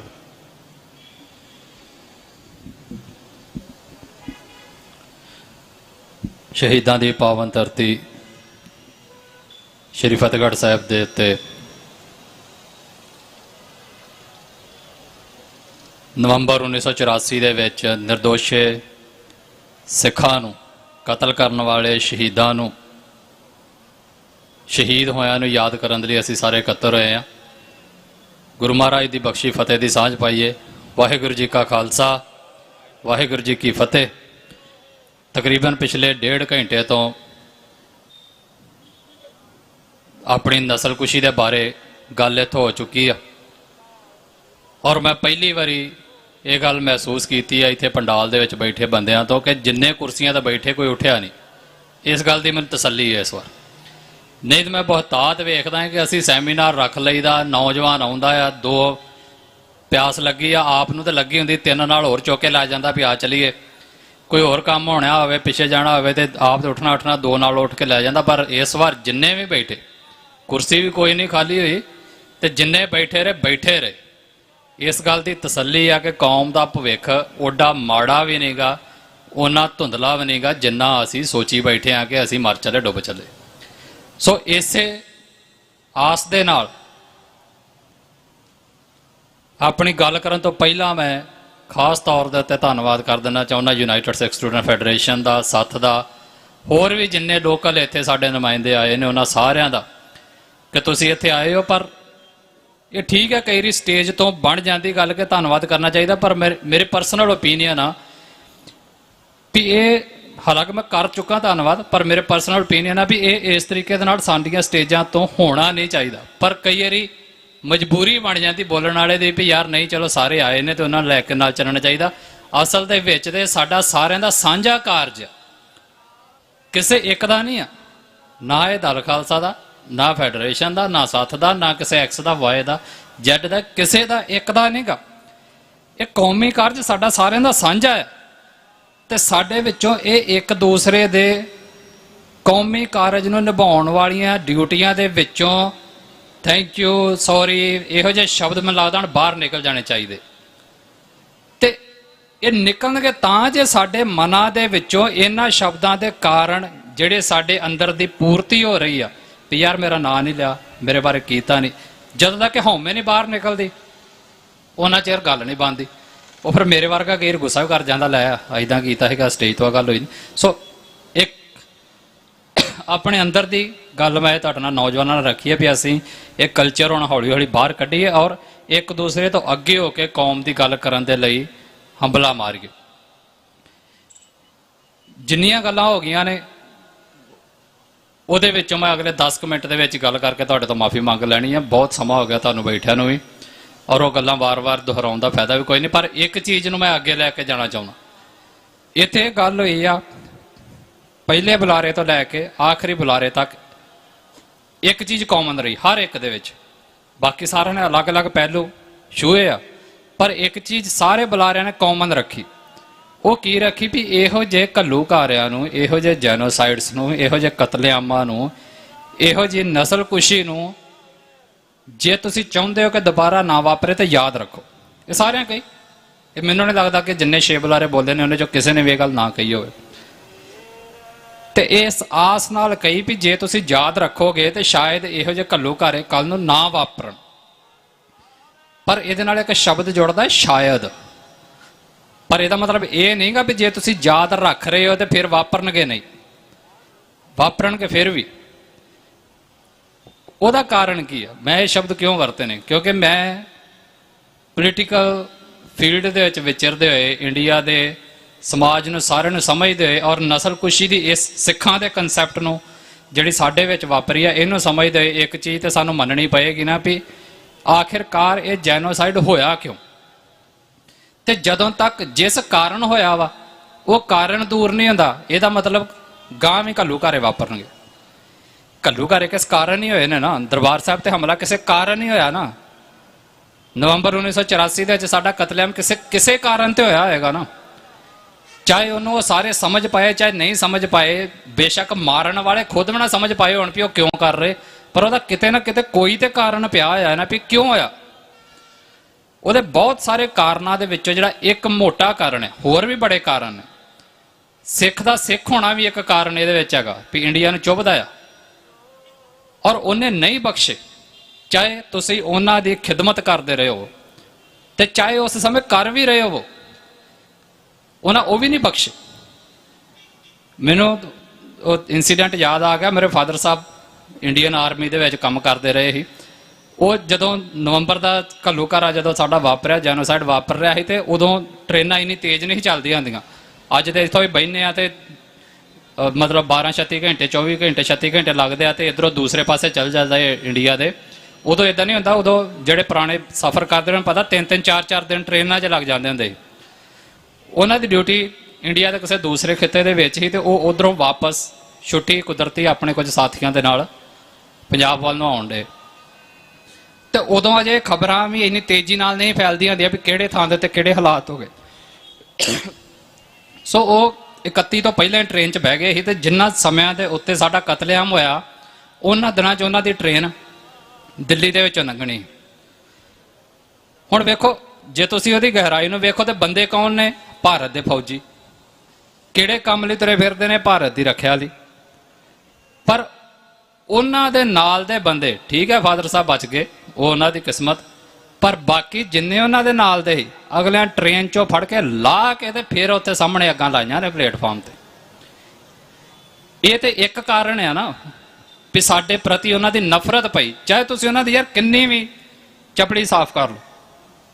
ਸੋ ਇਹ ਗੱਲ ਸਾਡੇ ਪੰਜਾਬ ਦੇ ਹਰ ਖੇਤਰ ਦੇ ਵਿੱਚ ਭਾਰਤ ਲਈ ਕੰਮ ਕਰ ਰਹੇ ਬੰਦਿਆਂ ਨੂੰ ਵੀ ਆਪਣੇ ਖਾਨਿਆਂ 'ਚ ਗੱਲ ਪਾ ਲੈਣੀ ਚਾਹੀਦੀ, ਚਾਹੇ ਉਹ ਪੰਜਾਬ ਪੁਲਿਸ, ਚਾਹੇ ਕੋਈ ਦੂਸਰੀਆਂ ਫੋਰਸਿਸ ਨੇ ਜਾਂ ਦੂਸਰੇ ਮਹਿਕਮਿਆਂ ਦੇ ਵਿੱਚ ਬੈਠੇ ਲੋਕ ਨੇ। ਇੱਕ ਗੱਲ ਪੱਲੇ ਬੰਨ੍ਹ ਲਓ ਕਿ ਜਦੋਂ ਇੰਡੀਆ ਪੰਜਾਬ ਨੂੰ ਬਰਬਾਦ ਕਰਨ ਆਉਂਦਾ ਆ ਤੇ ਉਹ ਆਪਣੀਆਂ ਫੋਰਸਿਸ ਦੇ ਬੰਦਿਆਂ ਨੂੰ ਜਾਂ ਆਪਣੀ ਫੋਰਸਿਸ ਦੇ ਪਰਿਵਾਰਾਂ ਨੂੰ ਵਿੱਚੋਂ ਕੋਈ ਕੱਢ ਕੇ ਤੇ ਸਵਰਗਾਂ 'ਚ ਨਹੀਂ ਲੈ ਜਾਂਦਾ, ਤੁਸੀਂ ਵਿੱਚੇ ਰਗੜੇ ਜਾਂਦੇ ਹੋ। ਤੇ ਜਦੋਂ ਤੁਸੀਂ ਵੀ ਉਸੇ ਹੀ ਸਟੇਟ ਦੇ ਹੱਥ ਠੋਕੇ ਬਣ ਜਾਓ ਤੇ ਇਹਦੇ ਨਾਲੋਂ ਮਾੜੀ ਗੱਲ ਹੋਰ ਕੋਈ ਨਹੀਂ ਬਣਦੀ ਸਾਡੇ। ਸੋ ਠੀਕ ਹੈ, ਤੁਸੀਂ ਨੌਕਰੀਆਂ ਕਰਦੇ ਹੋ, ਕਰੋ, ਪਰ ਆਪਣੇ ਮਨਾਂ 'ਚ ਇਹ ਗੱਲ ਸਾਫ਼ ਰੱਖੋ ਕਿ ਜਿਹੜੇ ਹੱਕ ਹਕੂਕਾਂ ਦੇ ਲਈ ਲੋਕ ਲੜਦੇ ਨੇ, ਜਦੋਂ ਤੁਸੀਂ ਉਹਨਾਂ ਨੂੰ ਕੁਚਲੋਗੇ ਤੇ ਸੱਚਾਈ ਇਹ ਹੈ ਕਿ ਤੁਸੀਂ ਉਹਨਾਂ ਨੂੰ ਨਹੀਂ, ਆਪਣੇ ਬੱਚਿਆਂ ਦਾ ਅਗਲਾ ਭਵਿੱਖ ਵੀ ਪੰਜਾਬ ਦੇ ਵਿੱਚ ਕੁਚਲ ਰਹੇ ਹੋ। ਸੋ ਇੱਕ ਕਾਰਨ ਤੇ ਇਹ ਹੀ ਸਿੱਖ ਦਾ ਵੀ ਇਹਦੀ ਨਸਲਕੁਸ਼ੀ ਕਿਉਂ ਹੋਈ। ਪਰ ਦੂਸਰਾ ਜਿਹੜਾ ਮੋਟਾ ਕਾਰਨ ਹੈ ਉਹ ਇਹ ਹੀ ਕਿ ਜਿਸ ਦਿਨ ਤੋਂ ਸਿੱਖਾਂ ਨੇ ਆਪਣਾ ਭਵਿੱਖ ਇੰਡੀਆ ਦੇ ਨਾਲ ਜੋੜ ਲਿਆ, ਚਾਹੇ ਅਣਜਾਣਪੁਣੇ ਤੇ ਚਾਹੇ ਗਲਤੀ ਦੇ ਵਿੱਚ, ਉਦਣ ਤੋਂ ਹੀ ਪੰਜਾਬ ਦਾ ਦਿੱਲੀ ਦੇ ਨਾਲ ਇੱਕ ਕਨਫਲਿਕਟ ਸ਼ੁਰੂ ਹੋ ਗਿਆ। ਜਿਹੜੀ ਗੱਲ ਦੇ ਬਾਰੇ ਸ਼ੁਰੂਆਤ ਕੀਤੀ ਸੀ ਵੀ ਸੰਵਿਧਾਨ ਤੇ ਸਾਈਨ ਹੀ ਨਹੀਂ ਹੋਏ, ਜਰਾਇਮ ਪੇਸ਼ਾ ਕੌਮ ਵਾਲੀ ਗੱਲ ਵੀ ਆਉਂਦੀ ਹੈ। ਮਤਲਬ ਸਿੱਖ ਦਾ ਤੇ ਦਿੱਲੀ ਦਾ, ਅਕਾਲ ਤਖਤ ਦਾ ਤੇ ਦਿੱਲੀ ਦੇ ਤਖਤ ਦਾ ਇੱਕ ਟਕਰਾਅ ਪਹਿਲੇ ਦਿਨ ਤੋਂ ਚੱਲਦਾ ਸੀ, ਔਰ ਉਹ ਟਕਰਾਅ ਹੌਲੀ ਹੌਲੀ ਪੰਜਾਬ ਸਮੱਸਿਆ ਦੇ ਵਿੱਚ ਤਬਦੀਲ ਹੋਇਆ। ਪੰਜਾਬ ਦੇ ਵਿੱਚ ਹਮੇਸ਼ਾ ਬੇਚੈਨੀ ਰਹੀ ਕਿ ਯਾਰ ਨਹੀਂ, ਮੈਂ ਨਹੀਂ ਚਾਹੁੰਦਾ ਵੀ ਦਿੱਲੀ ਮੇਰੇ ਤੇ ਰਾਜ ਕਰੇ। ਈਵਨ ਤੁਸੀਂ ਕਿਸਾਨੀ ਸੰਘਰਸ਼ ਵੀ ਜਿਹੜਾ ਲੜਿਆ ਗਿਆ ਉਹਦੇ 'ਚ ਵੀ ਜੇ ਇੱਕ ਜਜ਼ਬਾ ਭਰਿਆ ਆ ਉਸ ਗੱਲ ਨੂੰ, ਚਾਹੇ ਅੱਜ ਕੋਈ ਮੁਨਕਰ ਹੋ ਜੇ, ਇਹ ਗੱਲ ਸੱਚੀ ਹੈ ਨਾ। ਇਹ ਕਿਹਾ ਗਿਆ ਕਿ ਪੰਜਾਬ ਦਿੱਲੀ ਵੱਲ ਚੱਲਿਆ, ਮਤਲਬ ਲੋਕਾਂ ਦੇ ਅੰਦਰ ਇਹ ਗੱਲ ਹੀ ਵੀ ਅਸੀਂ ਦਿੱਲੀ ਜਿੱਤਣ ਚੱਲੇ ਹੁੰਦੇ। ਜਦੋਂ ਪਿੰਡਾਂ 'ਚ ਸਾਡੇ ਲੋਕਾਂ ਦੇ ਵਿੱਚ ਜਜ਼ਬਾ ਆ ਗਿਆ ਵੀ ਹੁਣ ਪੰਜਾਬ ਆਇਆ ਵਾ ਦਿੱਲੀ, ਇਹ ਤਾਂ ਤੈਨੂੰ ਤੇਰੀ ਔਕਾਤ ਵਿਖਾਲ ਕੇ ਜਾਊ। ਮਤਲਬ ਅਸੀਂ ਇਹ ਮੰਨਦੇ ਹਾਂ ਨਾ ਕਿ ਅਸੀਂ ਪੰਜਾਬ ਤੇ ਦਿੱਲੀ ਵਾਲੇ ਅਲੱਗ-ਅਲੱਗ ਬੈਠੇ ਹਾਂ, ਸਾਡੇ ਤਖਤ ਅਲੱਗ ਨੇ, ਸਾਡੇ ਸਿਧਾਂਤ, ਸਾਡੇ ਕਲਚਰ, ਸਾਰਾ ਕੁਝ ਅਲੱਗ ਆ ਤੇ ਸਾਡੀਆਂ ਸਮੱਸਿਆਵਾਂ ਨੇ ਇਹਨਾਂ ਦੇ ਨਾਲ। ਤੇ ਜਦੋਂ ਤੱਕ ਉਹ ਸਮੱਸਿਆ ਹੱਲ ਨਹੀਂ ਹੁੰਦੀ ਜਿਹੜੀ ਪੰਜਾਬ ਤੇ ਦਿੱਲੀ ਦੀ ਆ, ਉਦੋਂ ਤੱਕ ਬੇਸ਼ੱਕ ਅਸੀਂ ਇਹ ਘੱਲੂ ਘਾਰੇ ਯਾਦ ਵੀ ਰੱਖੀਏ, ਸੱਚਾਈ ਇਹ ਹੈ ਜਦੋਂ ਤੱਕ ਉਹ ਸਮੱਸਿਆ ਹੱਲ ਨਹੀਂ ਹੁੰਦੀ, ਇਹ ਘੱਲੂ ਘਾਰੇ ਗਾਂ ਵੀ ਵਾਪਰਨ ਦੀ ਆਸ ਹੈ। ਤੇ ਸਾਨੂੰ ਸਿਰਫ ਇਹਨੂੰ ਯਾਦ ਕਰਨ ਤੱਕ ਸੀਮਤ ਨਹੀਂ ਰੱਖ ਲੈਣਾ ਚਾਹੀਦਾ। ਜਿਹੜੀ ਮੈਂ ਨੌਜਵਾਨਾਂ ਨੂੰ ਗੱਲ ਕਹਿਣੀ ਚਾਹੁੰਦਾ ਵੀ ਅਸੀਂ ਸਾਲ ਬਾਅਦ ਇਕੱਠੇ ਹੋਏ, 3 ਸੈਮੀਨਾਰ ਕੀਤੇ ਤੇ ਘਰਾਂ ਨੂੰ ਚਲੇ ਗਏ, ਇਹਦੇ ਨਾਲ ਨਹੀਂ ਰੁਕਣਾ। ਜਦੋਂ ਤੱਕ ਪੰਜਾਬ ਦੀ ਸਮੱਸਿਆ ਹੱਲ ਨਹੀਂ ਹੁੰਦੀ, ਉਦੋਂ ਤੱਕ ਇਹੋ ਜਿਹੇ ਜੈਨੋਸਾਈਡ, ਇਹੋ ਜਿਹੇ ਘੱਲੂਘਾਰੇ, ਇਹੋ ਜਿਹੇ ਨਸਲਕੁਸ਼ੀਆਂ ਵਾਪਰਦੀਆਂ ਰਹਿਣੀਆਂ ਸਾਡੇ ਨਾਲ। ਤੇ ਸਾਡਾ ਕਦਮ ਅੱਗੇ ਵਧਣਾ ਚਾਹੀਦਾ ਹੈ ਕਿ ਅਸੀਂ ਪੰਜਾਬ ਸਮੱਸਿਆ ਨੂੰ ਹੱਲ ਕਰੀਏ। ਤੇ ਉਹ ਸਮੱਸਿਆ ਇੰਡੀਆ ਇਹ ਨਹੀਂ ਮੰਨਦਾ ਕਿ ਸਾਡੀ ਇੱਕ ਪੋਲੀਟੀਕਲ ਸਮੱਸਿਆ ਹੈ, ਜਿਹਦੇ ਬਾਰੇ ਕੈਨੇਡਾ ਦੀ ਵੀ ਗੱਲ ਹੋਈ, ਕੱਲ੍ਹ ਵਾਲੀ ਘਟਨਾ ਵੀ ਵਾਪਰੀ ਵੀ ਜੇ ਤੁਸੀਂ ਉਹਦੀ ਜੜ ਫੜੋ, ਜੜ ਕਿੱਥੇ ਆ? ਸਾਡਾ ਕੋਈ ਕਿਸੇ ਇੱਕ ਪਰਟੀਕੂਲਰ ਬੰਦੇ ਦੇ ਨਾਲ ਕੋਈ ਵੈਰ ਵਿਰੋਧ ਥੋੜੀ ਆ। ਅਜੀਤ ਡੋਵਾਲ ਦੇ ਨਾਲ ਸਾਡਾ ਕੋਈ ਵੱਟ ਬੰਨਾ ਥੋੜੀ ਲੱਗਦਾ ਹੈ ਵੀ ਕਿ ਉਹਨੇ ਸਾਡਾ 4 ਮਰਲੇ ਦੱਬ ਲਏ ਜਾਂ 4 ਕਨਾਲ ਦੱਬ ਲਏ ਤੇ ਅਸੀਂ ਉਹਦੇ ਦੁਸ਼ਮਣ ਬਣ ਗਏ ਤੇ ਉਹ ਸਾਡਾ ਬਣ ਗਿਆ। ਅਮਿਤ ਸ਼ਾਹ ਦੇ ਨਾਲ ਸਾਡਾ ਕੀ ਲੈਣ ਦੇਣ ਆ? ਕੋਈ ਨਹੀਂਗਾ। ਉਸ ਤਰੀਕੇ ਨਾਲ ਸਾਡੀ ਕੋਈ ਪਰਸਨਲ ਦੁਸ਼ਮਣੀ ਥੋੜੀ ਆ।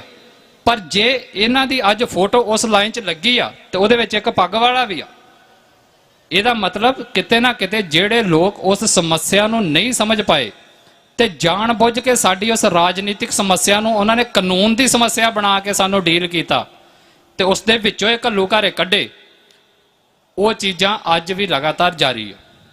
ਸੋ ਨੌਜਵਾਨਾਂ ਨੂੰ ਵੀ ਮੇਰੀ ਇਹ ਬੇਨਤੀ ਹੈ ਕਿ ਪੰਜਾਬ ਦੀ ਜਿਹੜੀ ਸਾਡੀ ਇਹ ਸਮੱਸਿਆ ਹੈ, ਇਹ ਕਨਫਲਿਕਟ ਆ, ਇਹਦੀ ਗਹਿਰਾਈ ਨੂੰ ਸਮਝੋ। ਇਹ ਇਕੱਲੀ law and order the problem ਨਹੀਂ ਗੀ। ਲਾਅ ਐਂਡ ਆਰਡਰ ਦੀ ਜਦੋਂ ਪ੍ਰੋਬਲਮ ਬਣਾ ਦਿੱਤੀ ਜਾਂਦੀ ਆ ਤੇ ਫਿਰ ਜੈਨੋਸਾਈਡਸ ਨੂੰ ਰਾਇਟਸ ਦੇ ਨਾਂ ਦੇ ਦਿੱਤੇ ਜਾਂਦੇ, ਦੰਗਿਆਂ ਦੇ ਨਾਂ ਦੇ ਦਿੱਤੇ ਜਾਂਦੇ ਆ। ਤੇ ਅੱਜ ਕਈ ਵਾਰੀ ਸਾਡੇ ਸਟੇਜਾਂ ਤੋਂ ਪ੍ਰਚਾਰਕ ਵੀ ਕਹਿ ਦਿੰਦੇ ਕਿ ਦਿੱਲੀ ਦੇ ਵਿੱਚ ਦੰਗੇ ਜਿਹੜੇ ਹੋਏ, ਦੰਗੇ ਨਹੀਂਗੇ। ਦੰਗੇ ਦੇ ਹੋਏ ਵੀ ਦੋ ਕੌਮਾਂ ਆਪਸ ਦੇ ਵਿੱਚ ਲੜ ਪਈਆਂ ਤੇ law and order the problem ਬਣ ਗਈ ਤੇ ਕੁਝ ਸਮੇਂ ਬਾਅਦ ਗੱਲ ਖਤਮ ਹੋ ਗਈ। ਪਰ ਜਦੋਂ ਖੁਦ ਲਾਅ ਹੀ ਉਸ ਚੀਜ਼ ਦੇ ਵਿੱਚ ਇਨਵੋਲਵਡ ਹੋਵੇ, ਜਿਹਦੇ ਬਾਰੇ ਗੱਲ ਵੀ ਹੋਈ ਹੈ ਇੱਥੇ ਮੇਰੇ ਤੋਂ ਪਹਿਲਾਂ ਸਾਰੀ, ਮੈਂ ਵਾਰ-ਵਾਰ ਰਿਪੀਟ ਨਹੀਂ ਕਰਨਾ ਚਾਹੁੰਦਾ, ਵੀ ਖੁਦ ਵਰਦੀਆਂ ਵਾਲੇ ਵੀ ਇਨਵੋਲਵ ਹੋਣ, ਜਿਨ੍ਹਾਂ ਨੇ ਲਾਅ ਐਂਡ ਆਰਡਰ ਮੇਨਟੇਨ ਕਰਕੇ ਰੱਖਣਾ, ਉਹ ਖੁਦ ਤੁਹਾਡੇ ਕਤਲੇਆਮ ਦੇ ਵਿੱਚ ਸ਼ਾਮਲ ਹੋਣ, ਤੇ ਫਿਰ ਇਹ ਗੱਲਾਂ ਮੰਨ ਲੈਣੀਆਂ ਚਾਹੀਦੀਆਂ ਵੀ ਇਕੱਲਾ law and order the problem ਨਹੀਂ ਗੀ, ਇਹ ਸਾਡੀ ਇੱਕ ਰਾਜਨੀਤਿਕ ਸਮੱਸਿਆ ਹੈ। ਸਾਡਾ ਇੱਕ ਵੱਖਰਾ ਸੁਭਾਅ ਆ ਦਿੱਲੀ ਨਾਲੋਂ, ਸਾਡਾ ਇੱਕ ਵੱਖਰਾ ਕਲਚਰ ਆ, ਸਾਡਾ ਇੱਕ ਵੱਖਰੀ ਬੋਲੀ ਆ, ਸਾਡੇ ਵੱਖਰੇ ਧਰਮ ਨੇ। ਤੋ ਇਹ ਜਦੋਂ ਸਾਰੀਆਂ ਚੀਜ਼ਾਂ, ਸਾਡੀ ਡੈਮੋਗ੍ਰਾਫੀ ਵੀ ਵੱਖਰੀ ਹੈ ਇਹਨਾਂ ਦੇ ਨਾਲੋਂ, ਸਾਡਾ ਜ਼ਮੀਨ ਦੀ ਉਪਜ ਹੀ ਇਹਨਾਂ ਨਾਲੋਂ ਵੱਖਰੀ ਆ, ਸਾਡਾ ਹਰ ਚੀਜ਼ ਇਹਨਾਂ ਨਾਲੋਂ ਵੱਖਰੀ ਆ, ਤੇ ਫਿਰ ਇਹ ਕਿਵੇਂ ਮੰਨ ਲਓਗੇ ਵੀ ਅਸੀਂ ਇੱਕ ਜਗ੍ਹਾ ਤੇ ਜਾ ਕੇ ਤੇ ਇਹਨਾਂ ਦੇ ਨਾਲ ਇੱਕ ਸੁਰਤਾ ਦੇ ਵਿੱਚ ਹੋ ਕੇ ਤੁਰ ਸਕਦੇ? ਇਹ ਨਹੀਂ ਹੋ ਪਾਉਣਾ ਕਦੀ ਵੀ। ਸੋ ਸਾਨੂੰ ਪੰਜਾਬ ਸਮੱਸਿਆ ਹੱਲ ਕਰਵਾਉਣ ਦੇ ਲਈ ਅੱਗੇ ਯਤਨ ਕਰਨੇ ਚਾਹੀਦੇ ਆ। ਉਹਨਾਂ ਯਤਨਾਂ ਦੇ ਵਿੱਚੋਂ ਇੱਕ ਯਤਨ ਇਹ ਆ ਜਿਹੜਾ ਉਧਰ ਬੋਰਡ ਦੇ ਲਿਖਿਆ ਵੀ ਆ ਔਰ ਇੱਧਰ ਵੀ ਲਿਖਿਆ ਕਿ ਜਿਹੜੇ ਦੂਸਰੇ ਮੁਲਕ ਨੇ, ਦੁਨੀਆ ਜਿੱਥੇ ਜਿੱਥੇ ਵੱਸਦੀ ਆ, ਜਿਹੜੇ ਉਹ ਮੁਲਕ ਨੇ, ਉਹਨਾਂ ਮੁਲਕਾਂ ਨੂੰ ਤੁਸੀਂ ਆਪਣੀ ਪਿੱਠ ਤੇ ਖਿਲਾਰੋ। ਸਾਨੂੰ ਜਿਹਦੇ ਬਾਰੇ ਪ੍ਰੋਫੈਸਰ ਜਗਮੋਹਨ ਸਿੰਘ ਨੇ ਕਿਹਾ ਕਿ ਸਾਡਾ ਡਾਇਸਪੋਰਾ ਇਸ ਗੱਲ ਦੇ ਵਧਾਈ ਦਾ ਪਾਤਰ ਆ ਕਿ ਉਹ ਸਿੱਖ ਡਿਪਲੋਮੈਸੀ ਨੂੰ ਇੱਕ ਅਲੱਗ ਲੈਵਲ ਤੇ ਲੈ ਕੇ ਜਾਣ ਦੇ ਵਿੱਚ ਕਾਮਯਾਬ ਹੋ ਰਿਹਾ ਹੈ। ਪਰ ਅਜੇ ਵੀ ਉਹ ਯਤਨ ਓਨੇ ਨਹੀਂਗੇ ਜਿੱਥੇ ਅਸੀਂ, ਆਪਣੀ ਗਲਤੀ ਵੀ ਸਾਨੂੰ ਮੰਨਣੀ ਪੈਣੀ ਪੰਜਾਬ ਵਾਲਿਆਂ ਨੂੰ ਕਿ ਅਸੀਂ ਵੀ ਉਹਨਾਂ ਕੁਝ ਨਹੀਂ ਕਰ ਰਹੇ, ਪਰ ਓਵਰਆਲ ਅਜੇ ਵੀ ਮੈਂ ਸਮਝਦਾ ਕਿ ਯਤਨ ਉਸ ਲੈਵਲ ਦੇ ਨਹੀਂ ਗਏ ਵੀ ਉਹ ਮੁਲਕ ਸਾਡੇ ਨਾਲ ਸਾਡੀ ਰਾਜਨੀਤਿਕ ਸਮੱਸਿਆ ਨੂੰ ਹੱਲ ਕਰਵਾਉਣ ਲਈ ਵੀ ਹਾਂ ਦਾ ਨਾਰਾ ਮਾਰਨ। ਅੱਜ ਉਹ ਸਾਡੇ ਕਤਲੇਆਮ ਦੇ ਲਈ ਹਾਂ ਦਾ ਨਾਰਾ ਮਾਰਦੇ ਨੇ, ਚੰਗੀ ਗੱਲ ਹੈ, ਮਾਰਨਾ ਚਾਹੀਦਾ। ਉਹ ਸਾਡਾ ਕੋਈ ਸਿੱਖ ਮਾਰਿਆ ਜਾਂਦਾ ਜਿਹੜਾ ਉਹਨਾਂ ਦਾ ਸਿਟੀਜ਼ਨ ਹੁੰਦਾ, ਉਹਦੇ ਲਈ ਵੀ ਹਾਂ ਦਾ ਨਾਰਾ ਮਾਰਦੇ ਨੇ। ਪਰ ਉਹ ਮੁਲਕ ਜੇ ਉਸ ਲੈਵਲ ਤੇ ਨਹੀਂ ਆਏ ਜਦੋਂ ਉਹ ਇਹ ਕਹਿਣ ਕਿ ਯਾਰ ਜੇ ਪੰਜਾਬ ਆਜ਼ਾਦ ਹੋਣਾ ਚਾਹੁੰਦਾ ਹੈ ਤੇ ਉਹਨਾਂ ਦਾ ਹੱਕ ਹੈ, ਉਹਨਾਂ ਨੂੰ ਆਜ਼ਾਦੀ ਮਿਲਣੀ ਚਾਹੀਦੀ, ਉੱਥੇ ਲੈ ਕੇ ਆਉਣੇ ਆ। ਸੋ ਉਹਦੇ ਲਈ ਇੱਕ ਸਾਨੂੰ ਵਿਸ਼ਾਲ ਘੇਰਾ ਆਪਣਾ ਕੰਮ ਕਰਨ ਦਾ ਜਿਹੜਾ ਉਹ ਖਿਲਾਰਨਾ ਪਊਗਾ। ਹਰ ਬੰਦੇ ਦਾ ਆਪਣਾ ਫੀਲਡ ਆ, ਔਰ ਉਸ ਫੀਲਡ ਦੇ ਵਿੱਚ ਜਿਹੜੇ ਬੰਦਿਆਂ ਦੀ ਮੁਹਾਰਤ ਆ, ਜੇ ਉਹ ਉਹਦੇ ਤੋਂ ਮੂੰਹ ਫੇਰਨਗੇ ਤੇ ਉਹਦੇ ਨਾਲ ਮਸਲੇ ਹੱਲ ਨਹੀਂ ਹੋਣੇ। ਸੋ ਜੇ ਤੁਸੀਂ ਵਿਦਿਆਰਥੀ ਹੋ, ਇੱਕ ਗੱਲ ਇੱਥੇ ਇੱਕ ਕਿਤਾਬ ਦੀ ਆਈ ਆ, ਮੈਂ 2 ਮਿੰਟ ਦੇ ਵਿੱਚ ਆਪਣੀ ਗੱਲ ਖਤਮ ਕਰਾਂ। ਪ੍ਰੋਫੈਸਰ ਸਾਹਿਬ ਨੇ ਜ਼ਿਕਰ ਕੀਤਾ ਆ, ਪੰਜੋਲੀ ਸਾਹਿਬ ਵੀ ਜ਼ਿਕਰ ਕਰਕੇ ਗਏ, ਜਿਹੜੀ ਕਿਤਾਬ 2 ਨੌਜਵਾਨਾਂ ਲਿਖੀ, ਗੁਰਜੰਟ ਸਿੰਘ ਬਾਲੋ ਦੇ ਚੋਂ ਇੱਕ ਲਿਖਾਰੀ ਦਾ ਨਾਮ ਹੈ, ਜੇ ਮੈਂ ਗਲਤ ਨਹੀਂ ਤਾਂ ਸ਼ਾਇਦ ਤੁਸੀਂ ਉਸੇ ਕਿਤਾਬ ਦੀ ਗੱਲ ਕਰਦੇ। ਉਹ ਉਸ ਨੌਜਵਾਨ ਨੂੰ ਤੁਸੀਂ ਵੇਖੋ, ਜਿਹੜੀ ਪ੍ਰੋਫੈਸਰ ਸਾਹਿਬ ਤੁਸੀਂ ਗੱਲ ਕਹੀ ਨਾ ਵੀ ਉਸ ਬੰਦੇ ਦੇ ਕੋਲ ਜਿਹੜਾ ਯਹੂਦੀਆਂ ਦਾ ਸੀ ਵੀ ਉਹਨੇ ਲੋਕਾਂ ਦੇ ਡੱਬੇ ਇਕੱਠੇ ਕਰਕੇ ਬੂਟਾਂ ਦੇ ਤੇ ਉਹਦੇ ਤੇ ਆਪਣਾ ਹਿਸਾਬ ਰੱਖਣਾ ਸ਼ੁਰੂ ਕੀਤਾ। ਸਿੱਖਾਂ ਦਾ ਵੀ ਕੋਈ ਹਾਲ ਬਹੁਤਾ ਚੰਗਾ ਨਹੀਂ ਹੈਗਾ ਇਹਨਾਂ ਮਸਲਿਆਂ ਦੇ ਵਿੱਚ, ਔਰ ਸਾਡੇ ਕੋਲ ਉਹੋ ਜਿਹੇ ਬੰਦੇ ਪਏ ਨੇ। ਮੈਂ ਗੁਰਜੰਟ ਸਿੰਘ ਨੂੰ ਪਰਸਨਲੀ ਜਾਣਦਾ ਹਾਂ, ਉਹ ਕੋਈ ਯੂਨੀਵਰਸਿਟੀ ਦਾ ਸਕਾਲਰ ਨਹੀਂਗਾ। ਇਹ ਜ਼ਿੰਮੇਵਾਰੀ ਸਗੋਂ ਤੁਹਾਡੀ ਬਣਦੀ ਹੈ ਜਿਹੜੇ ਯੂਨੀਵਰਸਿਟੀਆਂ ਦੇ ਸਕਾਲਰ ਹੋ, ਇਹੋ ਜਿਹੀ ਰਿਸਰਚ ਕਰਨੀ ਤੁਹਾਡੀ ਸਾਡੀ ਜ਼ਿੰਮੇਵਾਰੀ ਹੀ।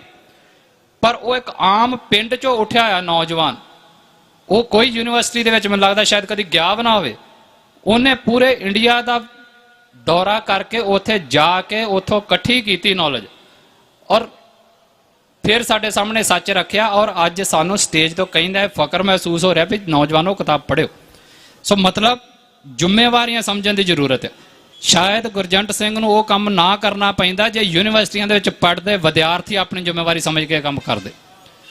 ਸੋ ਮੈਂ ਤੁਹਾਡੀ ਬੰਦਿਸ਼ਾਂ ਨੂੰ ਸਮਝਦਾ ਹਾਂ, ਤੁਹਾਡੇ ਤੇ ਹੋਰ ਵੀ ਬਹੁਤ ਸਾਰੇ ਕੰਮ ਨੇ, ਤੁਹਾਡੇ ਤੋਂ ਆਪਣਾ ਇੱਕ ਸਿਲੇਬਸ ਦਾ ਬੋਝ ਹੁੰਦਾ ਆ, ਪਰ ਉਹਦੇ ਨਾਲ ਨਾਲ ਥੋੜਾ ਜਿਹਾ ਸਾਨੂੰ ਬੋਝ ਕੌਮ ਦਾ ਵੀ ਚੁੱਕਣਾ ਪੈਣਾ। ਸੋ ਉਹਦੇ ਵਿੱਚ ਆਪਣੀਆਂ ਜ਼ਿੰਮੇਵਾਰੀਆਂ ਨਿਭਾਈਏ ਔਰ ਪੰਜਾਬ ਦੇ ਮਸਲੇ ਦੀ ਗਹਿਰਾਈ ਨੂੰ ਸਮਝ ਕੇ ਉਹਨੂੰ ਹੱਲ ਕਰਨ ਵੱਲ ਤੁਰੀਏ। ਔਰ ਜਿਸ ਤਰੀਕੇ ਦੇ ਨਾਲ ਅੱਜ ਇੱਥੋਂ ਨੌਜਵਾਨ ਬੋਲੇ ਨੇ ਔਰ ਉਹਨਾਂ ਦੀਆਂ ਗੱਲਾਂ 'ਚ ਜਿਸ ਤਰੀਕੇ ਦੀ ਕਲੈਰਿਟੀ ਮਿਲੀ ਆ, ਮੈਂ ਆਸ ਰੱਖਦਾ ਕਿ ਇਹ ਕਲੈਰਿਟੀ ਲਗਾਤਾਰ ਜਾਰੀ ਰਵੇ ਔਰ ਤੁਹਾਡੇ ਹਰ ਇੱਕ ਨੌਜਵਾਨ ਤੱਕ ਪਹੁੰਚੇ, ਤਾਂ ਕਿ ਅਸੀਂ ਆਪਣਾ ਰਸਤਾ ਜਿਹੜਾ ਅਗਲਾ ਉਹਨੂੰ ਸਾਫ਼ ਕਰ ਪਾਈਏ। ਔਰ ਅਖੀਰੀ ਰਸਤਾ ਸਾਡਾ ਇਹੋ ਹੀ ਆ, ਆਜ਼ਾਦੀ ਇੱਕੋ ਇੱਕ ਹੱਲ ਆ। ਪੰਜਾਬ ਨੇ ਚਾਹੇ ਅੱਜ ਹੋਵੇ, ਚਾਹੇ 10 ਸਾਲਾਂ ਨੂੰ ਹੋਵੇ, ਚਾਹੇ 100 ਸਾਲਾਂ ਨੂੰ ਹੋਵੇ, ਇਹਨੇ ਇੱਕ ਨਾ ਇੱਕ ਦਿਨ ਹਿੰਦੁਸਤਾਨ ਦੇ ਨਾਲੋਂ ਵੱਖ ਹੋ ਕੇ ਇੱਕ ਆਜ਼ਾਦ ਮੁਲਕ ਬਣਨਾ ਹੀ ਬਣਨਾ ਹੈ। ਸੋ ਉਹਦੇ ਵਿੱਚ ਸਾਡਾ ਤੁਹਾਡਾ ਕੀ ਯੋਗਦਾਨ ਪੈਂਦਾ ਆ, ਉਹ ਅਸੀਂ ਮਤਲਬ ਤੈਅ ਕਰੀਏ ਖੁਦ। ਸੋ ਅਖੀਰ ਦੇ ਉੱਤੇ ਫਿਰ ਮੈਂ ਜਿੰਨੇ ਤੁਸੀਂ ਇੱਥੇ ਪਹੁੰਚੇ ਹੋ ਸਾਰਿਆਂ ਦਾ ਧੰਨਵਾਦ ਕਰਦਾ। ਸਾਰਿਆਂ ਨੇ ਅਰਦਾਸ ਦੇ ਵਿੱਚ ਵੀ ਸ਼ਾਮਲ ਹੋਣਾ ਆ। ਸ਼ਹੀਦ ਭਾਈ ਬੇਅੰਤ ਸਿੰਘ ਦੀ ਸਪੁੱਤਰੀ ਵੀ ਇੱਥੇ ਪਹੁੰਚੇ ਨੇ, ਇਹਨਾਂ ਦਾ ਖਾਸ ਤੌਰ ਦੇ ਉੱਤੇ ਧੰਨਵਾਦ। ਸੋ ਇਹੋ ਜਿਹੇ ਹੀਰਿਆਂ ਨੇ ਹਮੇਸ਼ਾ ਹੀ ਕੌਮ ਦੀ ਜਿਹੜੀ ਡਿੱਗੀ ਹੋਈ ਪੱਗ ਅਸੀਂ ਵਾਰ-ਵਾਰ ਸ਼ਬਦ ਵਰਤਦੇ ਹਾਂ ਸਿਰ ਤੇ ਰੱਖੀ ਆ, ਔਰ ਇਹੋ ਜਿਹੇ ਪੈਦਾ ਹੁੰਦੇ ਰਹਿਣੇ ਨੇ ਕੌਮ ਦੇ ਵਿੱਚ, ਇਹ ਕਦੀ ਖਤਮ ਨਹੀਂ ਹੋਣੇ। ਕੱਲ ਪਰਸੋਂ ਵੀ ਉੱਥੇ ਮਤਲਬ ਭਾਈ ਪਿੰਦਰਪਾਲ ਸਿੰਘ ਮੰਜੀ ਸਾਹਿਬ ਤੋਂ ਕਥਾ ਵੀ ਕਰਕੇ ਗਏ ਤੇ ਉਹਨਾਂ ਤੋਂ ਬਾਅਦ ਬੁਲਾਰਾ ਬੋਲਿਆ ਵੀ ਜਦੋਂ ਸੰਤ ਮਸਕੀਨ ਸਿੰਘ ਜਿਹੜੇ ਸਮਿਆਂ ਦੇ ਉੱਤੇ ਮਸਕੀਨ ਜੀ ਨੇ ਜਿਹੜੇ ਸੌਂਦੇ ਰਹੇ ਉਹਨਾਂ ਨੂੰ ਪਤਾ ਹੋਊਗਾ ਵੀ ਉਦੋਂ ਐਂ ਲੱਗਦਾ ਵੀ ਸੰਤ ਮਸਕੀਨ ਸਿੰਘ ਚਲ ਗਏ ਤੇ ਕੱਲ ਨੂੰ ਕੌਣ ਪੰਥ ਦੀ ਝੋਲੀ ਦੇ ਵਿੱਚ ਕਿਹੜਾ ਚੰਗਾ ਕਥਾਵਾਚਕ ਪਏਗਾ। ਹਾਲਾਂਕਿ ਕਥਾਵਾਚਕ ਸਾਰੇ ਚੰਗੇ ਨੇ, ਪਰ ਅੱਜ ਦੇ ਦੌਰ ਦੇ ਵਿੱਚ ਭਾਈ ਪਿੰਦਰਪਾਲ ਸਿੰਘ ਦਾ ਨਾਮ ਉਹਦੇ 'ਚ ਆਉਂਦਾ। ਸੋ ਪਿੰਦਰਪਾਲ ਸਿੰਘ ਤੋਂ ਬਾਅਦ ਵੀ ਤੁਰਦੇ ਰਹਿਣਗੇ। ਸੋ ਇਵੇਂ ਹੀ ਭਾਈ ਬੇਅੰਤ ਸਿੰਘ ਆ, ਜੇ ਸੁੱਖਾ ਸਿੰਘ ਮਹਿਤਾਬ ਸਿੰਘ ਵੀ ਮੱਸਾ ਰੰਗੜ ਦਾ ਸਿਰ ਵੱਢਣ ਵਾਲੇ ਵੀ ਸੀ, ਤੇ ਇਸੇ ਤਰੀਕੇ ਨਾਲ ਭਾਈ ਬੇਅੰਤ ਸਿੰਘ ਵੀ ਆ। ਤੇ ਇਹ ਨਹੀਂ ਹੈ ਵੀ ਜੋ ਚਲੇ ਗਏ ਤਾਂ ਕੱਲ ਨੂੰ ਕੋਈ ਆਉਣਾ ਨਹੀਂ। ਜੇ ਕੋਈ ਪੰਜਾਬ ਦੇ ਨਾਲ, ਜੇ ਕੋਈ ਅਕਾਲ ਤਖਤ ਦੇ ਨਾਲ ਮੱਥਾ ਲਾਏਗਾ ਤੇ ਕੋਈ ਨਾ ਕੋਈ ਹੀਰਾ ਬਣ ਕੇ ਨਿੱਤਰਦਾ ਹੀ ਰਹੇਗਾ। ਗੁਰੂ ਦਾ ਖਜ਼ਾਨਾ ਅਮੁੱਲ ਆ, ਉਹਦੇ ਵਿੱਚ ਪਤਾ ਨਹੀਂ ਕਿੰਨੇ ਹੀਰੇ ਜਵਾਹਰਾਤ ਇਹੋ ਜਿਹੇ ਪਏ ਨੇ। ਸੋ ਸਾਡੇ ਤੁਹਾਡੇ ਵਿੱਚੋਂ ਗੁਰੂ ਮਹਾਰਾਜ ਕਿਹਦੇ ਤੇ ਹੱਥ ਰੱਖਦਾ ਆ ਤੇ ਕਿਹੜਾ ਪੰਜਾਬ ਦੀ ਆਜ਼ਾਦੀ ਦੇ ਵਿੱਚ ਕਿੰਨਾ ਅੱਗੇ ਨਿਕਲ ਜਾਂਦਾ ਆ, ਉਹ ਗੁਰੂ ਮਹਾਰਾਜ ਜਾਣਦੇ ਆ। ਸੋ ਅਖੀਰ ਤੇ ਫੇਰ ਮੈਂ ਤੁਹਾਡਾ ਸਾਰਿਆਂ ਦਾ ਧੰਨਵਾਦ ਕਰਦਾ ਹਾਂ, ਔਰ ਇਸ ਆਸ ਦੇ ਨਾਲ ਚੌਥੀ ਵਾਰ ਮੈਂ ਗੱਲ ਰਿਪੀਟ ਕਰ ਦੇਣ ਲੱਗਾ ਕਿ ਪੰਜਾਬ ਦੀ ਸਮੱਸਿਆ ਨੂੰ ਹੱਲ ਕਰਨ ਦੇ ਲਈ ਸੀਰੀਅਸ ਹੋਈਏ। ਨੌਜਵਾਨਾਂ ਦੇ ਵਿੱਚ ਸੀਰੀਅਸਨੈਸ ਦਿਖੇ। ਸਾਡੇ ਵੱਲੋਂ ਵੀ ਇਹ ਸਮੱਸਿਆ ਸਿਰਫ ਲਾ ਐਂਡ ਆਰਡਰ ਦੀ ਸਮੱਸਿਆ ਨਾ ਬਣੇ, ਸਾਨੂੰ ਵੀ ਇਹ ਸਮੱਸਿਆ ਇੱਕ ਅਲੱਗ ਲੈਵਲ ਤੇ ਹੱਲ ਕਰਨੀ ਪਏਗੀ। ਤੇ ਜੇ ਸਾਨੂੰ ਲੱਗਦਾ ਹੈ ਕਿ ਸਾਡੇ ਕੰਮ ਕਰਨ ਦੇ ਤਰੀਕਿਆਂ ਨੂੰ ਸਟੇਟ ਨੇ ਢਾਲ ਲਿਆ ਆ ਕਿ ਕਿਵੇਂ ਲਾ ਐਂਡ ਆਰਡਰ ਦੇ ਵਿੱਚ ਤਬਦੀਲ ਕਰਨਾ ਆ, ਤੇ ਸਾਨੂੰ ਆਪਣੇ ਕੰਮ ਕਰਨ ਦੇ ਤਰੀਕੇ ਬਦਲਣੇ ਪੈਣਗੇ, ਪ੍ਰੋਟੈਸਟ ਕਰਨ ਦੇ ਤਰੀਕੇ ਬਦਲਣੇ ਪੈਣਗੇ। ਜੇ ਸਾਨੂੰ ਲੱਗਦਾ ਹੈ ਕਿ ਇੱਕ ਐਗਜ਼ਾਮਪਲ ਆ ਵੀ ਕਿਸਾਨੀ ਸੰਘਰਸ਼ ਦੇ ਵਿੱਚ ਇੱਕ ਤੁਰੀ ਵੀ ਤੁਸੀਂ ਸੜਕਾਂ ਢੱਕ ਲਓ, ਅੱਜ ਸੜਕਾਂ ਢੱਕਣ ਨੂੰ ਆਮ ਪਬਲਿਕ ਕਹਿਣ ਲੱਗ ਪਈ ਯਾਰ ਕੀ ਤੁਸੀਂ ਤੀਜੇ ਦਿਨ ਢੱਕਣ ਕੇ ਬਹਿ ਜਾਂਦੇ ਹੋ। ਇਹਦਾ ਮਤਲਬ ਸਟੇਟ ਨੇ ਹੌਲੀ ਹੌਲੀ ਇਸ ਥਾਂ ਤੇ ਗੱਲ ਲੈ ਆਂਦੀ ਤੁਹਾਡੇ ਨਾਮ ਮਸਲੇ ਹੱਲ ਕਰਕੇ ਵੀ ਤੁਹਾਡੇ ਆਪਣੇ ਲੋਕ ਕਹਿਣ ਲੱਗ ਪਣ ਵੀ ਯਾਰ ਕੀ ਤੁਸੀਂ ਤੀਜੇ ਦਿਨ ਸੜਕਾਂ ਢੱਕਣ ਬਹਿ ਜਾਂਦੇ ਹੋ। ਇਹਦਾ ਮਤਲਬ ਸਾਨੂੰ ਤਰੀਕੇ ਬਦਲਣੇ ਪੈਣਗੇ। ਤੇ ਜੇ ਸਾਨੂੰ ਲੱਗਦਾ ਹੈ ਕਿ ਪੰਜਾਬ ਦੀ ਗੱਲ, ਆਜ਼ਾਦੀ ਦੀ ਗੱਲ ਕਰਨ ਵਾਲਿਆਂ ਨੂੰ ਵਾਰ-ਵਾਰ ਸਟੇਟ ਜਿਹੜੀ ਆ ਲਾ ਐਂਡ ਆਰਡਰ ਤੇ ਲੈ ਆਉਂਦੀ ਆ, ਤੇ ਫਿਰ ਸਾਨੂੰ ਆਪਣੇ ਪ੍ਰੋਟੈਸਟ ਕਰਨ ਦੇ, ਆਪਣੀ ਗੱਲ ਕਹਿਣ ਦੇ ਤਰੀਕੇ ਵੀ ਬਦਲਣੇ ਪੈਣਗੇ। ਔਰ ਉਹ ਤਰੀਕੇ ਲੱਭਣੇ ਨੇ ਯੂਨੀਵਰਸਿਟੀ ਕਾਲਜਾਂ ਦੇ ਵਿੱਚ ਵਿਚਰਦੇ ਨੌਜਵਾਨਾਂ ਨੇ। ਤੁਹਾਡੇ ਕੋਲ ਦੁਨੀਆ ਦਾ ਖਜ਼ਾਨਾ ਪਿਆ ਆ, ਉਹਨੂੰ ਪੜ੍ਹੋ, ਕਿੱਥੇ ਕਿੱਥੇ ਕੌਮਾਂ ਕੀ ਕਰਦੀਆਂ ਉਹਨਾਂ ਨੂੰ ਵੇਖੋ। ਸੋ ਉਹਨਾਂ ਨੂੰ ਕੰਗਾਲ ਕੇ ਕੌਮ ਦੇ ਸਾਹਮਣੇ ਅਸੀਂ ਨਵੇਂ ਰਾਹ ਲਿਆਈਏ, ਔਰ ਨਵੇਂ ਰਾਹ ਜਾਣਗੇ ਪੁਰਾਣੀ ਮੰਜ਼ਿਲ ਤੇ ਹੀ, ਪੰਜਾਬ ਦੀ ਆਜ਼ਾਦੀ ਤੇ ਹੀ। ਸਿਰਫ ਇੰਨੀ ਗੱਲ ਸਾਡੀ ਕਲੀਅਰ ਰਵੇ। ਸੋ ਅਖੀਰ ਦੇ ਉੱਤੇ ਹੋਈਆਂ ਬੇਅੰਤ ਭੁੱਲਾਂ ਚੁੱਕਾਂ ਦੀ ਖਿਮਾ। ਅਰਦਾਸ ਦੇ ਬਾਰੇ ਦੇ ਵਿੱਚ ਹੁਣ ਸਾਰਿਆਂ ਨੇ ਸ਼ਾਮਲ ਹੋ ਕੇ ਅਰਦਾਸ 'ਚ ਫਿਰ ਜਾਣਾ ਹੈ। ਉਹਨਾਂ ਸ਼ਹੀਦਾਂ ਦੇ ਨਿਮਿਤ ਅਰਦਾਸ ਕੀਤੀ ਜਾਏਗੀ। ਪੰਥ ਤੇ ਪੰਜਾਬ ਦੀ ਆਜ਼ਾਦੀ ਦੀ ਅਰਦਾਸ ਕਰਦਾ ਆ, ਤੁਹਾਡੇ ਸਾਰਿਆਂ ਤੋਂ ਖਿਮਾ ਮੰਗਦਾ। ਵਾਹਿਗੁਰੂ ਜੀ ਕਾ ਖਾਲਸਾ, ਵਾਹਿਗੁਰੂ ਜੀ ਕੀ ਫਤਿਹ। ਪੰਥ ਦੇ ਦਰਦ ਰੱਖਣ ਵਾਲੀਆਂ ਹਸਤੀਆਂ ਅਤੇ ਜਿਨ੍ਹਾਂ ਨੇ ਖਾਲਿਸਤਾਨ ਲਈ ਸੰਘਰਸ਼ ਲੜਿਆ, ਅਸੀਂ ਸਾਰੇ ਰਲ ਕੇ ਉਹਨਾਂ ਸ਼ਹੀਦ ਸਿੰਘਾਂ ਸਿੰਘਣੀਆਂ ਨੂੰ ਯਾਦ ਕਰ ਰਹੇ ਹਾਂ। ਅੱਜ ਵਿਦੇਸ਼ਾਂ ਦੇ ਵਿੱਚ ਵੱਖ-ਵੱਖ ਤਰੀਕਿਆਂ ਨਾਲ ਸ਼ਾਂਤੀ ਦੀਆਂ ਅਪੀਲਾਂ ਹੋ ਰਹੀਆਂ ਨੇ ਵੀ ਜਿਨ੍ਹਾਂ ਨੇ ਵੀ ਕੋਈ ਆਪਣੇ ਹੱਕ ਹਕੂਕ ਹਕੂਮਤਾਂ ਤੋਂ ਮੰਗਣੇ ਨੇ ਉਹ ਸ਼ਾਂਤੀ ਦੇ ਨਾਲ ਮੰਗਣ। ਪਰ ਜਿਹੜੀ ਇੱਕ ਗੱਲ ਇਹਦੇ ਵਿੱਚ ਸਭ ਤੋਂ ਜ਼ਰੂਰੀ ਹੈ ਕਿ ਜਿਹੜੀ ਸ਼ਾਂਤੀ ਹੈ ਉਹ ਉਸ ਖਿੱਤੇ ਦੇ ਲੋਕਾਂ ਨੂੰ ਆਪਣੇ ਹੱਕ ਦੇਣ ਤੋਂ